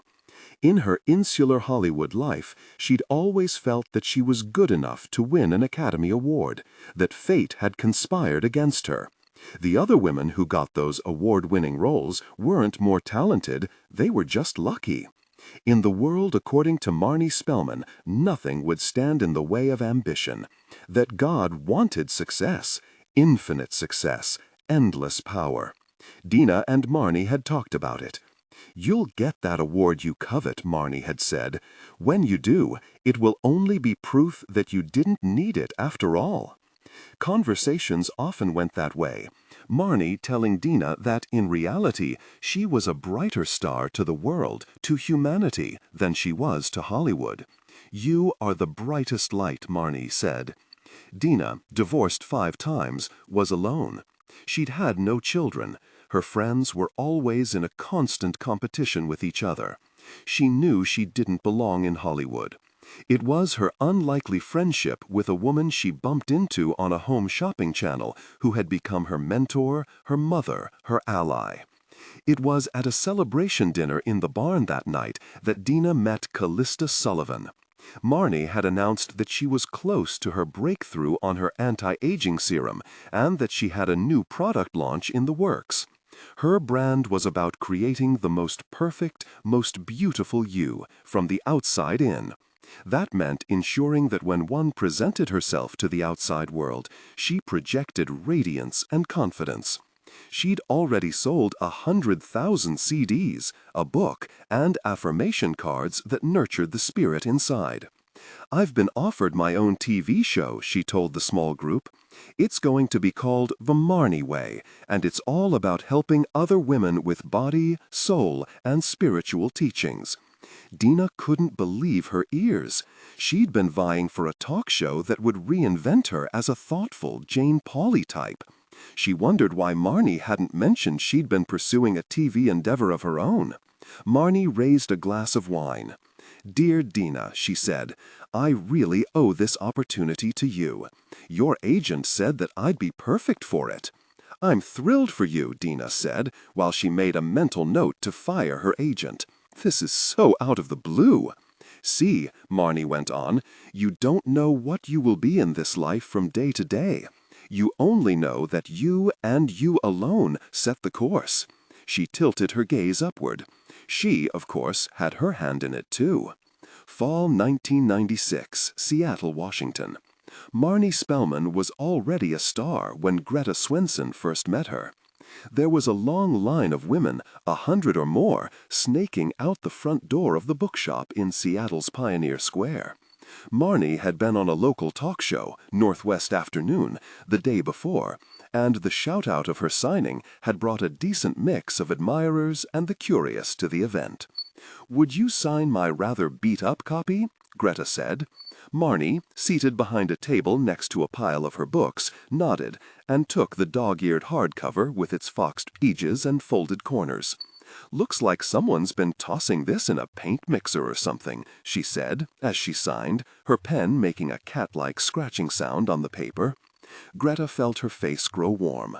"Oh no, it's just been loved a lot. Sorry, I guess I should have bought another copy." Marnie licked up and smiled. "Don't be ridiculous. It isn't the words on the pages that matter, it's what you do with them." Greta nodded. "Right, of course. I swore I wouldn't say this, but I'm here because you changed my life. Name: Greta. Lovely. What do you do? Nurse. Wanted to be a doctor. What stopped you? I don't know. I guess I wasn't as sure of myself as I needed to be. Setting a compass is tricky," Marnie said. Greta wanted to say more, but the woman behind her nudged her away. "Thank you, Miss Spellman. Marnie, please." When she stepped outside, she opened the book. For Greta, I see you. I know you. You are on the way to becoming everything God has in store for you. She loves you. Come to my farm any time. Love, Marnie. Next to her name, as was her custom whenever she signed anything, a book, a sweatshirt, a lotion bottle, Marnie had sketched a simplified depiction of a honeybee. 3 days later, Greta drove out to Lummi Island. She'd done everything she could to resist the impulse and not make the trip so quickly, but she couldn't. She had moved to Washington State from Nebraska after discovering Marnie on TV, and now, after finally meeting her in person, she had to see Spellman Farms for herself. At the time, she thought she was heading in the direction of the most beautiful flower. She was the bee. In time, she found out otherwise. She wrote a letter to her parents shortly after. Dear Mom and Dad, first off, things are well, don't worry. The truth is that I just wanted to write to let you know that I love you and my sisters. I've put my nursing career on hold and am working in a kind of women's co-op on an island in Washington State. I don't want to be mysterious about it because it really isn't mysterious. I'm working with Marnie Spellman. You might have seen her. Adjust the current voice to replicate the professional narrative style for the dark, contemporary romance genre. Maintain a baritone pitch with a warm, confident, and highly engaging tone. The style should prioritize deep emotional connection and psychological tension. Improvement. The narrator voice must be smooth, consistent, and less overly dramatically emphasized during general exposition and non-dialogue sentences. Aim for a natural, flowing, and intimate storytelling rhythm. Use a flexible and deliberate pace. Slow down slightly during internal thoughts or emotionally charged scenes. Example, describing Aaron or the new house, to increase drama. Clearly emphasize words relating to strong emotions, conflicts, and character traits. Example, resentment, betrayal, comfort, new life. But limit high-level dramatic emphasis primarily to dialogue and direct emotional statements/internal monologue. Target emotional range, hope, disappointment, simmering resentment, maternal love, and the excitement of a fresh start. Technical and character instructions. Important. Ignore all technical headers, chapter numbers, and structural markers that appear at the beginning of the text. Content filtering, strictly for AI instruction. Disregard and do not read aloud any text starting with or containing vocal attributes, technique, chapter, or a standalone number at the beginning of the section. Start reading only from the main body of the story text. Character differentiation. Male dialogue.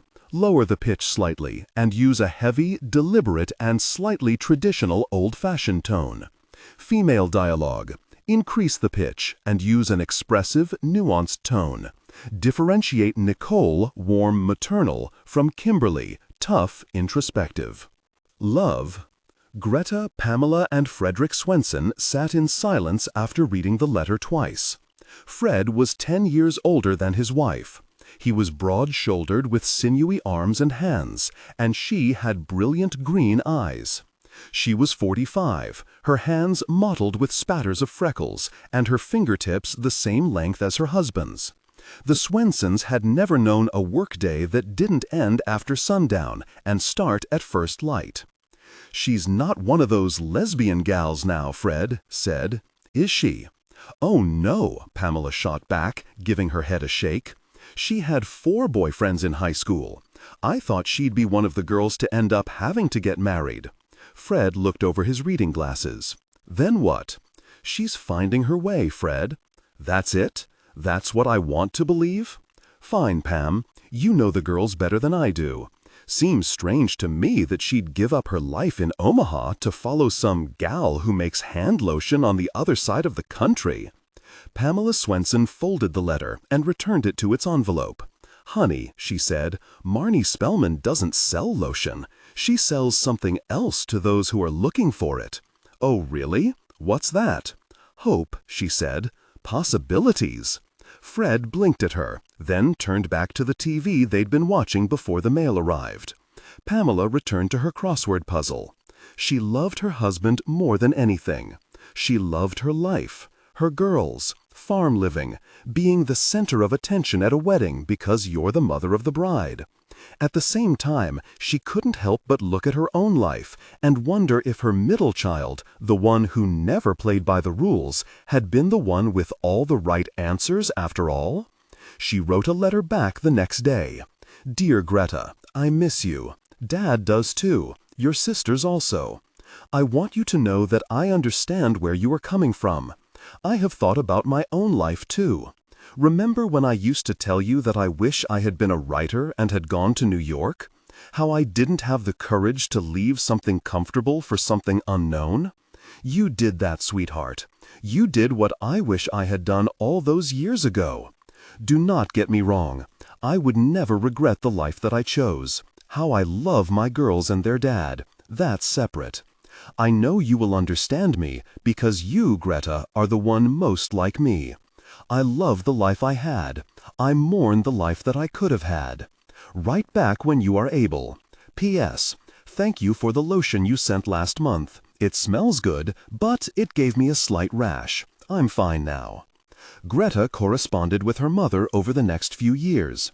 All the missives were positive. All were steeped in love and regret.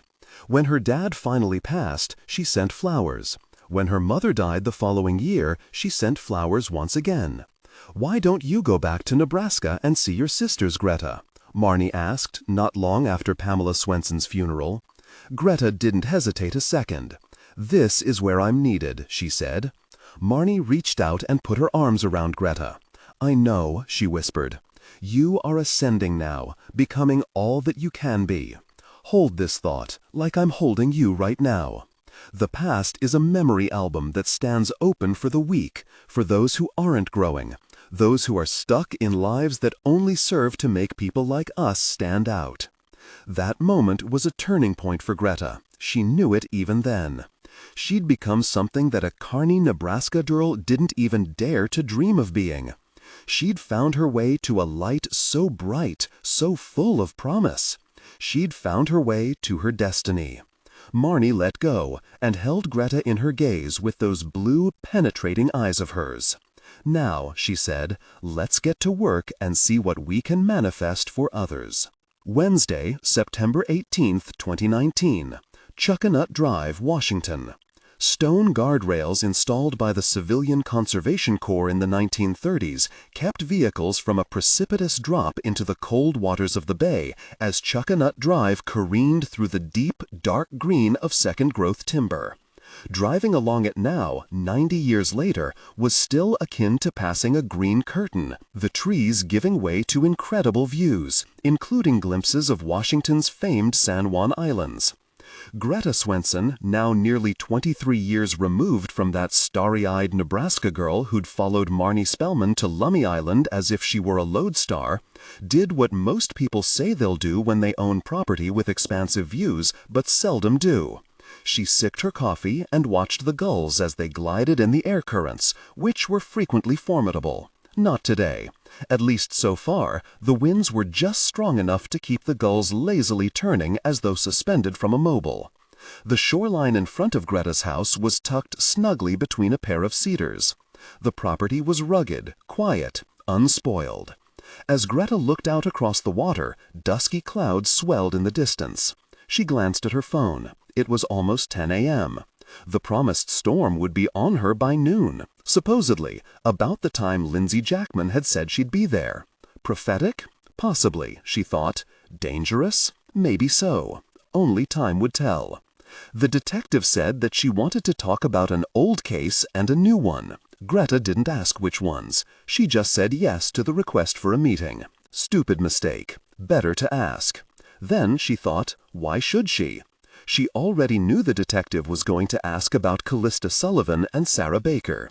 Lindsay parked her SUV in a graveled space above Greta's house, a modern glass and steel structure that, while clearly made of the finest materials, was surprisingly small. No larger, she thought, than her family home. Modest yet luxurious. It looked like a cubicle of glass had fallen from the sky and landed among the trees.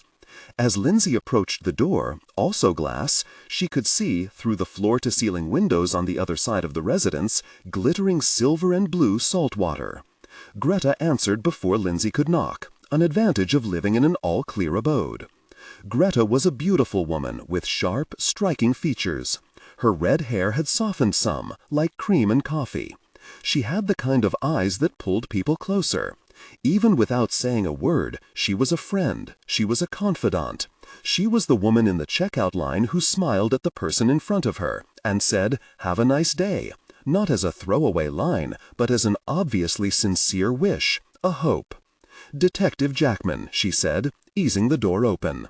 "That's me," Lindsay said. "Come in. I just started a fresh pot of coffee. Want some?" Lindsay stepped onto a travertino tiled foyer. "Yes, please. I haven't had my usual 3 cups today." Greta motioned for Lindsay to follow. "I thought the storm would be here by now," Greta said. She pointed to the horizon. "Winds shifted to the south." "You seem disappointed." "Nothing like watching a storm," she said. "I guess that's why I'm here, Miss Swenson." "Greta, please." "Now about that storm," she said, pouring the coffee into bright yellow cups. "A metaphor, I'm guessing. You want to talk about Calista Sullivan. That was forever ago. Why now? Just following up. After all this time? Looking into another case, too, recent and possibly related. The girl they found out in Maple Falls. I read the paper. In fact, I subscribed to 3 newspapers. A bit of a news junkie." Greta was just as easy to talk to as she'd seemed, and as apparently forthcoming as Lindsay could have hoped for. For the next half hour, she talked about her former friend and the loss she'd felt when she went missing. It was unthinkable. A betrayal. Betrayal? How so? Calista was an amazing woman, Greta said, selecting her words with great care and almost a wistfulness. She was growing in so many ways. We all were. We were together, united in purpose. We had given up so much to find so much more. Calista had made a huge sacrifice. The group as a whole, or the Hive. For the first time, Greta fell silent. Her eyes watched the gulls, then shifted back to her coffee. All of us working on Spellman Farms. We were close, almost like sisters. No, I take that back. We were sisters. I need to know what happened to her. You already know. No, I don't think I do. The law settled it all. I don't think anything feels settled about any of it. What do you think happened? Reed Sullivan killed his wife. He was angry and jealous. He despised the woman she was becoming, and when he couldn't force her to come back to him, he took her, killed her, tossed her to the curb like garbage. He wasn't found guilty, Lindsay said flatly. Greta pushed back. He should have been. I know it, and I think you do too. Lindsay didn't blink. His alibi was tighter than tight. All right, so you say. I do, Miss Swenson. This time, Greta didn't correct Lindsay by reminding her to call her by her given name. You and Calista were in the Hive. Did you two work together? We did. What did you do? Lots of different things. Now Greta was being evasive. Lindsay pushed a little. Like what? I really can't get a handle on the goings-on at Spellman Farms. I can't talk about Marnie if you're looking for something along those lines. You can't? Confidentiality agreement. You understand, right? Your friend was murdered. Don't you want to find out who did it? I told you, she said. I already know. Well, how about if you just tell me about Calista, how you met, what you thought of her? February 1999, Lummi Island, Washington. Greta Swenson had arrived on Lummi Island more than 2 years earlier than Calista Sullivan.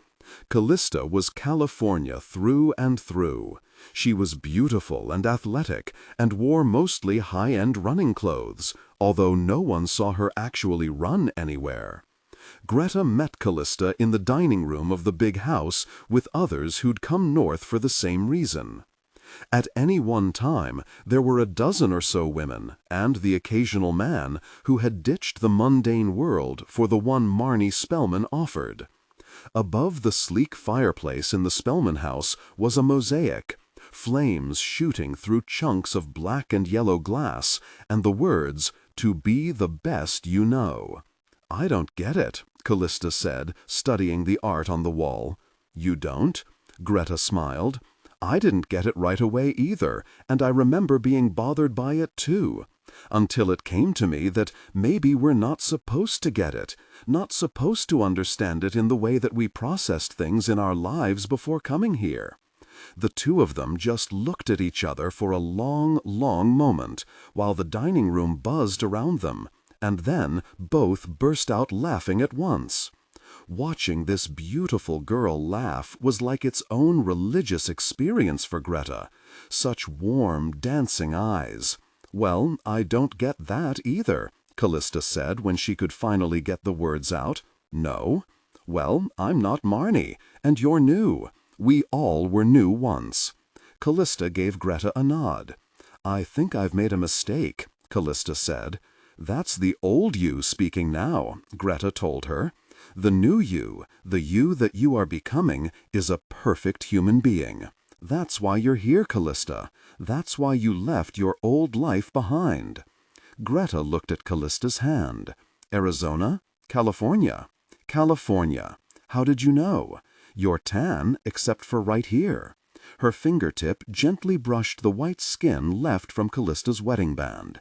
"Oh," she said, this time allowing a smile to cross her face. "Children?" Calista nodded. "2 boys. That must be very difficult." "Yes," she said. "Husband? Difficult too?"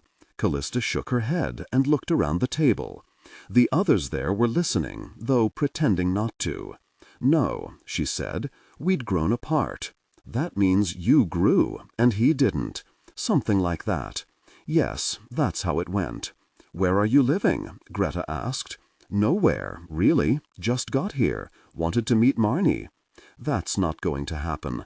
We only see her on Saturdays when she teaches or lectures." "Oh," Calista said, crestfallen. "I didn't know that. That's 3 things you don't know, Calista. See how helpful I am? I'll flush out all of them for you, and then Marnie will help you find the answers. You just need to be patient." Wednesday, September 18th, 2019. "Calista sounds great," Lindsay said, thinking of Marnie's power over her group. Smart people, women who were bright, attractive, women who were searching and determined to close the gap between who they'd been before Marnie and what they'd become. It dawned on Lindsay just then that each of the women was also more than a little bit broken. "She was great," Greta agreed. "And so are you," Lindsay half expected her to say, rolling on in her cult member script. Greta didn't do that, however. She just fell silent again, appearing sad and lost in the endless view afforded by her stunning house's invisible walls. The oddest thing was, Lindsay felt a little sad and lost herself, almost as if she were disappointed that Greta hadn't tried to convert her. But there wasn't anything left to be converted to, as far as Lindsay could see. Marnie Spellman was just another woman these days, well, just another mini-corporate titan shilling her lotions. And the Hive was no longer the Hive, apparently. "Tell me about them," Lindsay asked. "Who? The Hive?" "Yes. The Hive and all of the people who came to Marnie. They were just people interested in what Marnie was telling the world. I know why you're asking, because everyone does. Marnie's world was not a cult unless you consider your own world a cult." "I don't follow a supreme leader," Lindsay said. Greta gave a slight shrug. "You think you don't, but most of what you do is follow a path charted by someone other than yourself. That's pretty much it for everyone on the planet. Marnie tells us that we are free beings, that we can and do chart our own destinies. Marnie tells us," she'd said, present tense, a true believer still. Lindsay pushed back. "Marnie sells cosmetics," she said. "It may have started that way, The idea of looking your best to feel your best isn't so hard for anyone to really comprehend. It makes perfect sense. Like if you lose 5 pounds and someone notices, it makes you happy. Sure, but it's quite a leap from that kind of happiness to charting our own destinies, isn't it? It's only face creams. You say that, and you should know better. You know that whatever products Marnie sells, it comes with so much more. She exists only to help women to become all that they can be, spiritually, not physically. That baffled Lindsay. It was the antithesis of the way she tried to live her life and how she approached her work. How a person looked didn't define their character. A person with bad breath and bad teeth might have the biggest heart. A gorgeous red head in a multi-million-dollar home might be a killer, or at the very least, a liar. Then why all the focus on the exterior? Lindsay asked. Our coating, our shell, our packaging, however you want to think of it, is the first thing we see when we wake up. It's the first thing we bring into every interaction. People look, judge. A split-second determination is made that can and does impact who we are and what people make of us. Being who you are starts with the physical. What about those who could never fit society's conventional wisdom of what beauty is? Marnie's teaching struggles to address that, doesn't it? Greta gave the detective a hard, cool stare. I feel an agenda behind that question. That was one misunderstood incident. That was a long time ago. Right. It almost ruined her. And that's why you and I will never talk about it. I don't work for her anymore. I don't support her products in any way. Even with all of that, I will never talk about that. Out of respect for Marnie? Out of respect, she said. Let's leave it at that.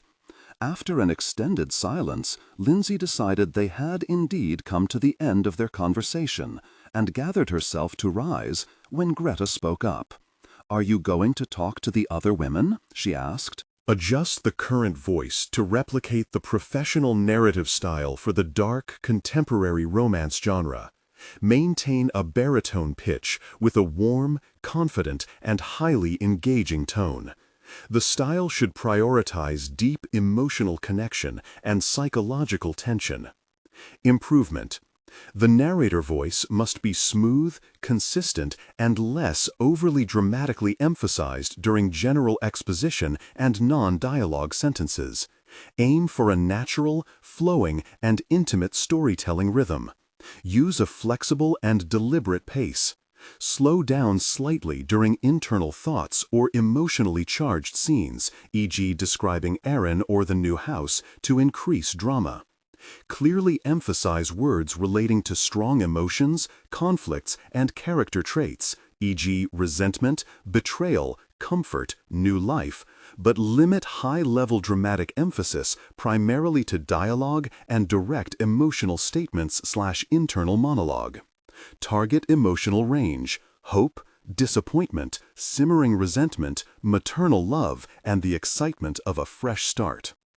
Technical and character instructions. Important. Ignore all technical headers, chapter numbers, and structural markers that appear at the beginning of the text. Content filtering. Disregard and do not read aloud any text starting with or containing vocal attributes, technique, chapter, or a standalone number at the beginning of a section. Start reading only from the main body of the story text. Character differentiation. Male dialogue. Lower the pitch slightly and use a heavy, deliberate, and slightly traditional, old-fashioned tone. Female dialogue. Nicole, Kimberly. Increase the pitch and use an expressive, nuanced tone. Differentiate Nicole, warm, maternal, from Kimberly, tough, introspective. Target emotional range: hope, disappointment, simmering resentment, maternal love, and the excitement of a fresh start. Talked with Dina, made calls to Heather's office, can't find Trish yet, what about Marnie? I always work from the outside in, Lindsay said. I'm saving her for later. As the detective's SUV retreated from its parking spot at the top of the hill, Greta went straight for her phone and dialed Dina's number. "It's me, Greta," she said. "I'm worried." Silence. "Did you hear me?" "I heard you. You're worried. Why would that be?" "You know why.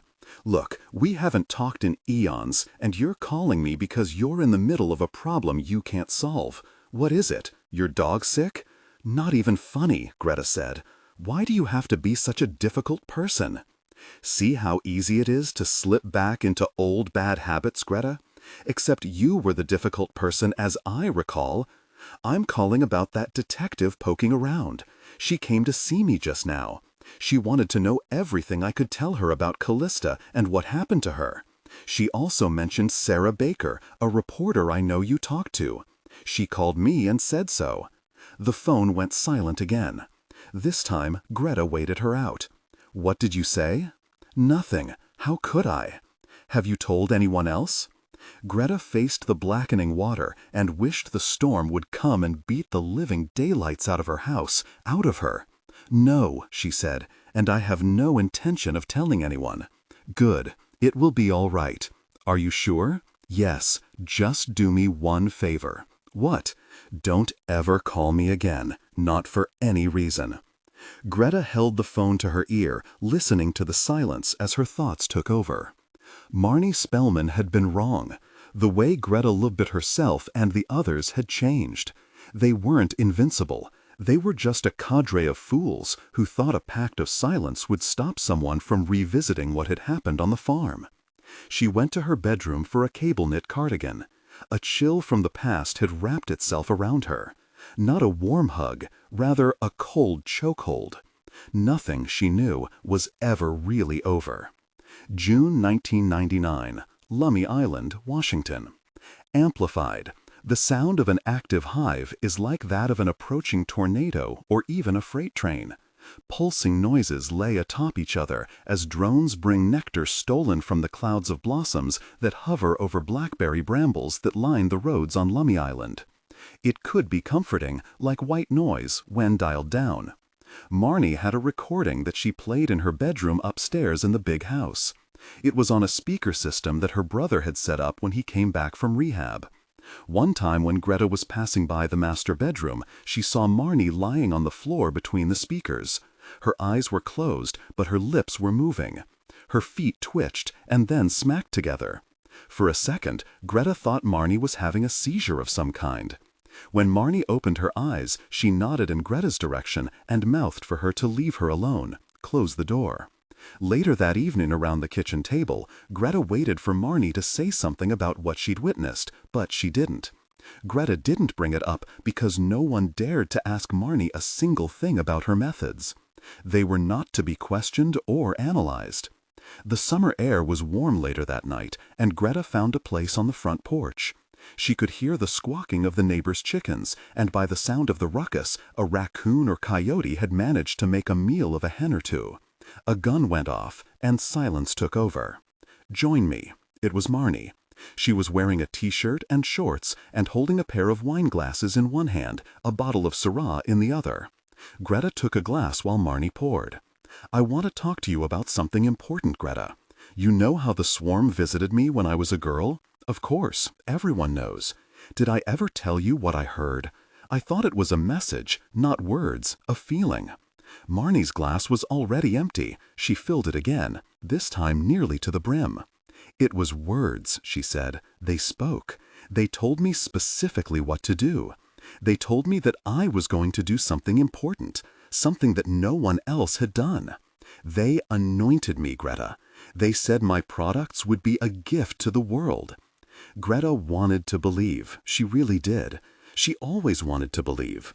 Sitting in church next to her sisters, who seemed to soak in all the pastor had to say, had only made her feel inadequate, like she was missing some component that God handed out when she was deciding who would have what gifts. She knew that what Marnie was saying was either a great big lie or she was insane. "I believe you, Marnie," she said. Marnie put her head on Greta's shoulder. "We will do great things together. The world doesn't know it yet, but things are going to change. The era of men deciding what we will do, how we will be paid, where we will nurse our babies is over." They quietly clinked their glasses and sipped some more. That was the part that Greta wanted to believe, more than anything. She wanted to truly recognize that she was part of the solution, a leader in a quest to do what others had tried, though ultimately failed at. She didn't know how Marnie intended to bring about this new era, what the bees had told her that would, apparently, help her do that, but she did know she needed to be a part of it. And she did believe that Marnie possessed some sort of extraordinary power, even if it was just the force of her personality, the force of her colossal self-belief. "Be beautiful," Marnie said, as a wall of clouds moved in from the water. "Be powerful." The house was in the midst of its umpteenth renovation, and Greta slept in Marnie's childhood bedroom down the hall from the master. It was strange, she thought. Not a single thing had been altered in the room, save for the addition of a little brass plaque Calista had made for her. It hung under the window like the room was of historical importance. Greta struggled to sleep. Was everything Marnie said true, or was there something else at work? Mental illness? Maybe even something dark? In the morning, she thought, everything would be fine. Thursday, September 19, 2019, Greta checked her makeup in the rearview mirror and psyched herself up. "I can do this. 1, 2, 3. It had been years since she'd seen Trish Appleton. She'd rehearsed what she'd say on the drive over from her glass cube house on Chuckanut Drive, utterly blind to the gorgeous afternoon. She would be broaching a delicate subject, and things were not good between them. She found Trish's place, a dowdy little suburban ranch house, took a deep breath, and knocked on the door. Trish answered and stared flatly at her. "What are you doing here?" "I should have called," Greta said, her tone somewhere between irritated and apologetic. "I know. Of course, I should have called. I just didn't think you'd see me." "You're right about that." Trish started to close the door, but Greta's foot was lodged in the doorway. "Do you mind?" Trish asked. "As a matter of fact, I do. Look, we really need to talk. I wouldn't be here otherwise." Trish kept her eyes narrowed on Greta's. Though they had been absent from each other's lives, Trish would have recognized her anywhere. She looked good. Money can do that, she thought. Her clothes were designer, though not new. She'd seen a celebrity wearing the same white and black blouse in People magazine the previous year. "You always worry, Greta. It's what you do. Worrying might be your one true talent. Oh, and being a bully, that's another talent of yours. Can't we make peace? We need to talk." If what she was offering was an olive branch, Trish was sure the fruit was rancid. "Please," Greta said, the words sounding so odd coming out of her mouth it seemed as if it were in a foreign language. Trish wasn't having any of it. She shared a history with the woman with her foot in the door, and it wasn't a happy one. "Greta," she said, "there was a time when I hung on your every word. I think I lost part of myself back then. You swallowed me up. Like Marnie, like Dina, all of you and your crazy ambitions." "I own that," Greta said. Adjust the current voice to replicate the professional narrative style for the dark/contemporary romance genre. Maintain a baritone pitch with a warm, confident, and highly engaging tone. The style should prioritize deep emotional connection and psychological tension. Improvement. The narrator voice must be smooth, consistent, and less overly dramatically emphasized during general exposition and non-dialogue sentences. Aim for a natural, flowing, and intimate storytelling rhythm. Use a flexible and deliberate pace. Slow down slightly during internal thoughts or emotionally charged scenes, e.g., describing Aaron or the new house, to increase drama. Clearly emphasize words relating to strong emotions, conflicts, and character traits, e.g., resentment, betrayal, comfort, new life, but limit high-level dramatic emphasis primarily to dialogue and direct emotional statements/internal monologue. Target emotional range: hope, disappointment, simmering resentment, maternal love, and the excitement of a fresh start. Technical and character instructions. Important: ignore all technical headers, chapter numbers, and structural markers that appear at the beginning of the text. Content filtering. Strictly for AI instruction. Disregard and do not read aloud any text starting with or containing vocal attributes, technique, chapter, or a standalone number at the beginning of a section. Start reading only from the main body of the story text. Character differentiation. Male dialogue. David. Lower the pitch slightly and use a heavy, deliberate, and slightly traditional old-fashioned tone. Female dialogue. Nicole, Kimberly. Increase the pitch and use an expressive, nuanced tone. Differentiate Nicole, warm, maternal, from Kimberly, tough, introspective. I'm sorry, I really am. What's done is done, though, and none of us can turn back the clock. She drove her hand into her hair and gripped it. You need to listen to me. Hear me out. Trish hesitated, then said, Okay, come in. I just made coffee. You can have 1 cup and go. That's about all I can take, and you know it's more than you deserve. Greta followed her into the kitchen. She noted the knife block with the handles of 6 chef's knives protruding from the amber wood like the quills of a porcupine. A pot rack with cast iron skillets hung overhead. Your kitchen is charming, Greta said. That didn't take long. What didn't? You judging me like I'm a quaint commoner and you're the Duchess of Whatcom. Sorry, Greta said, suddenly embarrassed. Didn't mean to. I know about your life, Greta, Trish said. Hope you are happy in that beautiful house. Greta looked around once more, taking in everything that had eluded her. Greta's own house was lovely, the envy of many. It had the kind of style and presence that announced in a very loud voice that whoever lived there was special. Trish's place was worn, comfortable. People lived there, loved there too. I'm lonely, Greta finally said. I stayed with Marnie too long to make a real life of my own. I doubt you are that regretful, Greta. You have all the money in the world. You finagled that out of Marnie. Don't know how, don't care. In any case, I bet you sleep just fine at night. Greta's eyes returned to the knife block. Money isn't everything, she said. It's really true.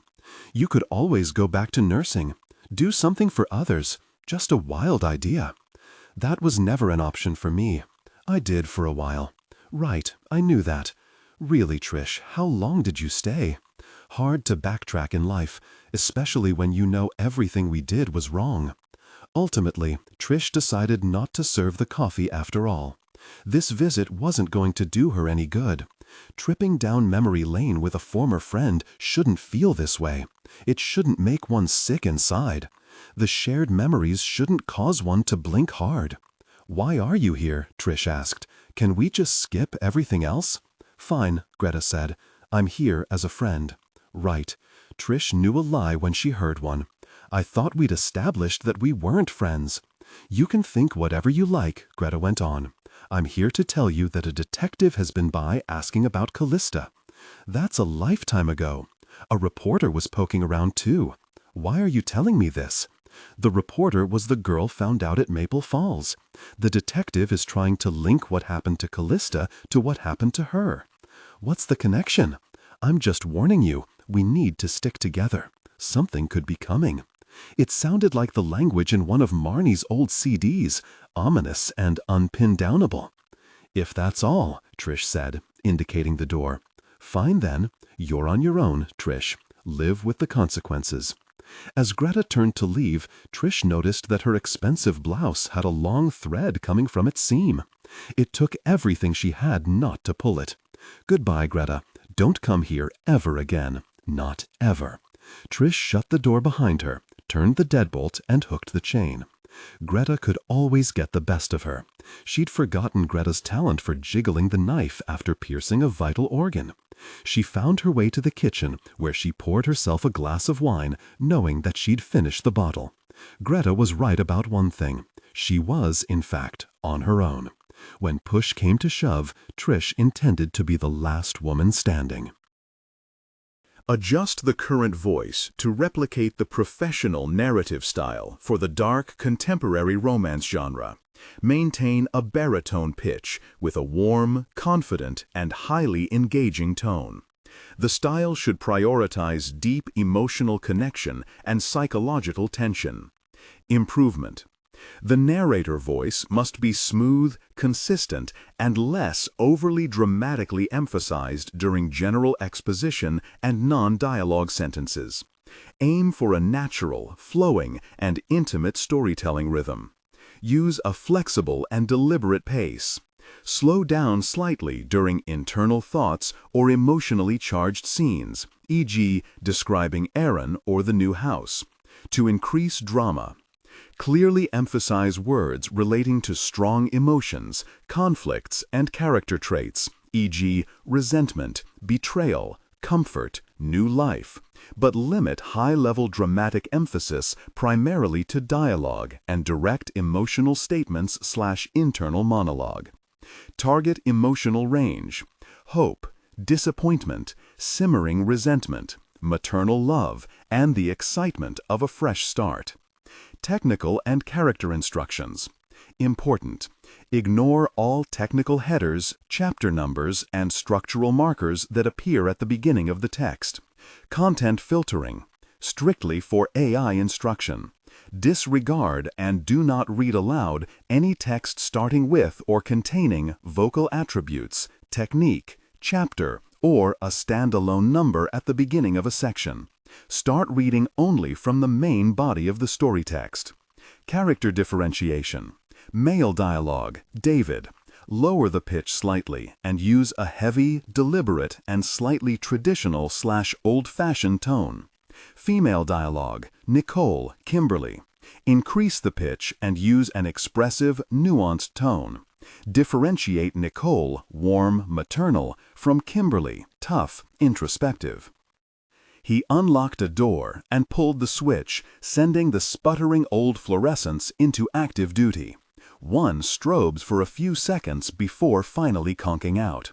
Metal racks with legal boxes stacked to the ceiling lined the edges of the space.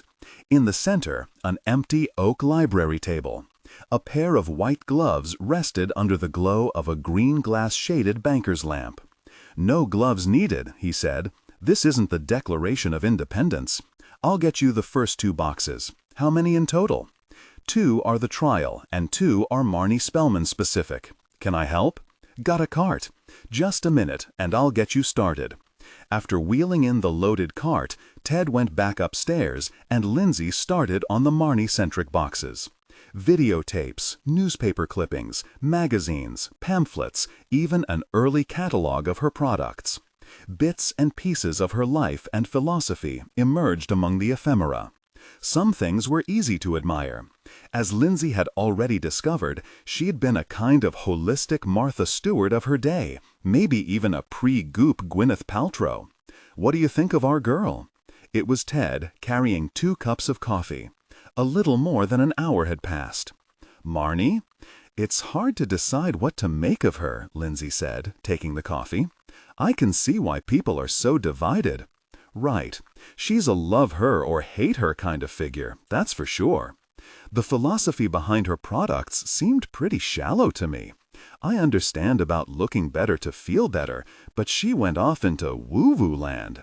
"Seems so," Lindsay said. "This isn't the start of my deep dive into Marnie Spellman." "Why?" "Curious. Nothing concrete." She shrugged.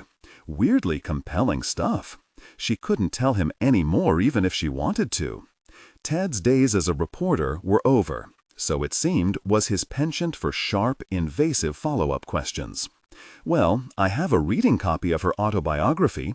Some CDs, too. You can take them with you. The whole lot is a mix of self-help, science fiction, and a cookbook all rolled into her life story. Hard to find a signed first edition of her book. Saw one go for more than $1,000 on eBay. I'd file it under fiction, but that's me." She thanked him for the coffee and the offer of the book and went back to the materials, taking photos of pages that she planned to read later. Next, she skimmed through the court records, transcripts, depositions, witness statements, letters on behalf of Reed Sullivan. It was a lot to take in, especially for a case that ended in an acquittal. It appeared that Marnie and/or her minions had engaged her fan base in a letter-writing campaign. One box contained more than 100 such missives defending her and debasing Reed Sullivan. She wasn't even on trial, but based on what some of Marnie's followers had written, the source of their outrage wasn't a belief that Reed was truly guilty. It was that Marnie's name was being dragged through the mud by association. She took pictures of the letters, including some that were still sealed in their original envelopes. On her way out, Ted gave her a copy of The Insatiable Heart. "The DNA evidence is certainly problematic," she said, taking the book. "If he was away at camp, how did he put it there? And how in the very could it have survived in the water, even if he'd managed it?" Ted went quiet for a moment. He looked at Lindsay, sizing her up, and wondering if he should tell her what he'd never written yet, always suspected. "Planted," he finally said. "Of course, had to be. Well, yeah, that was why he was cut loose, I presume. Who did the planting? Look, I don't know. I don't get paid to speculate anymore. Very barely got paid for it then. And besides, it was 20 years ago," he said, his face turning a little pink. "We didn't know as much about DNA as we do now." He was defensive and embarrassed. Good, he should be. His article had fanned the flames of public opinion against an innocent man. But then again, he was working at the museum now. That was plenty penance for a man who wanted nothing more than the spotlight for himself. The only people who had access to the morgue were the cops and pathologists, he finally said. They were all questioned in chambers, and the judge ruled the evidence admissible. It was a crock. Why didn't you write that? I didn't see it in any articles. Look, he said, you don't burn sources in this town. If you do, you will be looking at a blank computer screen all day long. The reading copy of The Insatiable Heart Ted McGraw provided beckoned Lindsay from the passenger seat of her car. She'd already skimmed it once, in the museum parking lot, with so many eye rolls that her pupils hurt. And yet she continued to find something oddly compelling about the hokum and healing that Marnie promised her followers.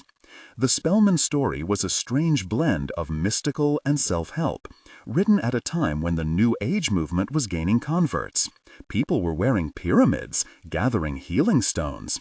Marnie Spellman's take, it appeared, was to grab a piece of that and then draw in the very real hopes and dreams of an entire generation of women who'd found themselves unable to get where they wanted to go.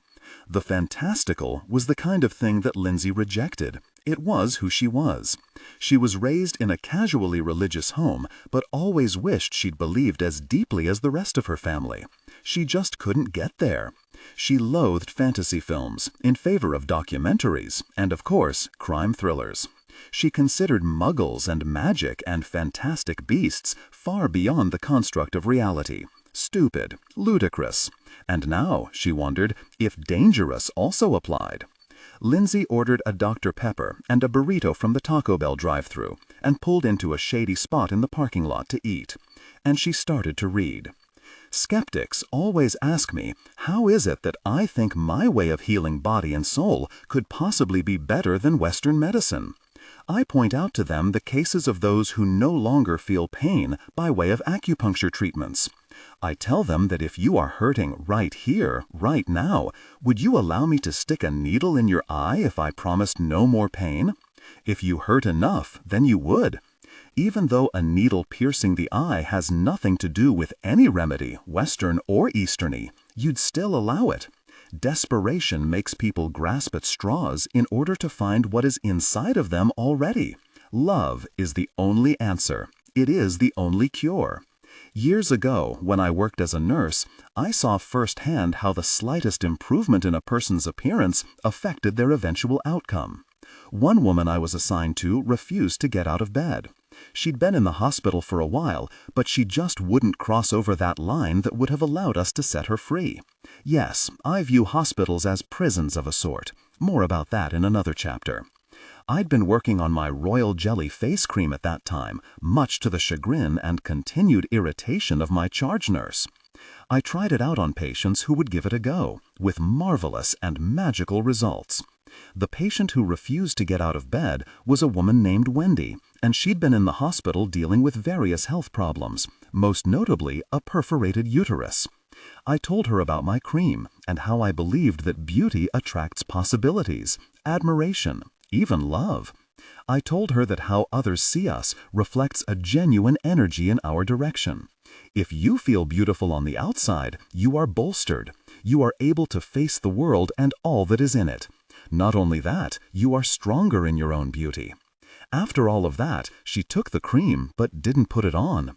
I asked for it back and she declined. I was absolutely certain that she was going to turn me in, call the police, maybe even call the FDA. Instead, she started to cry. I will never, as long as I live, forget what she told me. There was a honeybee bouncing off my window today, just bouncing up.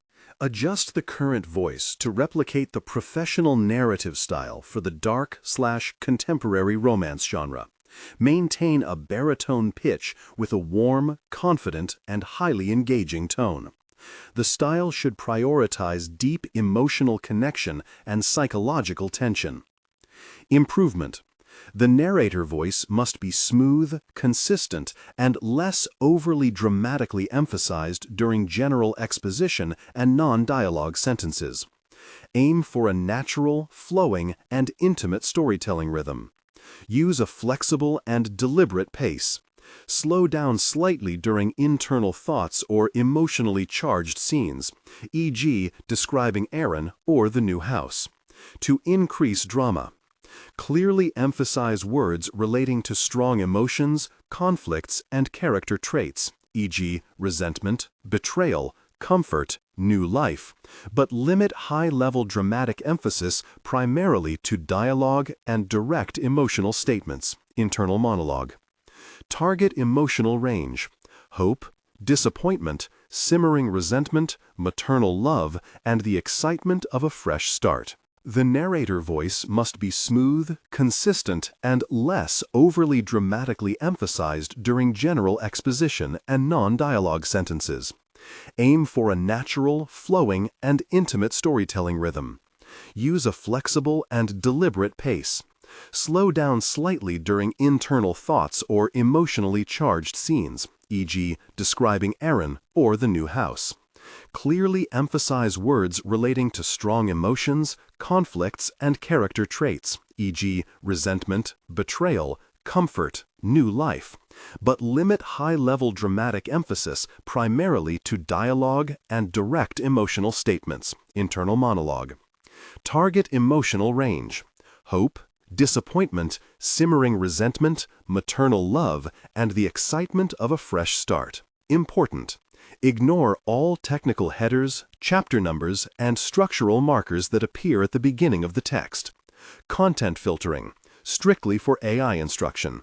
Disregard and do not read aloud any text starting with or containing vocal attributes, technique, chapter, or a standalone number at the beginning of a section. Start reading only from the main body of the story text. Character differentiation. Male dialogue. Lower the pitch slightly and use a heavy, deliberate, and slightly traditional, old-fashioned tone. Female dialogue. Nicole/Kimberly, increase the pitch and use an expressive, nuanced tone. Differentiate Nicole, warm, maternal, from Kimberly, tough, introspective. If there is something in there that will give me back what I've lost, there is. She twisted the lid and I helped her apply the thinnest application. If you are a believer and you know the power of her love for all of us, then you know what happened next. Wendy was healed. It's true. And if you don't believe, I doubt you ever will. The truth is that what was in that jar was the start of a journey for Wendy. It was also the beginning of a journey for me. Lindsay finished the rest of the chapter. Wendy, the woman who used the cream, left the hospital the very next day, as Marnie saw it. And if you don't believe, I doubt you ever will. The truth is that what was in that jar was the start of a journey for Wendy. It was also the beginning of a journey for me. Lindsay finished the rest of the chapter. Wendy, the woman who used the cream, left the hospital the very next day. As Marnie saw it, this woman who'd lost herself had been reborn by virtue not of the cream, but of the truth behind it. It was purportedly a pivotal moment in Marnie's life. As Lindsay saw it, though, the whole thing smacked of a fairy tale. It was the kind of story for which there was no basis in reality. She was a detective. There was no such thing as taking anything at face value. And this memoir, she thought, was as far-fetched as anything she'd ever read. She picked up where she left off. I quit nursing a few days after the encounter with Wendy. I had no choice. I knew very clearly that my time attending to one person at a time was a losing proposition. I had so much work to do. I had a vision that I just couldn't shake. In my mind's eye, I could clearly see that my hand, through hers of course, could change the world. That the world desperately needed what I had created with her all-knowingness as my guide. The bee that had been rapping at Wendy's window wasn't a message to her, but to me. It was what brought me back to Lummi Island.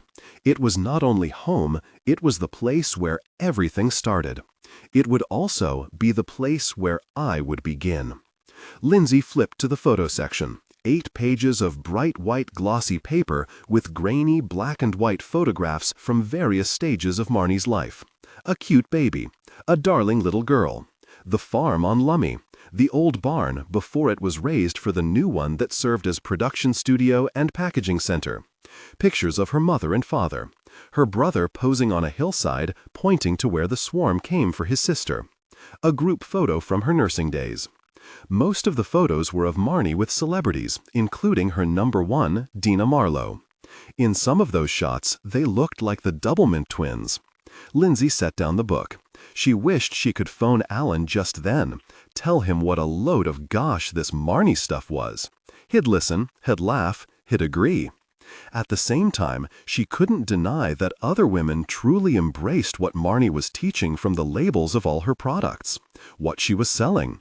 Was she the greatest saleswoman of all time, or was it possible she really did have something that no one had, that no one else dared to promise was possible? Her message? It seemed to be that though the modern world made such a show of promising women a seat at the table, paid such grand lip service to their ability to chart their own destiny, there was an obstacle that kept them locked just outside of their dreams. And it wasn't men, Marnie suggested. It was the women themselves. They just didn't believe enough in themselves. This notion lifted Lindsay's blood pressure. That's right, blame the victims. Even this is our fault. It also niggled at her, scratched like the neighbor's yowling Siamese at her door. Why had she stayed with Jack so long after she knew he'd been having an affair with his secretary? What made her hang on to someone who'd done nothing but hurt her? Why had she thought so little of herself? Lacking answers and wanting nothing at all to do with these dark questions, she turned her investigator's light back on and found illuminated there her next task. She needed to find out why all these true believers, these women of the Hive, were no longer in the fold.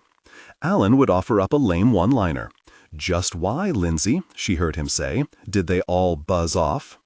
As if on cue, her phone buzzed. It was the university reporter, Carl Flanders. "Carl," she said, turning the ignition over and moving on to the roadway. "Detective, I was hoping we could work together. You aren't returning my calls." "I'm sorry," she said. "We're in the middle of a murder investigation, and we don't work with the press." "Then you won't want to know what I just found out. I guess you'll have to read it tomorrow morning when it goes online." "Fine," she said. "I'm going to tell you anyway. Sarah was working on some story about that bee lady on Lummi Island." "How do you know that?" "Anonymous sources. I checked 'em. I'll read the rest tomorrow. Goodbye, Carl." He was only being helpful, she knew. Alan would insist he was being too helpful. They'd argue over that. He'd say that being overly interested in a case suggests involvement. She'd tell him that he was only a skinny kid journalist looking to make a name for himself. She'd finish the conversation thinking that the life she chose only connected her with people who were either the criminal or the do-gooder whose motivations were truly about what they could get out of the experience. At least Carl was clear in his motivations. Carl Flanders stayed hunched over his laptop. He'd hacked into Sarah's staff folder at the Western Front. It was password protected, and he'd worked every angle he could think of to open it. Called the help desk for the manufacturer, told a computer science geek from Vancouver that he'd publish his science fiction in the paper. He clicked on a folder named Marnie Spellman.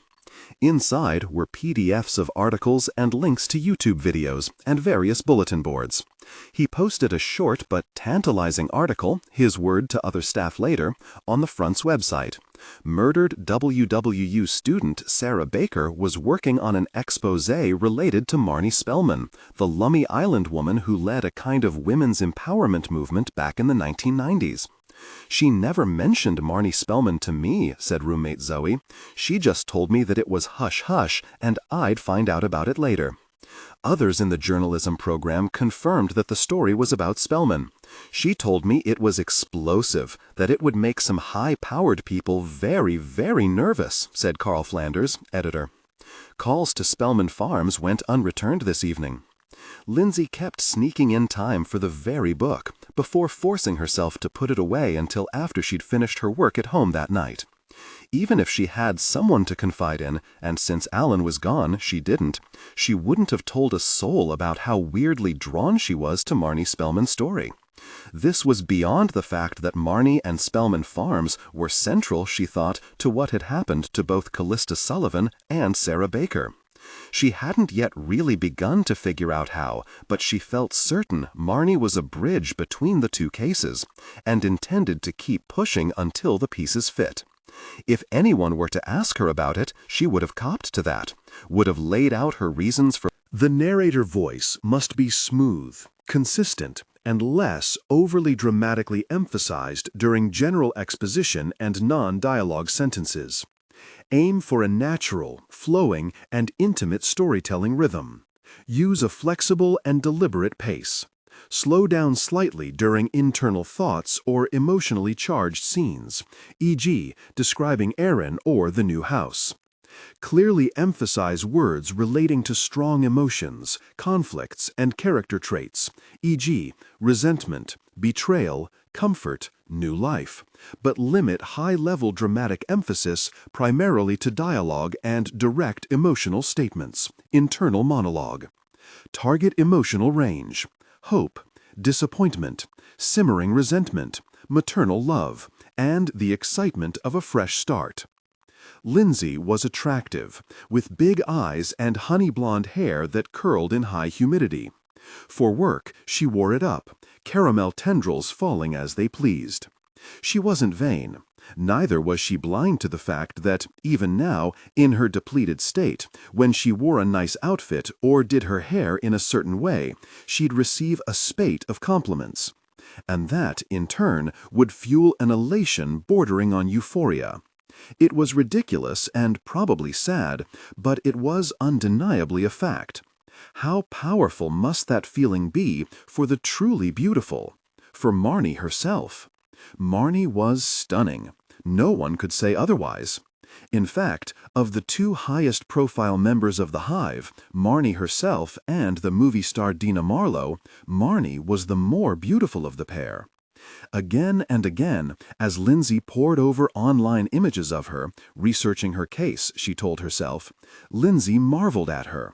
Her beauty really was a light, a radiance that came from somewhere deep inside her.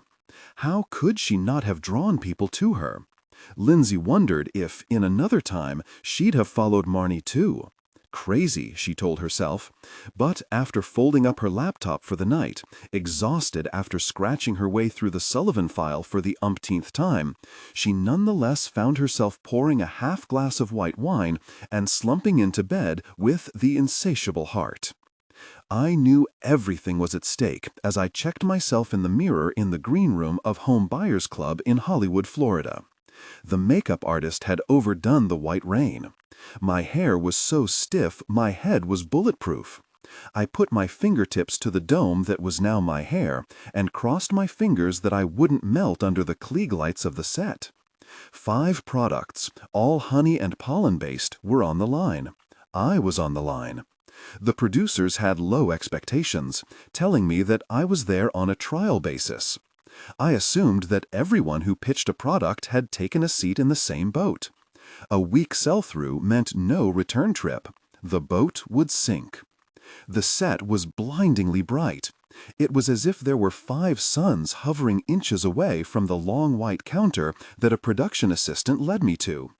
Another fussed with my hair, yet another adjusted the lighting. "Remember to look at the host," someone said. "Where is she?" I asked. I felt silly standing there, baking in the lights, wondering when the whirlwind they'd promised would materialize. A second later, Connie Dreyer, the top-selling host for beauty products, came at me in a wheelchair. I was completely stunned. I'd seen her show 100 times. I had no idea she was unable to walk. The production assistant pushing her stopped right in front of me, and Connie stood. "The look on people's faces never gets old," she said, with a cheeky grin. "The wheelchair is our clever way of getting me from one set to the next in record time. These heels," she indicated 6-inch spikes, "weren't made for running." We chit-chatted a moment. Connie said that I'd have 15 minutes to make an impression and sell a quota, a figure the network bigwigs refused to disclose. "No pressure," Connie said, again with a disarming but ultimately terrifying smile. Before I knew it, more lights powered on, and Connie was telling her viewers about me. "Marnie Spellman has created all-natural products that not only make you look luminous, but make you feel great too." I wanted to tell her that anything would look luminous under the scorching wattage of the studio lights, but I didn't. Instead, I thanked Connie for the compliment and pivoted to the reason behind Spellman Farms' growing success. "You know, Connie," I said, while holding a bright yellow jar of face cream to the camera, "the bees make all the difference." "Bees?" she asked, as though she hadn't noticed my logo with the honeybee. "That's right," I told her. "Bees not only pollinate the world's food source, without them we'd all die, they also create honey and the magical royal jelly." She asked about royal jelly, and I told her how nurse bees secrete the protein-rich liquid to feed the larvae that will grow into queens. How the substance is so powerful and, yes, magical, that it alone can turn an ordinary larva into a queen bee. While I was explaining everything, a videotape rolled on the screen. It featured beauty shots of my farm and the hives before going into the process for collecting the royal jelly from a hive. Connie remarked that she'd heard wonderful things about the product and only started using it the day before the show. "I'm getting results already," she said. I made my move then. I knew that there were 1 million people out there who would kill for a single chance to be on the channel, but I was thinking beyond that. I thought about what to do to make sure that my one shot was water-cooler conversation material. I needed to do something that would move my brand away from the clutter of other natural products. Luckily, I knew I had something few, if any, of those other 1 million entrepreneurs had to offer. I talked about how Spellman Farms products can change your life. "Look, beauty is only skin deep, Connie. What's inside is what makes a woman radiate confidence and power. But at this moment in time, beauty is what gets us into the conversation. Not always, but most dependably." I turned and faced the camera. "Ladies, you know that when you feel better about yourself, you are able to take that extra step, the step that moves you from being someone's possession to being someone's equal, at home, in the office." Connie blinked a little. None of what I had said was on the card she held. I saw her looking for her next prompt. I took my chance. I removed a cotton ball from the display counter in front of me, dabbed it with mineral oil, and started to wipe off the makeup applied by the same woman who had oversprayed my hair. The cotton turned color, the beige tone of the foundation. I turned to the camera. Even the cameraman looked around his viewfinder to see me as I was, not through a lens. Connie was completely dumbfounded. "Oh my," she said, "your skin, Marnie, it's flawless." "That's the real secret of Spellman Farms, Connie. Our products don't cover your face in a mask. They make your skin luminous, clear. They reveal it for what it is. A little lip color and a touch of mascara, and you are set." Connie came closer, her fingertips nearly touching my face. "This is truly remarkable. Royal jelly, bee pollen, and nature's herbs do what no man-made product can. Spellman Farms was founded on the principle that Mother Nature knows best, and we prove it each and every day, with each and every product. Everything we had in inventory sold out that day, probably within that very hour. It was hard to say because there was such a flurry of attention. Interest from outsiders can distract. When the media picked up the story of the entrepreneur from Lummi Island, Washington, it wasn't about the products, not really. It was about my belief that all women were entitled to live beautifully and free of the mask of conventional makeup. I was no longer leading a cosmetics company. I was the vanguard of a revolution. When I look back on that time, I think about how many would come to depend on my support, embrace my mission. I go back to that time when women started lining up to work at Spellman Farms. No one did anything to make money, to be rich, to get attention. We were all there to help others find the way to be the very best they could be. We put a sign out at the ferry landing on the mainland that indicated all our jobs had been filled, yet they still came. They wanted to be close to me. Some called me the queen bee of Spellman Farms, and in turn I would think of my closest allies as the Hive. Lindsay set the book on the nightstand. It was after 1 in the morning. Her brain had reached the Marnie saturation point for one night. But, all too predictably, when she turned off the light, her investigative mind snapped on. It was Marnie Spellman she thought of then, too, or, more accurately, her Hive. Adjust the current voice to replicate the professional narrative style for the dark/contemporary romance genre. Maintain a baritone pitch with a warm, confident, and highly engaging tone. The style should prioritize deep emotional connection and psychological tension. Improvement. The narrator voice must be smooth, consistent, and less overly dramatically emphasized during general exposition and non-dialogue sentences. Aim for a natural, flowing, and intimate storytelling rhythm. Use a flexible and deliberate pace. Slow down slightly during internal thoughts or emotionally charged scenes, e.g. describing Aaron or the new house, to increase drama. Clearly emphasize words relating to strong emotions, conflicts, and character traits, e.g. resentment, betrayal, comfort, new life, but limit high-level dramatic emphasis primarily to dialogue and direct emotional statements/internal monologue. Target emotional range: hope, disappointment, simmering resentment, maternal love, and the excitement of a fresh start. Technical and character instructions. Important: ignore all technical headers, chapter numbers, and structural markers that appear at the beginning of the text. Content filtering, strictly for AI instruction. Disregard and do not read aloud any text starting with or containing vocal attributes, technique, chapter, or a standalone number at the beginning of a section. Start reading only from the main body of the story text. Character differentiation. Male dialogue, David. Lower the pitch slightly and use a heavy, deliberate, and slightly traditional old-fashioned tone. Female dialogue, Nicole or Kimberly. Increase the pitch and use an expressive, nuanced tone. Differentiate Nicole, warm maternal, from Kimberly, tough, introspective. Whatever had happened to Calista, and perhaps later to Sarah, was known by those women. As she drifted off to sleep, Lindsay shuffled through the mental after-images of her interviews and research, and wondered which of them would break from the group and tell her the truth. Greta Swenson was still fresh in her mind. So engaging and open, or at least seemingly so, during their talk in her fantastic glass house.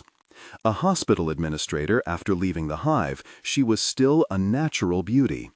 In her photos, she was a pretty young woman, reddish hair, freckles, and a gaze somehow both warm and cool at once. Dinah Marlowe, the actress.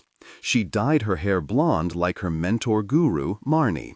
In nearly every photo, she would turn slightly sideways, her arm hooked. Lindsay knew the Instagram-ready pose well. She wondered if Dinah was the originator. Lindsay had left their interview feeling sad for Dina, who'd fallen from the top with no safety net. Heather Jared, a tall, impressive brunette with dark eyes and a slight overbite, was a stunner too. All the women who surrounded Marnie were lovely, though not as lovely as she. By design, no doubt. She was Beyoncé, choosing backup dancers who added to, yet never dared distract from her. Heather certainly hadn't hidden herself away after the Hive, though. She'd gone into politics and prospered. A two-term congresswoman from Western Washington, now running for the U.S. Senate. Lindsay had phoned the congresswoman's office but was told that her schedule was on overload. Maybe after the election, the young woman who answered said. And Greta, tough, smart. Lindsay could see why Dina and Greta would pit themselves as rivals.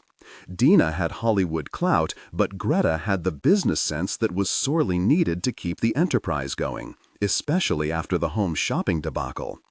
And then there was the elusive Trish Appleton. She was an apparition, it seemed. She testified at trial and then was gone. No trace in any of the police databases, court records, or even a hit at the DMV.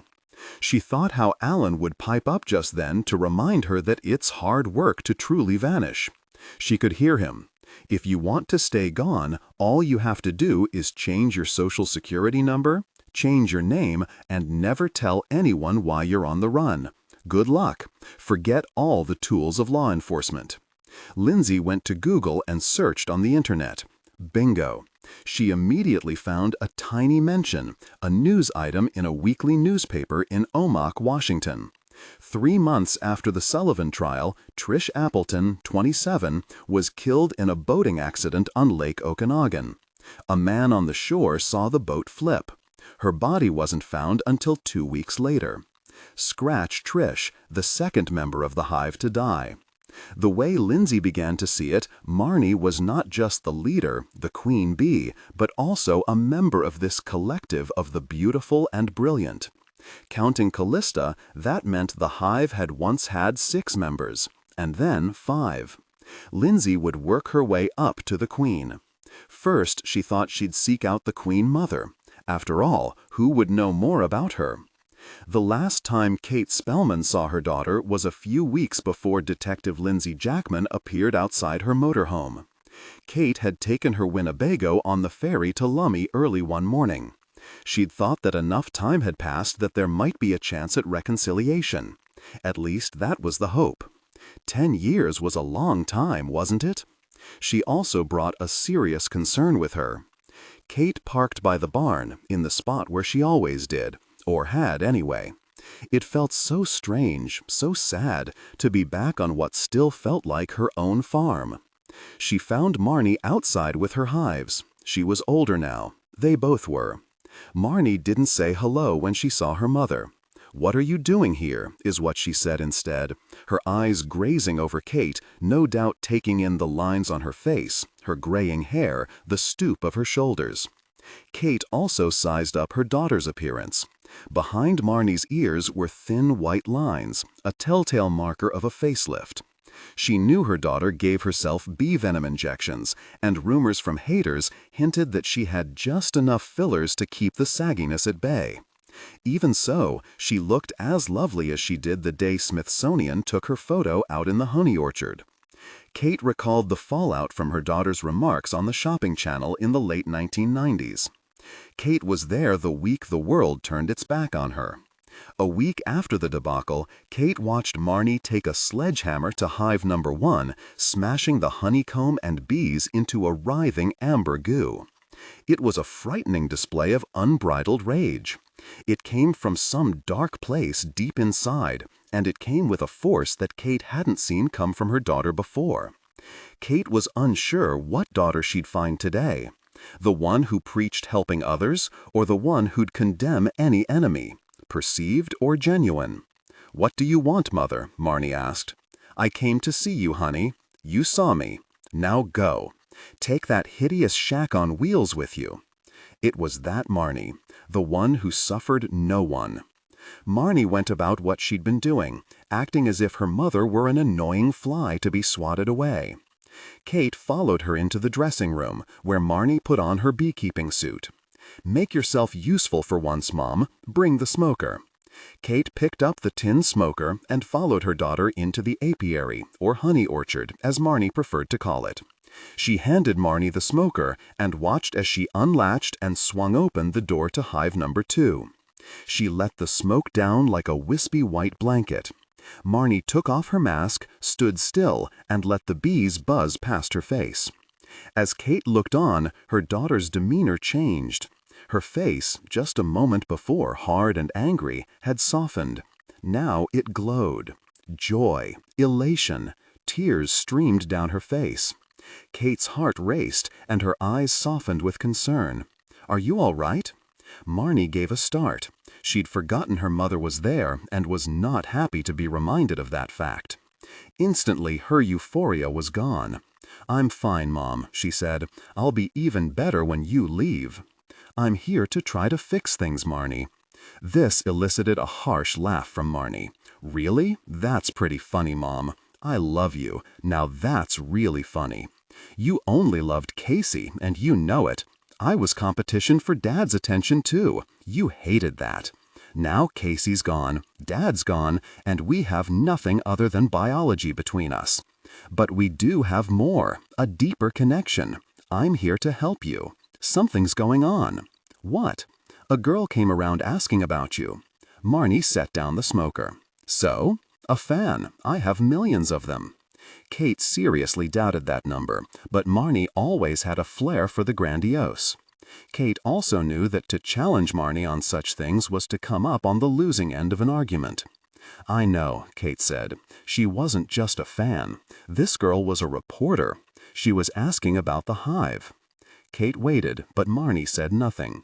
"She was asking about Calista, Marnie." "What did you tell her, Mom?" "Nothing." "You promised that you'd keep your lips zipped. Our confidentiality agreement requires that." "I didn't say anything." "I want you to go now. I want us to start over, honey." Marnie looked at Kate with a cold stare. "Go away, Mom, and don't ever come back." "Don't talk that way, Marnie." Kate stepped back as Marnie let the wind carry a veil of smoke over rows and rows of hives. Nearly a graveyard now, Kate thought. The honey orchard looked like a smaller version of the Arlington National Cemetery. She watched Marnie take it all. The narrator voice must be smooth, consistent, and less overly dramatically emphasized during general exposition and non-dialogue sentences. Aim for a natural, flowing, and intimate storytelling rhythm. Use a flexible and deliberate pace. Slow down slightly during internal thoughts or emotionally charged scenes, example, describing Aaron or the new house. Clearly emphasize words relating to strong emotions, conflicts, and character traits, example, resentment, betrayal, comfort, new life. But limit high-level dramatic emphasis primarily to dialogue and direct emotional statements, internal monologue. Target emotional range, hope, disappointment, simmering resentment, maternal love, and the excitement of a fresh start. Improvement. The narrator voice must be smooth, consistent, and less overly dramatically emphasized during general exposition and non-dialogue sentences. Aim for a natural, flowing, and intimate storytelling rhythm. Use a flexible and deliberate pace. Slow down slightly during internal thoughts or emotionally charged scenes, example, describing Aaron or the new house. Clearly emphasize words relating to strong emotions, conflicts, and character traits, example, resentment, betrayal, comfort, new life. But limit high-level dramatic emphasis primarily to dialogue and direct emotional statements / internal monologue. Target emotional range, hope, disappointment, simmering resentment, maternal love, and the excitement of a fresh start. With that, Marnie walked away, without so much as a backward glance. Her pleas futile, Kate felt sick to her stomach, bereft. Marnie would never let her back into her life. Kate's thoughts pivoted toward anger. She wanted to yell after her, tell her off, remind her that Kate had fueled her interest in herbs, honey, bee pollen. It was she who'd made the first products to sell from the hives, beeswax candles. She ached to tell her she was an ungrateful brat and always had been. She didn't, though. Persuading her daughter was a losing proposition. Marnie is as Marnie does. That had been true since she was a little girl. Her heart still pumping and her hands shaking from the encounter, Kate didn't cry. She wasn't much of a crier. Maybe it was because she'd already cried all those years ago, and there was nothing left anymore. She wondered once again how it was that this place, this life that she'd loved, had been erased so completely. Instead of going straight to her motorhome, Kate decided to take one last look in the house. The bones of the old farmhouse were barely evident. The interior, including a massive addition in the back, now spoke of money and good, albeit bland, taste. Understated, at least for her daughter's generally grand sense of style, was the word that came to Kate's mind as she took in each room. The kitchen was a pristine white, with a gleaming island that seemed large enough to skate on. Only the knobs hinted at the owner's interests, black in a hexagon shape, suggesting the form of a honeycomb. Two white leather sofas faced each other over a glass coffee table that reflected an enormous Chihuly chandelier in the living room. Above the fireplace was a Picasso, a blue figure of a woman. It was Marnie's first purchase when big money started rolling into her burgeoning empire. Kate loved the painting, but at the same time, her daughter's purchase surprised her. She had asked Marnie about it when it was delivered by armed guard. "I didn't know you were a fan, Marnie." Marnie gave her mother a side-eye at the time. "I'm not. I bought it because it matches the couch." The new couches, however, were white, and their accent pillows yellow. No more blue. Her heart rate accelerating, Kate visited each room as quickly as she could, taking everything all in for what she was sure would be the last time. Each chamber was a vignette out of Architectural Digest. She marveled at what her daughter had accumulated over the years since her banishment. Beautiful antiques, gilded wallpaper, a tapestry of an ancient hive that had to be 400 years old, possibly older. Marnie had surrounded herself with the best money could buy. Money that had come from followers and their now empty bank accounts. Not bad for an ambitious girl who deigned to match a Picasso with a sofa, Kate thought. It was as if her daughter had been trying to blend into a beautiful environment, like a chameleon, trying to hide among the hibiscus before attacking the fly with a flick of a long, sticky tongue. Kate poked her head into the cavernous master bedroom. The huge antique bed, Marie Antoinette's, with its 800 thread-count sheets, was unmade. She ran her fingers over rows of designer clothes, many still with tags dangling, in a showroom closet. She has everything and values none of it, Kate thought. How did I raise a girl like that? Next, she swung open the door to Marnie's childhood bedroom. At first, it seemed untouched in the way that some moms never change a thing when a child goes missing. Kate stood still, scanning the room. Something wasn't right. It wasn't the same. It had been styled to reflect a better version of what it had been when Marnie was a girl. Dolls on a shelf were beautiful antiques, not the grimy Raggedy Ann and Andy that Marnie dragged around the farm. A mural of bees and butterflies had replaced vining rose wallpaper. Marnie's original pineapple poster bed, a vintage chenille spread and lavender layered over it, fit snugly into a corner. That window. It was the only one in the house that had not been replaced, repainted, or even washed. It was as it had always been, except for the addition of a yellow velvet rope, a barrier from the rest of the space. Kate moved closer to read a small engraved brass plaque that hung under the sash.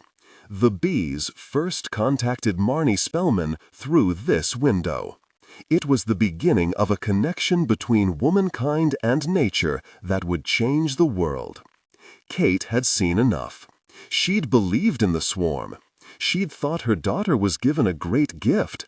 But this? The room was all about ego, a phony shrine designed to bolster her story. Kate's curiosity turned to bitterness. Had she been scammed too?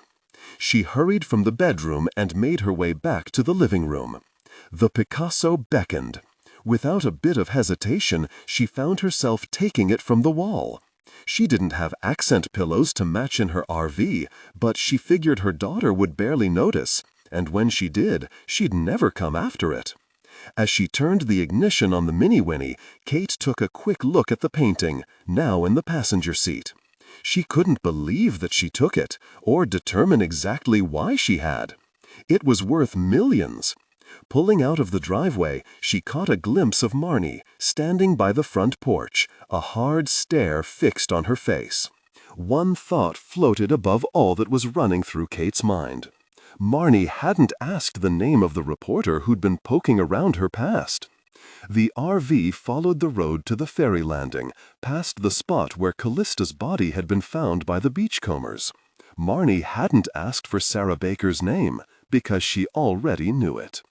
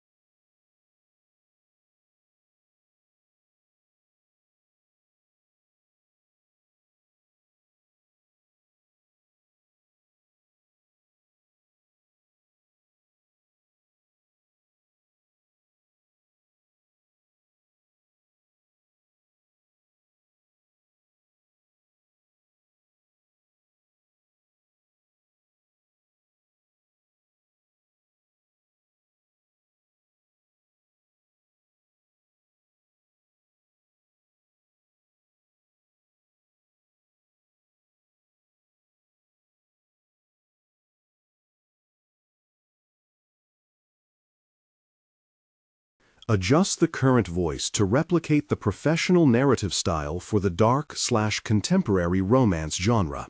Maintain a baritone pitch with a warm, confident, and highly engaging tone. The style should prioritize deep emotional connection and psychological tension. Improvement: the narrator voice must be smooth, consistent, and less overly dramatically emphasized during general exposition and non-dialogue sentences. Aim for a natural, flowing, and intimate storytelling rhythm. Use a flexible and deliberate pace. Slow down slightly during internal thoughts or emotionally charged scenes, e.g. describing Aaron or the new house, to increase drama.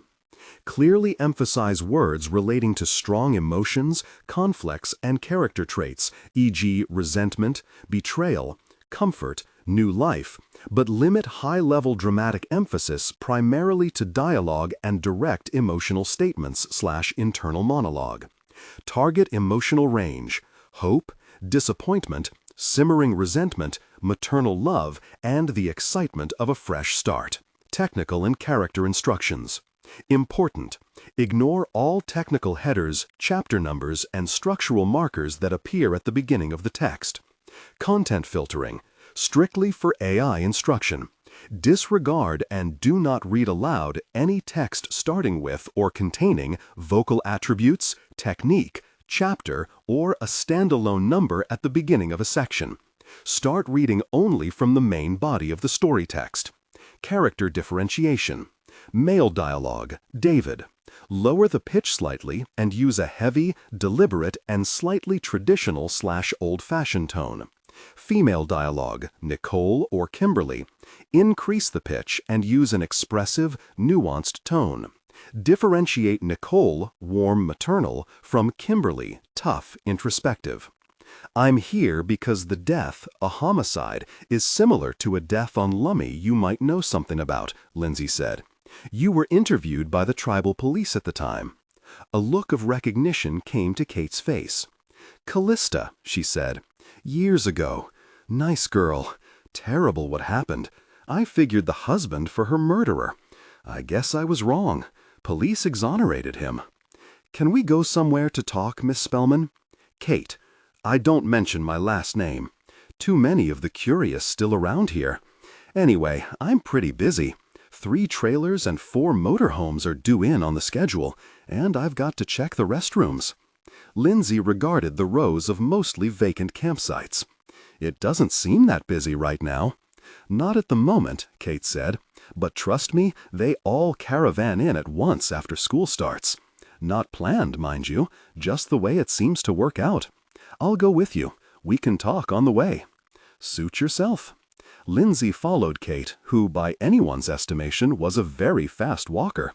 Campers waved and called over to her, inviting her to coffee or to play cards that night. This is really about my daughter, isn't it? She asked, looking at the gravel road. Her voice was low. Yes. Do me a favor, detective. Don't tell anyone here who I am, or really who she is. I don't want any trouble. I've been here a while, and I like it. I don't want any of her disgruntled followers to track me down. I had a nice place up in Blaine, ran a little gift shop that sold Marnie's beeswax candles. One day, a woman comes in and makes a big scene, says that I ought to be in prison for what my daughter did to her mother and the like. I didn't fight back. I didn't really blame her. Stopped using my last name. Go by my maiden name now, Stratton. That must be difficult. Difficult is having 2 children you never get to speak to for one reason or another. That's difficult. Well, to be honest, one, I don't mind that she doesn't talk to me. I pine for my son, however. Always will. I failed him. I know it. How did you fail him? You're not here to talk about Casey.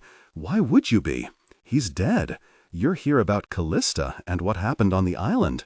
My mistake, then. Kate opened the door to the women's restroom. The place was small. 2 showers and 2 toilet stalls. Lindsay watched while Kate made a face and flushed a toilet by pressing the lever with the tip of her boot. People are pigs, Lindsay said, trying to find common ground. Sometimes it does seem that way, Kate said, nodding. Wait until you see the men's lav. 10 times worse. Kate put her initials on the card taped to the inside of the door. She also noted the time. Lindsay watched over her shoulder. You keep quite a strict schedule. How's that? You are here, at 1/4 past. All day long. Time is important. So is commitment. Can't live properly without managing both. Lindsay didn't say a word. The sentiment was the same as one expressed by Marnie in The Insatiable Heart. They went to the other side, the men's. Kate was right. It was worse. Apart from the hygiene issues on display, which Kate made brisk work of cleaning up with materials drawn from a locked janitorial closet, vulgar graffiti decorated the space above the trio of urinals. Kate saw her looking at it and shook her head. These guys are all on Viagra and think they're hot stuff. Sowing their droopy wild oats in my campground turns my stomach. Kate washed up, noted the time, and initialed the card. Maintenance will take care of the graffiti before I get back here. Lindsay motioned to a picnic table next to a slow-moving creek. Can we sit for a minute? A minute. Really, I can't help. I tried to get Marnie out of one mess after another when she was growing up, but she found a way to mischief. Her dad said that's what made her special. He always took her side over me and Casey. It was the two of them against us. Special? Lindsay asked. Like the swarm? Kate fastened her eyes on Lindsay's. Right, the swarm. It changed her. It changed all of us. That's God's truth. Lindsay had read about the swarm in The Insatiable Heart. It was fantastic, scary, and about as believable as a 1970s disaster movie. You didn't see it happen, did you? She asked. I'm not really comfortable talking to you about this.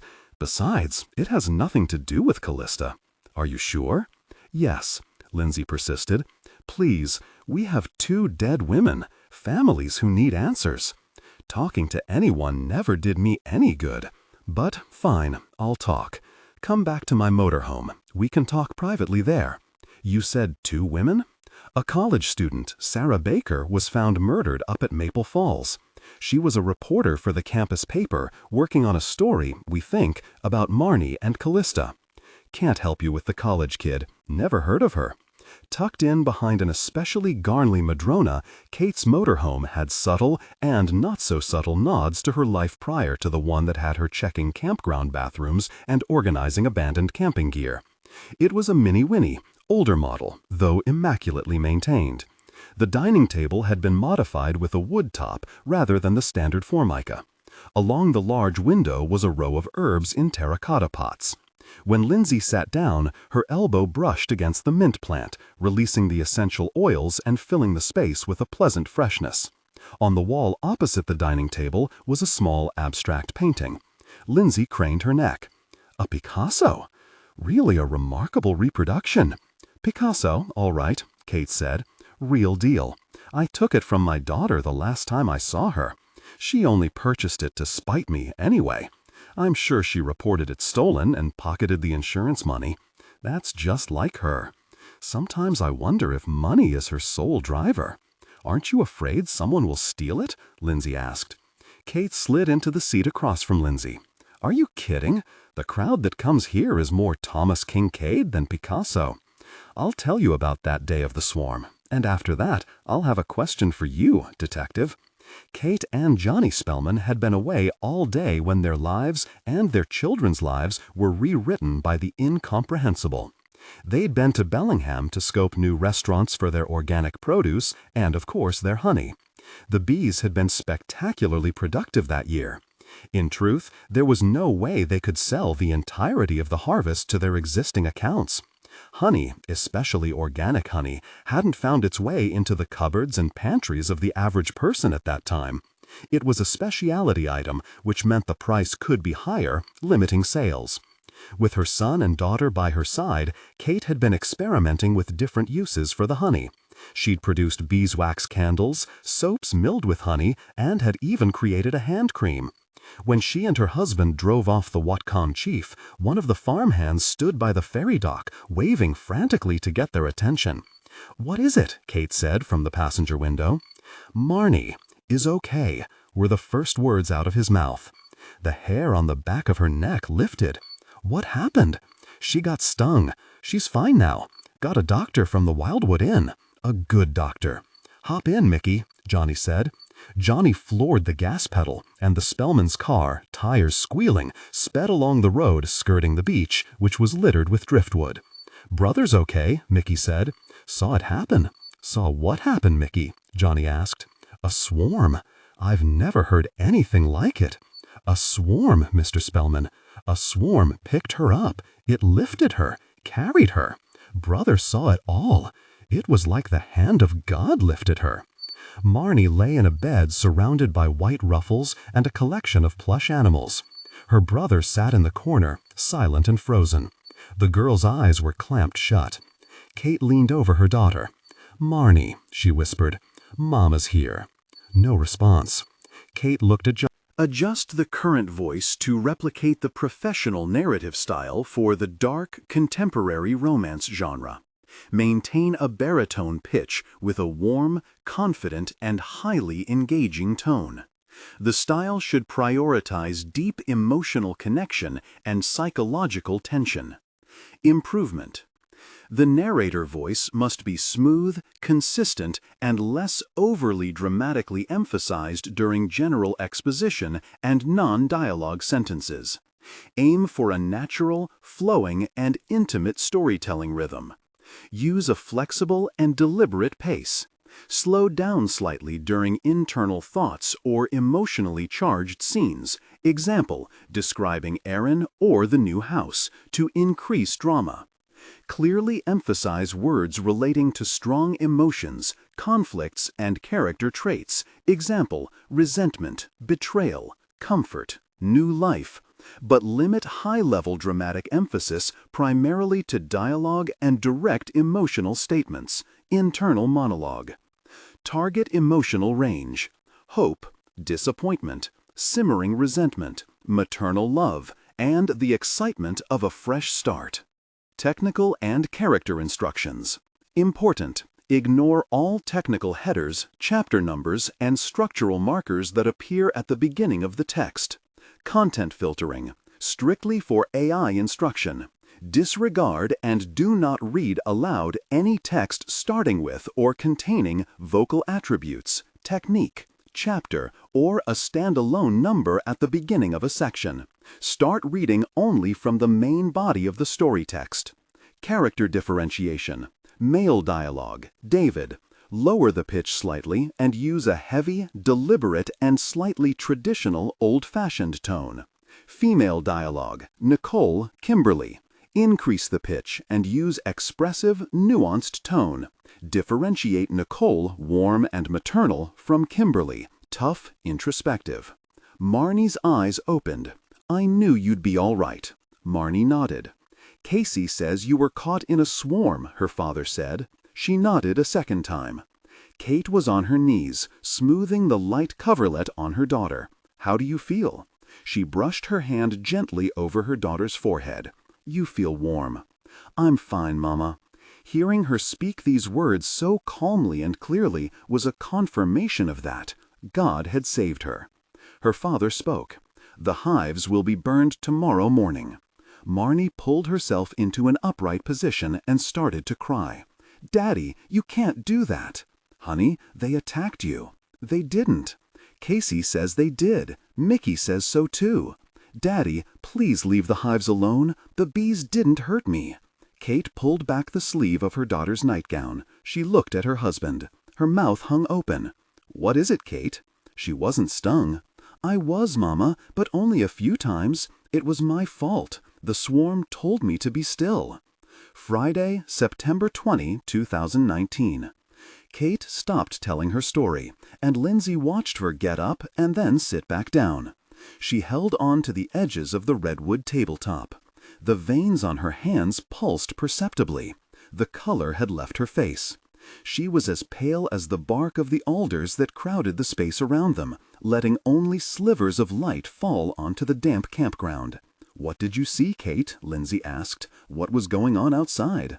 I couldn't see anything, not a thing, not at first. It was like my mind couldn't make sense of it. What did you see? Kate's eyes bored into Lindsay's. The swarm, she said. It had massed over Marnie's window, like a moving curtain. I could actually feel the vibration coming from it. It was like the bass turned on full in some kid's car. You know, when you're stuck at a traffic light and then you feel the thump? It was like that, but a buzzing. The sound was fascinating, mesmerizing, calming, scary. It was everything all rolled into one. Even after all these years, I have never heard anything exactly like it. And though it didn't, Kate stopped, gathered herself. This is the hard part, the part that I have never really told anyone other than my daughter. What was it? She let the question loiter for a beat. It was like the buzzing noise. You're going to think I'm crazy. The buzzing noise was talking to me. Not in words, not specifics. I just felt that it was telling me that everything was going to be fine, that my daughter was fine. A breeze blew through the old madrona just then, sending a flurry of yellow and green leaves to the picnic table outside. No words, Kate repeated. It was just a feeling. There was something about that swarm that seemed, and I'm sure you could never understand, that it was not from this earth, that it was telling me that Marnie was special. All children are, Lindsay said, of course, but not all children lead, most follow, and that's what the swarm told me, that she was beyond what I was, beyond what our family had expected her to be. Blessed? Yes, blessed. Then you understand after all, she said. Lindsay wasn't sure what to say, how to encourage this woman and get at the truth at the same time. She didn't understand anything, not really. Kate Spellman gave off such a no-nonsense vibe. She was a pragmatic woman who had organized her daughter's hives at the farm, kept up with the lavatory checklists at the campground. She hadn't heard the swarm speak. She'd felt it. And she'd seen the swarm blacken her daughter's window, felt it rumble like a gangbanger's ride. I don't know, Lindsay finally said. I want to, but mainly I want to do my job. And that's going to start with understanding why Calista ended up on a beach dead 20 years ago. I want to understand a feeling I have. I want to know why Sarah's death at Maple Falls seems to be a bridge to Calista and that time. Let's get to that, Kate said, getting up and offering an iced tea, which Lindsay declined, after you answer my question first. Yes, your question. What is it? Are you a believer? In God? Yes, raised in the church. Not God. My daughter? Like I said, even if I might want to, no, not at all. But you're interested in her? Let's be direct. You're following a case from 2 decades ago and digging into my daughter's life. Is it interest in her? A fascination?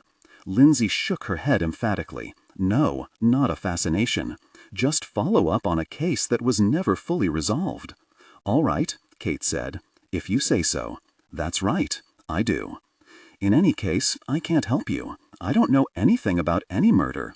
What I do know is my daughter had nothing to do with it. Yet you and my daughter are estranged? How can you be so sure? Why would you defend her? Because I have a knowing inside of me, detective. People who are without that knowing are servants to the whims of fate. I know my purpose. I have lived a life that I own completely. Your daughter lives on an estate. And you? I live in a Winnebago. A feeling of awkwardness hung in the air between them. I'm sorry, that was mean. You're not sorry. You're just doing your job. I understand, and whatever you say can't hurt me. If you think that someone associated with my daughter's movement is a party to murder, then I hope you find the perpetrator. God would want that. She appreciates both love and justice. Kate's words were an echo of her daughter's theology. How could this seemingly pragmatic woman embrace those concepts? Lindsay couldn't fathom it. She switched gears. Did you tell your husband about the swarm and what you saw, what you felt? That stopped Kate. She regarded Lindsay with interest, maybe respect. No, detective, I didn't. Why not? The same reason I probably shouldn't have told you. You don't believe me, because you're just like him. And how's that? You're a skeptic, Detective Jackman. That's probably why you have chosen this path in life. That's fine. You'll learn. And maybe next time we meet, if we do, it will be on another plane where we share equal footing and equal knowing. Fine. Then tell me about Spellman Farms. It is a bit of a mystery. It's supposed to be. That's the way she likes it. Supposed to be? Kate averted her gaze. I've said too much already, she said. I think you should go now. With that, Marnie's mother stood and escorted Lindsay out of the motorhome and to her car. Are you sure you can't help me? Lindsay asked. If you keep looking into things that are dead and buried like Calista Sullivan, you'll find yourself in bad company. Kate watched Lindsay drive away and returned to her motorhome. In the junk drawer next to the tiny stove, she retrieved a scrap of paper with a phone number and Sarah Baker's name. She wadded it up and tossed it into the trash. On the way back from Marnie's mother's campground, Lindsay slotted one of the CDs Ted McGraw had given her into the SUV's player. It was one of Marnie Spellman's first recordings. Her voice filled the vehicle with a kind of sweet, tremulous timbre that made each word feel intimate, authentic. There was no TV preacher shouting to get the point across, just a woman telling an amazing story. The swarm and the time God healed my brother's burns with her loving hand are well documented and indeed witnessed by others. Even with that kind of unyielding corroboration, I have been the target of vicious attacks in the media. Interesting, Lindsay thought, thinking of what she'd say to Alan if she could. Most of the people who could corroborate any of her claims about the swarm are dead, she'd say. Dead men tell no tales, he'd say, or something like that.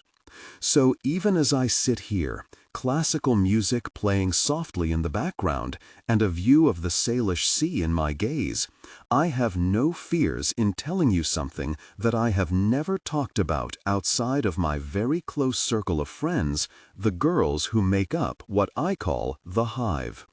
It is the reason I have never married, nor have I ever let a man dominate me in life or in bed.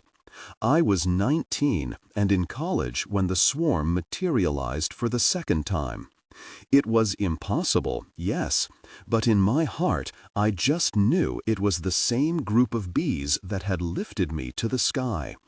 This time we weren't outside, but in, of all places, a bathroom in a college library. Even more striking, it was late at night when bees are not active. Again, no one else was there. Smart, Lindsay thought. Her everyday details made the story seem authentic. It was a few minutes before closing time, and I had made a quick trip to the restroom. I was completely alone in there, doing what must be done after drinking tea all evening as I prepared for an exam the next day. As I sat there, I heard a buzzing noise, and my attention went directly to the fluorescent tubes that hung over the space. One was acting up, flickering, not quite off, yet not truly on either. When I finished, I noticed that the sound wasn't coming from the lights, but from the stall next to me. I bent down and saw no feet, yet the buzzing grew louder. I flushed and found myself going to the second stall. I pushed the door open and was immediately confronted by the swarm, the same one, I was certain. I stood there watching as the mass of honeybees morphed from one shape into another. It was an undulating movie. Some were imagery from my life, my father, the garden, the farm. The swarm didn't speak in the way we speak, of course, but the bees were talking to me about my life. Not only about the past, about the future, too. The swarm morphed into a cylinder that I recognized as the shape of a face cream my mother had used. As it moved, it showed me that it was my destiny to bring hope, beauty, and prosperity to the women of the world. Although I belong to no organized religion, I have never doubted God's hand. In that bathroom stall, she had come to me once more, showing me that my purpose was by her design. She was shrewdly, cunningly mixing nature and religion, binding them together as a single force, and careful to use the female pronoun for God, amplifying her message of female empowerment. I stood there, frozen in a way. I didn't move an inch because I didn't want to. I was transfixed. I was a sponge, and the bees were dousing me with holy water. One by one, they formed a chain and started for what I noticed for the first time was an open window. Hundreds of scouts whisked themselves away into the night sky. In less than a minute's time, only 6 remained. 5 bees formed a circle around the queen. She dominated them all in size and beauty. Her wings were iridescent, even in the flat light of the fluorescent tubes. I was mesmerized. It wasn't that I heard her say actual words to me. I wish I could tell you that she did. I can only say that I felt a feeling from her. The feeling made my eyes flood, and I started to cry. It was a rush of emotion, both joy and sorrow. My knees buckled, and I held on to the doorway so I wouldn't fall. Lindsay reversed the CD to the line she was looking for. 5 bees formed a circle around the queen. She dominated them all in size and beauty. Marnie saw herself as the queen, of course. There were 5 bees to protect her. 5 to do her bidding? Lindsay interrupted Patsy Sharp with a call that afternoon. The lieutenant confirmed that the state insurance policy covered Alan's suicide, a question Patsy had asked after the memorial. Lieutenant Madison wanted me to let you know that the death benefit has been processed. Thanks, Lindsay, Patsy said. I'm glad you called. Need a bit of good news. Going through Alan's things now. Just killing me. Can I help you in any way? Lindsay asked. No, not really. Just need some time to process. Can I call you later? Maybe stop by? That would be nice, Patsy said. Lindsay hung up and looked over at Alan's empty desk through the doorway. For a second, she imagined his laugh, the sound of the chair as it rolled across the linoleum floor, his quick take on things, right or wrong. God, how she missed him. Patty went about the business of organizing her husband's clothing into 2 categories, what she thought could be dropped off at Goodwill and what should be disposed of in the trash. She had high standards. She didn't want to give away anything of Alan's unless it was perfect. He deserved respect. She listened to an oldies radio station as she went about the business of disassembling Alan's life.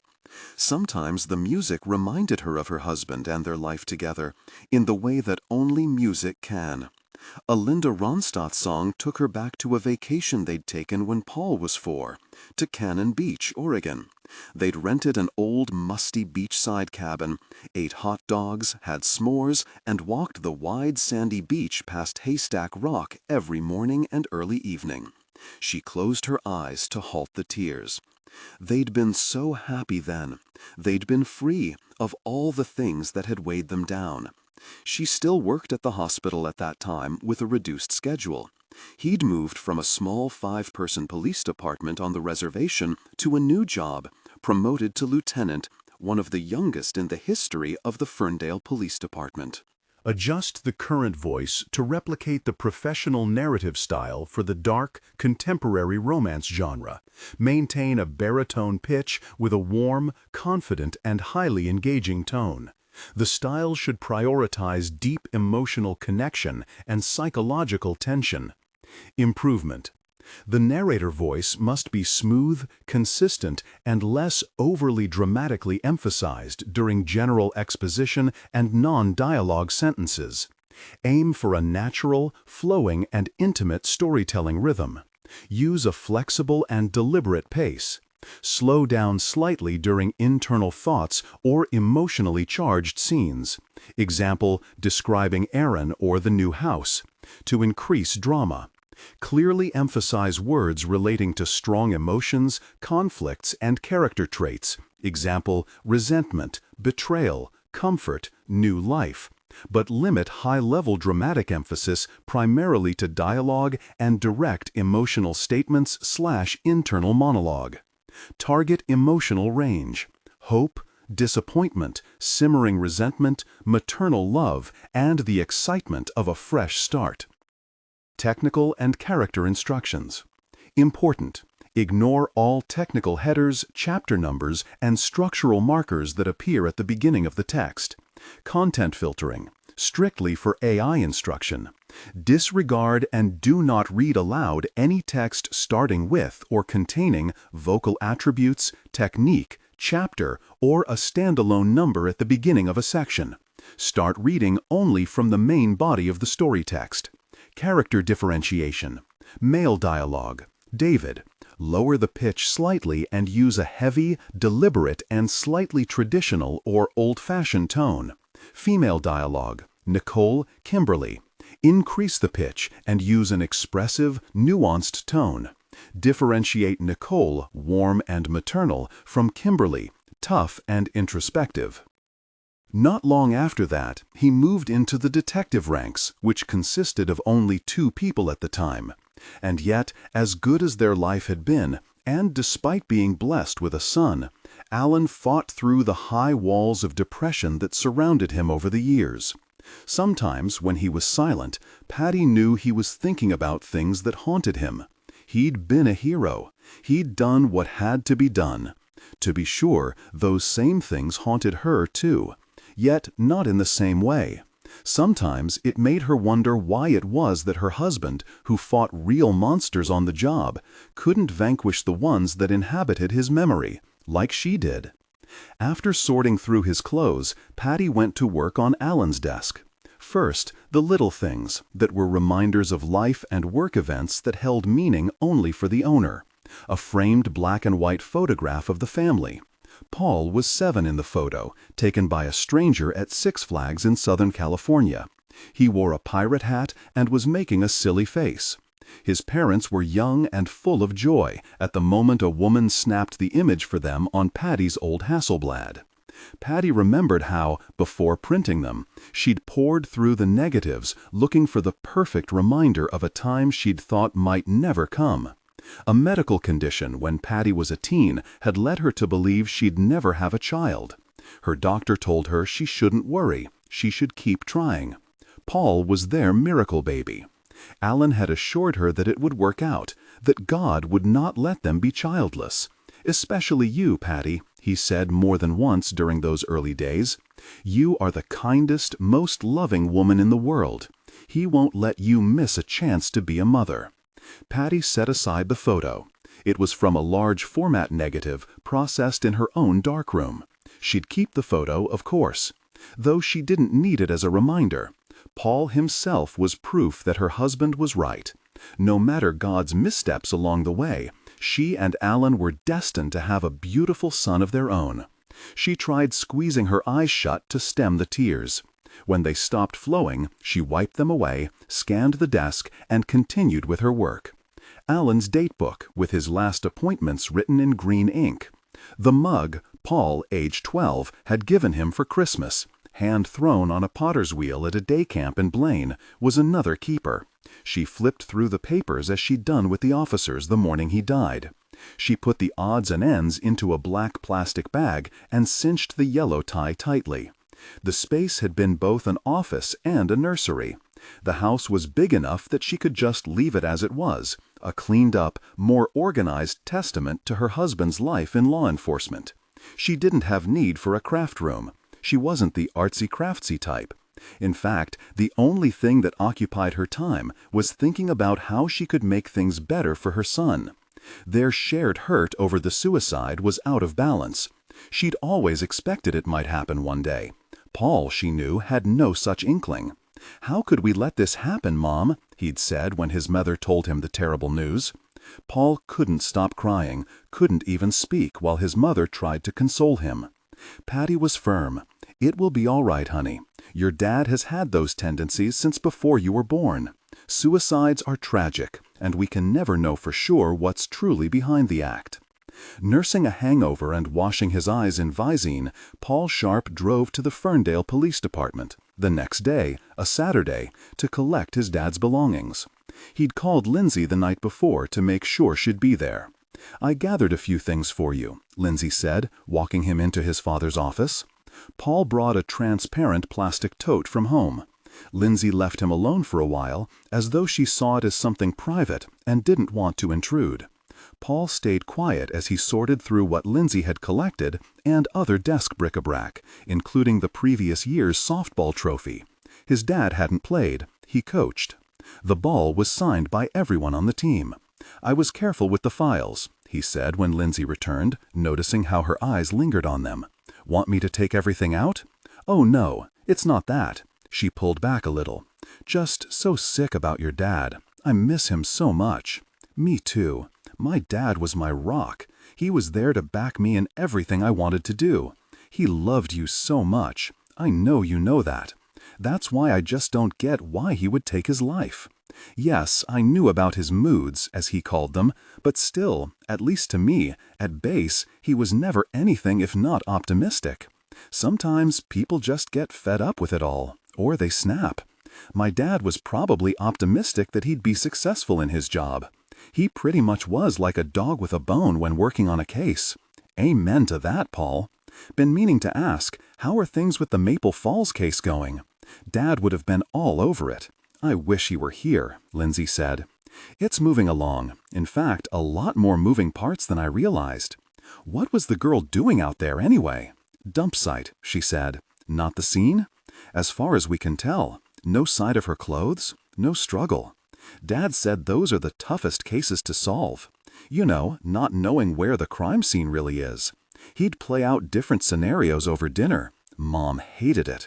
I was all over it, even as a kid. He called me his partner, kid detective. Lindsay made good on her promise to stop by, and she and Patty sat that night in the Sharps' living room, a cozy space with a gray velvet couch, a leather recliner that had Alan's name all over it, even a slight indentation where his head had rested. The room, however, was dominated by the black stare of a flat-screen TV.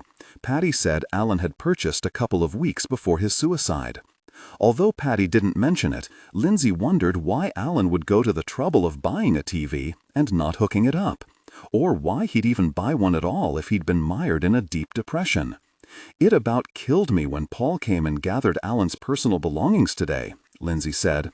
I did the same thing here at home. Just makes me feel closer to Alan, you know? Right, I can see that. How is Paul doing? Lindsay asked. He blames himself, you know. I blame myself, too. Patty opened a bottle of red wine and set out some stone-ground wheat crackers and a wedge of brie. Neither woman was hungry. The wine was another matter. Sips filled stretches of silence. They were on their second glasses after 20 minutes. How are you holding up, Patty? Lindsay asked. I must look awful, Patty answered.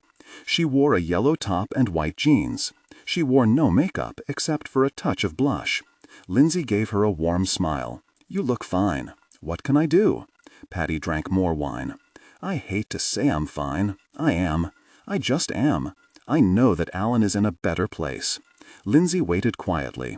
She wanted Patty to fill in the empty spaces in the conversation.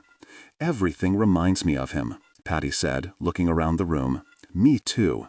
I thought I saw him today, but of course, it was just a stranger with the same blocky body. Patty let out a little laugh. Sometimes I can feel him, like he's in the same room, and I have things I want to tell him, and I guess I'm doing that. Not aloud, but in my heart, in my head. She noticed Lindsay's empty wine glass. Another? The couple next door brought a bottle of white wine over, which I thought was odd, then I thought better of it. They were just trying to be nice. Lindsay put her hand over her glass. It has been a long day, and 2 are more than enough. Still have work to do. How is the Maple Falls case? Patty asked. I wish Alan were here, Lindsay said. That kinda goes without saying, I know. As a practical matter, I know he'd be able to steer me in the right direction. That was his gift, you know. Letting me figure things out, listen to my heart, allow things to be peeled away. He was an awesome mentor.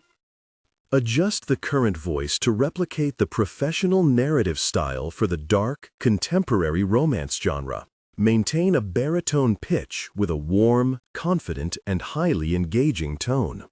The style should prioritize deep emotional connection and psychological tension. Improvement.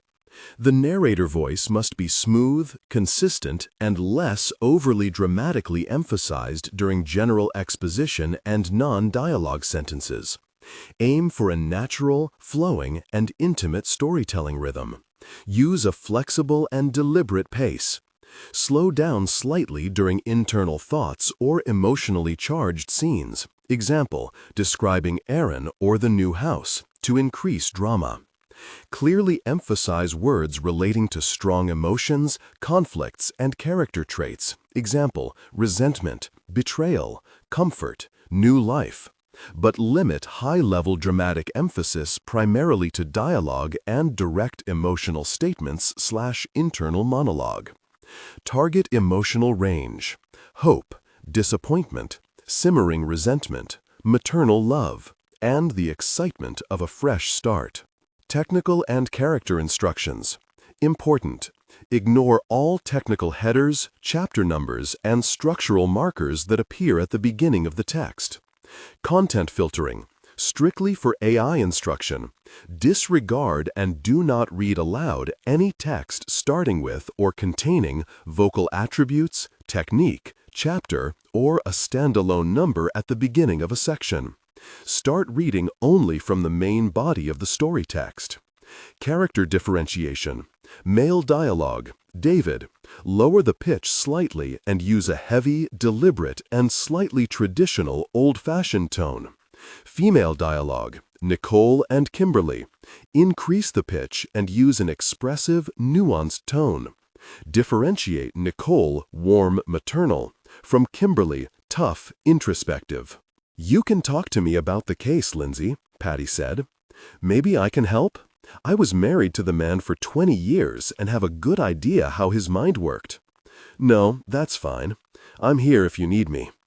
It wasn't Maple Falls that she wanted to talk about, and Lindsay hated to bring it up, but she knew she had no choice. "Patty, I need to ask you about Alan's suicide." Patty gave her a quizzical look. "Are you investigating it?" "Oh, God, no," she said. "Like I said at the memorial, I never caught even a whiff of major depression. I feel like an idiot. I should have seen the signs. I should have been able to intervene." Patty's eyes puddled, and a second later, tears slipped down her cheeks. "We can't know everything about everyone, Lindsay. I knew that he was struggling with something. I never saw this kind of an outcome. I feel so stupid. I should have noticed." Alan was a complex man. You know that. "He was gregarious, that's true," Patty said, reaching for a tissue. "He was also very, very private.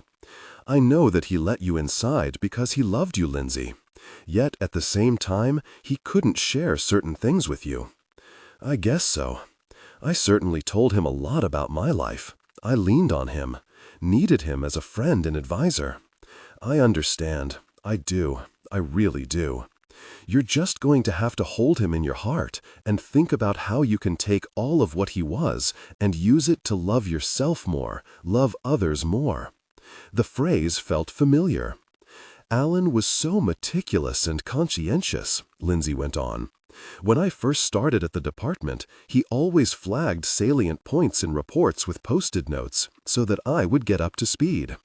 And what a memo writer! He lived to tap away on that old Dell we have in the office." Patty looked at her quizzically and finished her second glass. "It's just, being such a writer, I guess I thought he might have left a note," Lindsay said. "He seemed like the kind of man who would tell us why he did what he did." "There was no note, Lindsay. Believe me, I've looked high and low. It would have made things so much easier for all of us. We just won't ever know, and that's what we're all stuck with." "Sure," Lindsay said. "Of course." She sighed. "Any idea what he was struggling with, if it wasn't too personal?" Patty shrugged. "A case. You know how he took them to heart. He was that kind of cop." "Right." Patty took their empty glasses to the kitchen. The conversation was at an end. Lindsay needed to leave the poor woman alone. Yet at the door, after Patty embraced her, Lindsay heard herself asking, "Do you know which one, though? Which one what? Which case he was struggling with? Any idea?" "Never said. And after nearly 20 years of marriage, I guess I've learned better than to ask. If you open up that door, you become a sounding board to things, sometimes very ugly things, you'd rather not know about." Patty shut the door after her and set the wine glasses in the dishwasher. Then she went down the hall into her husband's office and sat down at his desk. Lindsay knew Alan so well. They'd truly been more than just co-workers, nearly father and daughter. And she was right. There had been a suicide note. In fact, there had been two.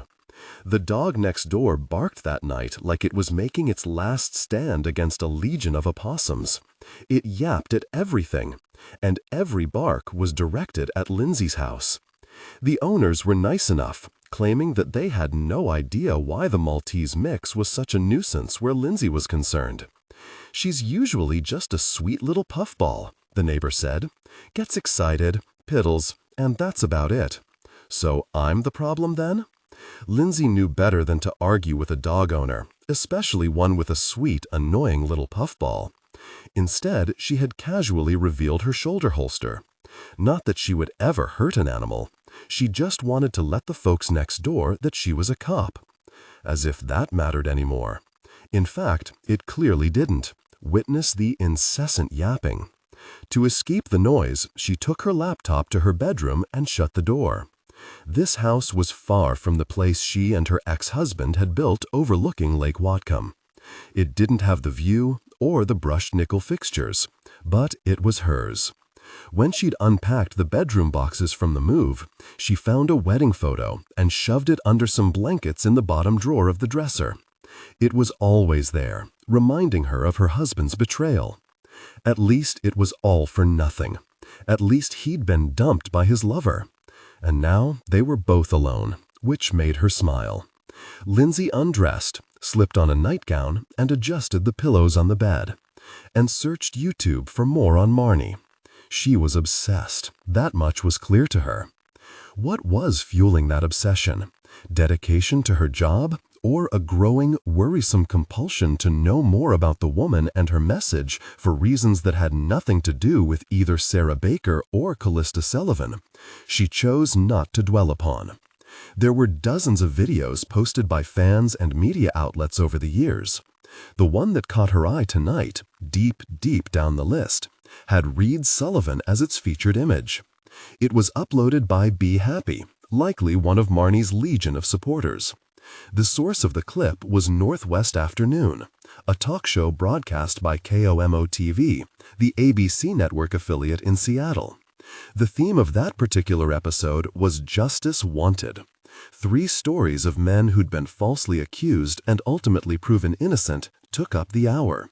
First up was Reed's vignette, a montage of photographs of Calista, mostly taken by Reed himself in California. Only a handful of images were from her time in Washington. In one picture, she was shown hugging Marnie Spellman at a book signing.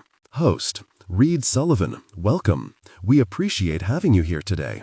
You've been through the ringer, to say the least. How are you and your sons coping these days?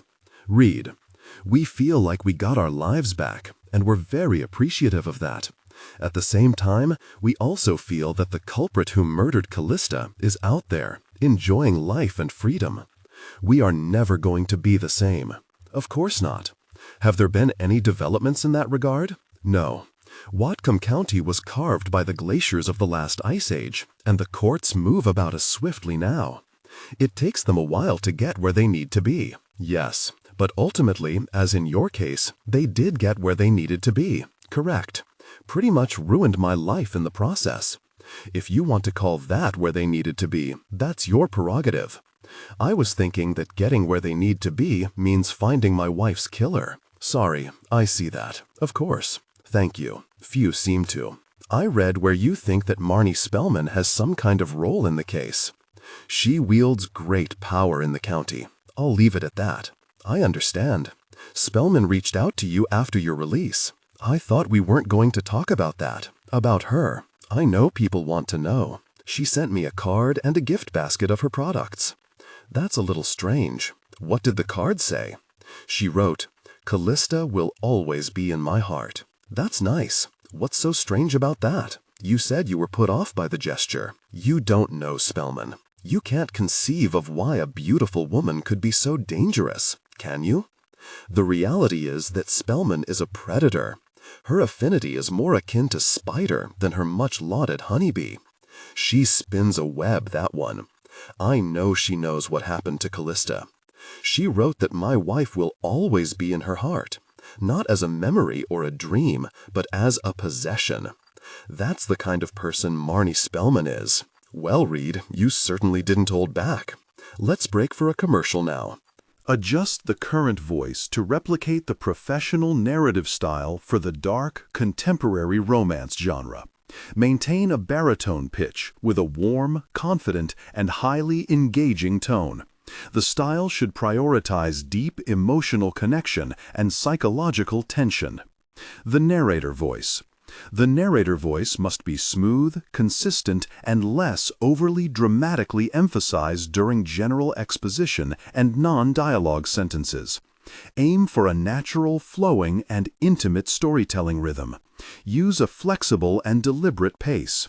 Slow down slightly during internal thoughts or emotionally charged scenes, e.g. describing Aaron or the new house, to increase drama. Clearly emphasize words relating to strong emotions, conflicts, and character traits, e.g. resentment, betrayal, comfort, new life. But limit high-level dramatic emphasis primarily to dialogue and direct emotional statements / internal monologue. Target emotional range: hope, disappointment, simmering resentment, maternal love, and the excitement of a fresh start. Technical and character instructions. Important: ignore all technical headers, chapter numbers, and structural markers that appear at the beginning of the text. Content filtering. Strictly for AI instruction. Disregard and do not read aloud any text starting with or containing vocal attributes, technique, chapter, or a standalone number at the beginning of a section. Start reading only from the main body of the story text. Character differentiation. Male dialogue. David. Lower the pitch slightly and use a heavy, deliberate, and slightly traditional / old-fashioned tone. Female dialogue. Nicole / Kimberly. Increase the pitch and use an expressive, nuanced tone. Differentiate Nicole, warm, maternal, from Kimberly, tough, introspective. Calista's husband never said another word about the case. When reporters would phone for an interview, he told them, on advice of counsel, he wouldn't be saying anything more. He stayed quiet for almost 2 decades, until Sarah Baker's body was stumbled on by a young mother pushing a baby stroller at Maple Falls. And then he phoned Lindsay. She powered down the laptop and noted the late hour. She was exhausted from the long day, the visit with Patty. The unanswered questions of what had taken place circled through Lindsay's mind as she finally drifted off. Fame was a kind of resplendent cocoon. No, a straitjacket, a gag, a combination of all three. Dina Marlowe took her wine out to the swimming pool and wondered why she'd even had one installed in the first place. The weather in Washington made it usable only for the 3 months of summer at best, maybe only 2. The reason was obvious, of course. She had a pool because not having one would signal to the world that she was just like everyone else. It was silly, stupid. She looked at her reflection in the water and then turned away. She'd come north to grow as a human being.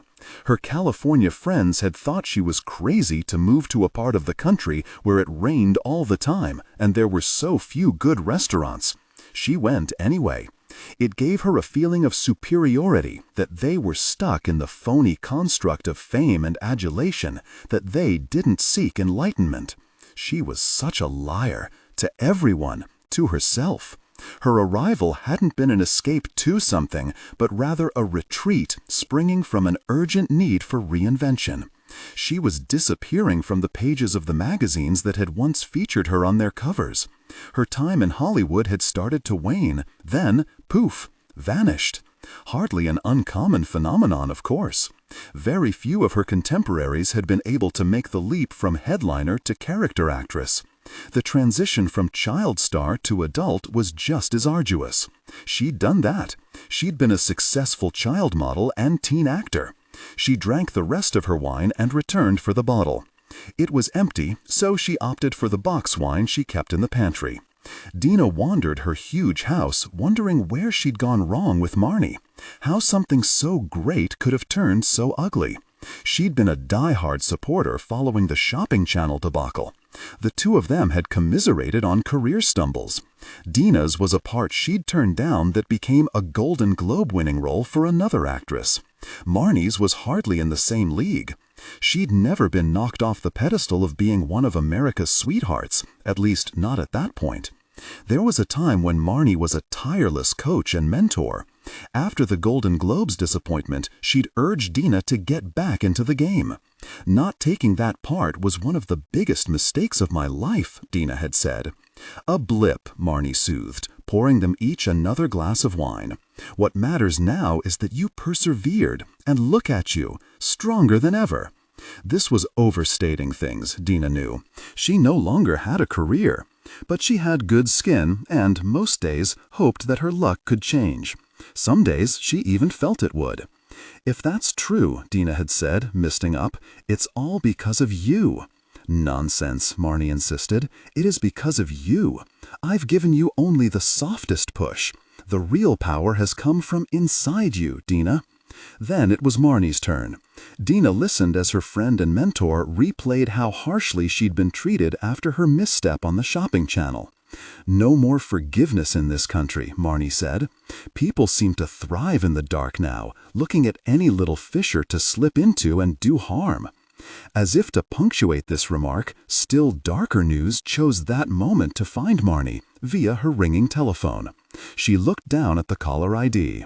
"My agent," she said. "I'd better take it." Dina drank her wine while Marnie put the call on speaker. "Foxwood is dropping you, Marnie." "What do you mean by dropping me?" "They aren't going to publish the paperback of The Insatiable Heart. They can't do that, can they?" "It was a mistake. I misspoke. What I said on TV isn't me. You know that. They know that." "Correct. We all know that, Marnie. Nonetheless, you've put yourself in a gosh storm, and you can't do anything, at least at the moment, to fix it. I went on every TV and radio outlet that would have me. I'm about helping people, not hurting them. I think that came across." "I'm sorry, Marnie. I know it was heartfelt. However, this is business, and Foxwood won't budge. It turns out one of their senior editors has a brother with special needs." "Good God," she said. "It was one mistake." "I know. I have to go into a meeting. My advice is lie low. Ride this out. It's all you can do at the moment. And, Marnie, I'm not promising anything. Just know I have faith in you and your message. I know you can overcome all of this too. Bye now." The line went dead. Marnie took a breath and faced Dina. "I'm down, Dina. I'm far, far from over." "You'll rise up, Marnie. I know it. We both will." It had been a while since Dina had any kind of a real offer or hope to jumpstart her mothballed career. So much had changed. Indeed, the industry that had made her famous had transformed. She'd had her biggest success in the last days of Hollywood glamour, the time when the female star was called a leading lady. Now everyone was an actor, no longer even an actress, a moniker she'd considered a much better descriptor than the blanket, denuded, dull actor. Her agent's office told her that there was serious interest in her return to acting, albeit with a hitch. She met Santiago Phillips at Craven, a Santa Monica restaurant that had been her favorite before her move to the Pacific Northwest. Dina was already seated at an outside table, enjoying the pleasures of a marine breeze from the Pacific. Santiago, her agent's daughter, had recently taken on some of her father's clients, a move toward the day when she'd manage his very full and eclectic stable of stars. Barely in her 20s, she wore a Versace top that Dina knew had to be genuine, but something about the fabric seemed suspect. "I love your blouse," Dina said, getting up to embrace the young woman, feeling the fabric. "Versace would never have approved of that fabric." "You've certainly grown up," she went on. "The first time we met, you were barely able to walk." Santiago, her long black extensions swept back and her eyes shielded by sunglasses with oversized white frames, looked more the star than Dina, who'd agonized that morning about what to wear and finally decided on a Chanel shift that she was nearly certain she'd only been photographed in once. "You're ageless," Santiago purred, pulling her shades down, then popping them back in place on the bridge of her new nose. "Not everyone thinks so," Dina said, waiting for Santiago to confirm the compliment. It never came. The waiter took their drink orders, and again Santiago's glasses came down so she could check him out. Nothing special, apparently, because she ignored his final pleasantries. "I've never been here before," she said to Dina. "How'd you find this place?" Her tone felt a little disdainful. Possibly bait. Dina thought just then that Santiago took more after her mother, a climber from Des Moines who had acted 3 times in All My Children before snagging her first husband. "How's your mother?" she asked. Santiago forced a quick smile, maybe a smirk. You know how she is, always reaching for something new. Or someone new, Dina thought. She swallowed her gin and tonic and got down to business. "You have news." Just then Santiago's phone pinged. "I do," she said, giving Dina a little nod without looking up from her phone. "Just a minute." She rose and started for a quiet spot to take her call, then stopped and turned to Dina. "If the waiter comes while I'm away, order a Caesar salad for me, please, with shrimp, only if it's wild-caught." "Of course," Dina said, spotting a photographer on the street outside.